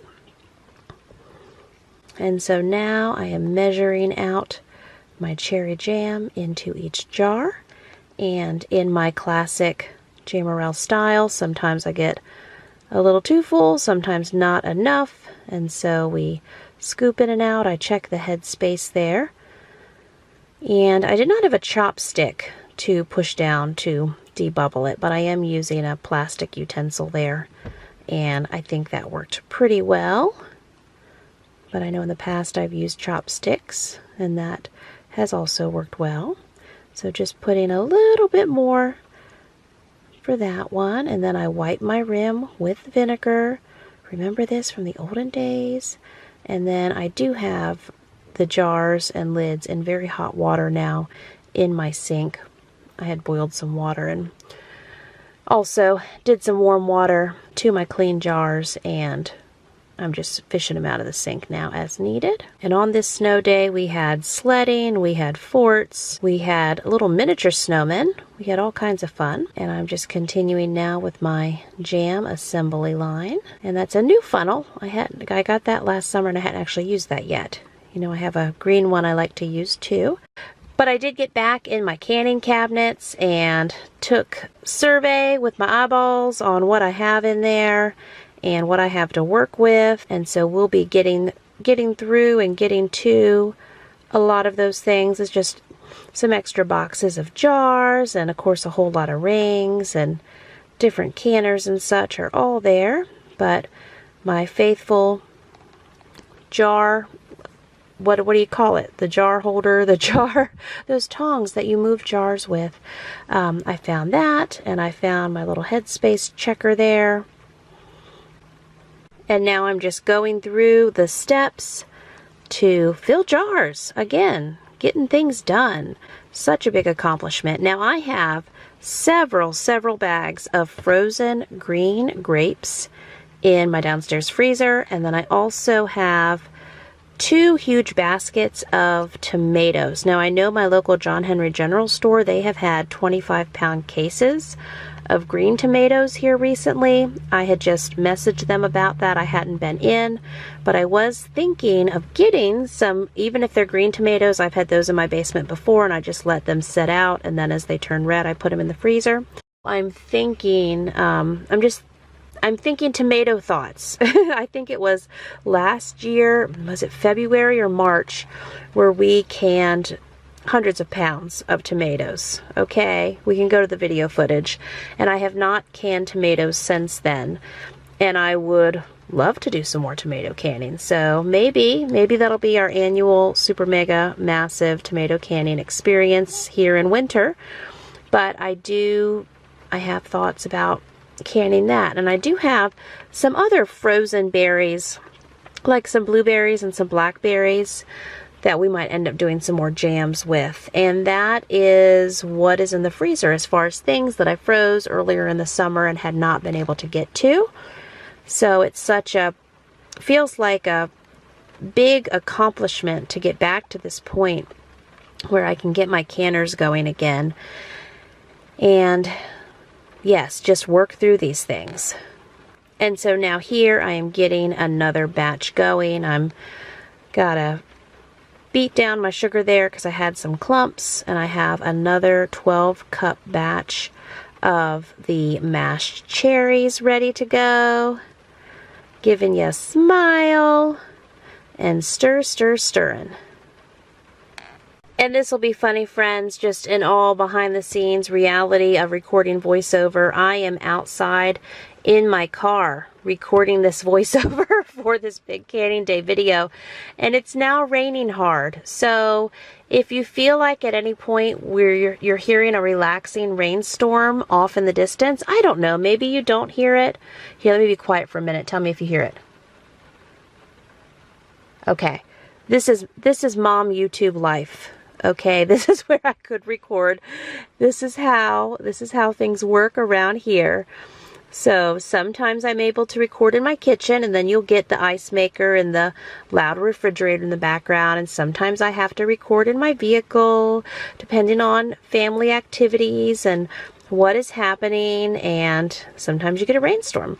But I'm continuing with these batches, and the jam is looking great. I can report from the future that we've already used 2 jars of this jam. It's been very popular, and it's just fun to see the family being proud that Mama made this jam and being excited about it. And so I love that. I love that, and I love being able to take this snow day afternoon. I mean, what a dream. Take a snow day afternoon and make so many pints and half pints. You'll see the totals at the end here of this jam. And I've got a good little assembly line, good routine. I'm like, oh yeah, this is how this works. This is how I did this. I know if I can maybe 2 or 3 more times, I'll just really feel back in the swing of things with it. And that's good. And I've been continuing to use the different items I've canned. Just the other day, I used 2 jars of the chicken that we canned. And I keep saying I'm out of broth, and then I go down and I'm like, oh, look, 6 more quarts of beef broth. Or the other day I was like, oh, here's 4 more quarts of chicken broth. So I really want to go downstairs and organize my canning pantry and my pantry room. It's just low on my priority list right now. I'm kind of thinking by March or April I should be able to get to basement projects. But we've been continuing to work through big home renovation projects. The new living room has been done, and I think it was 2 days before Christmas, I had 2 new dream couches delivered for us. So we had those here for Christmas Day. That just worked out so wonderful. Over in my Large Family Table community membership, I have videos of moving into the new living room and the new couches and that whole process. Also a video on the renovation of the kitchen and all these updates that have been done to it. Just, even areas that needed caulk. And I had like the toe kick painted all the way around under the cabinets. All of those good freshening up things. Very nice to be able to have that done. And you can see we're getting to the end of our big pot. We almost have the bottom of the Amish made canner full. There's more sugar being stirred up for another batch. Okay, I know this looks like Bloody Murder canning, but hello, sweet cherry jam.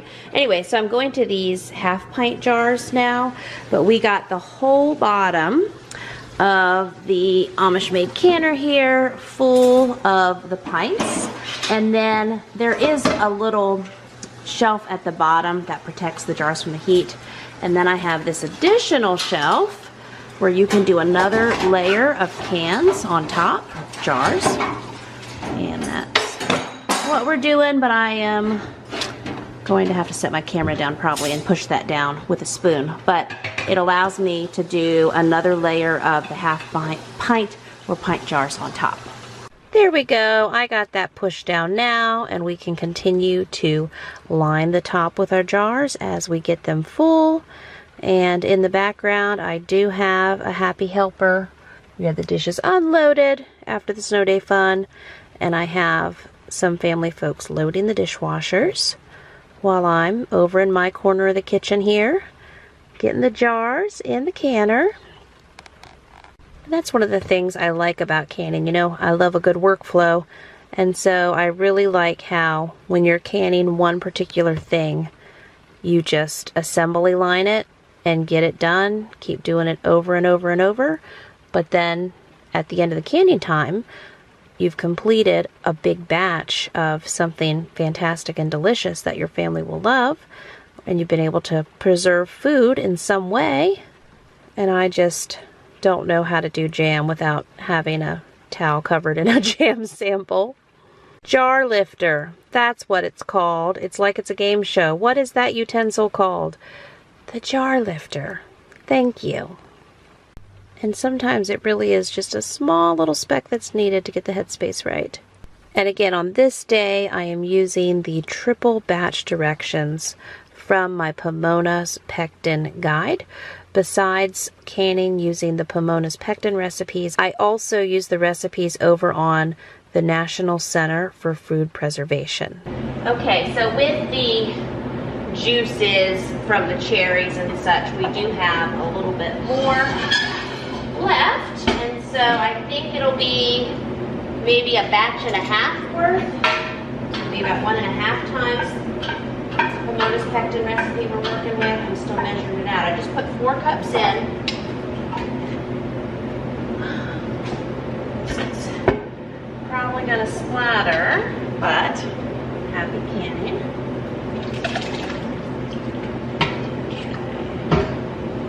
All right, looks like it'll be about 6 cups. So there you go, that's what I did. It was an extra 1.5 times batch. So they have directions to do a half batch, a single batch, double batch, triple batch. And so basically I cut our triple batch in half using their directions to use up the last of the cherries that we had that were ready to go. Now, once in a while, I do find an authentic cherry pit. I think I found about 9. So hopefully there's not too many in the actual jam, but that's what in this last batch that was at the bottom of the big pot, I did find a few, but we got them out, so maybe it doesn't count if we find them, right? I'm also continuing to run my 5K Winter Series races. So the race on this particular week when I'm doing this big canning, there was actually a race scheduled for the following day and it got canceled. So I had 2 races. Well, I guess it was the same race. It was canceled for weather maybe 2 weeks before, and then it was canceled again. Well, it was rescheduled, and then the second time that we had bad weather, they were like, yeah, this one's just going to be canceled. So I have run 3 5K races so far, with 1 rescheduled and then canceled just because that's when Virginia was deciding to have wet winter. And then the next week we had, 67, 70 degrees. So when I'm recording this voiceover on this day, I ran my 3rd 5K race. They had over 500 people run this morning. And I had a pace of 12.37, and I came in at, it was like 38 minutes, 47 seconds. So again, I am a new runner, but I have been running, and I plan to run like the wind through 2022. I run several 5Ks a week, and if I can't run a 5K, I run a 3K. And then as I learn more about running, this all relates to canning, okay? I know you like little life updates too, but as I'm learning more about running, I'm trying to take 2 to 3, like, quote, rest days a week. And on those rest days, I've been doing heavy walking. I do want to get into doing some strength training though. And I'm making an appointment at my local gym so they can help me just go through and develop the kind of strength training exercises my particular body needs.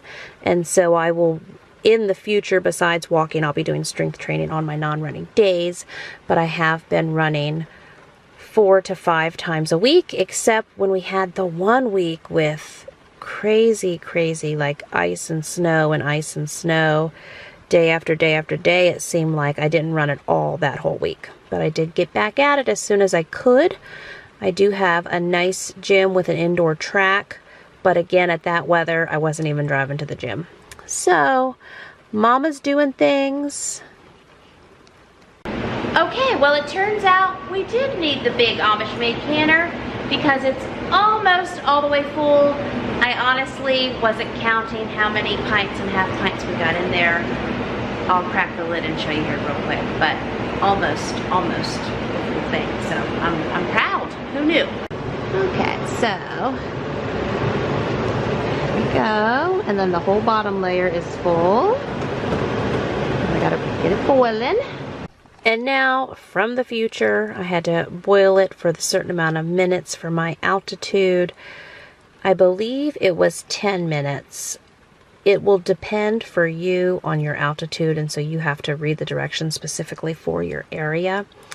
But I am getting my wood cutting boards ready because as the boiling is done and as the canner rests then a little bit, then I will open. I have already opened it at this point, as I say, from the future, and now it is time for me to get the jars out, and they will set out. Really, it's a good 24 hours before I can get back to these as far as labeling them. I did remember to put a little splash of vinegar in my canner. I'm very proud of myself when I'm able to, when I remember to do that. Otherwise, you get the white sediment all over the jars, and then they have to be wiped off. So, okay, so that's the first layer out, and then I just use the end of a wooden spoon to pop up the plate that's in the middle. It actually comes up pretty easily there, and then I can get the bottom layer. And again, this is a water bath canner, not a pressure canner, but it is nice to do big batch water bath canning. All right, look at these beauties. Wow. This is nice to see out on the counter again. So it's 18 pints of sweet cherry jam and 19 half pints. There you go. That's how that worked out. Well, happy snow day Saturday. Our jars of jam, of homemade jam that we did, yay, we were victorious, have been sitting out over 24 hours now, and I'm going to label these lids, remove the bands, put them in some canning boxes, and get them down to my little canning pantry.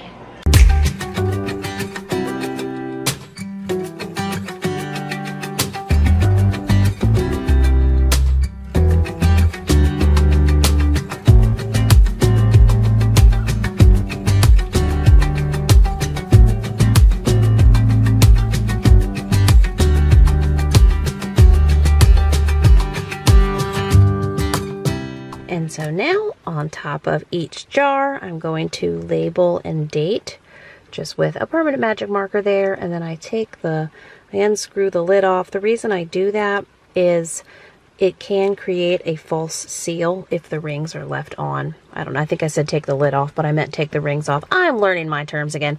But I do remember to take the rings off so there's not a false seal. And I do go through and test the lid on each jar. I should be able to pick it up with my fingertips there. And there should be a nice seal. Again, these have sat over 24 hours. And so I did get to hear all the lids popping the day before as things continue to seal all the way. And so now it is just this assembly line process. So thank you, friends. You were with me last summer when we washed these cherries and pitted them. I actually think I had a teenager working on that project when I was working on a big sourdough, whatever I was doing. Sourdough summer video.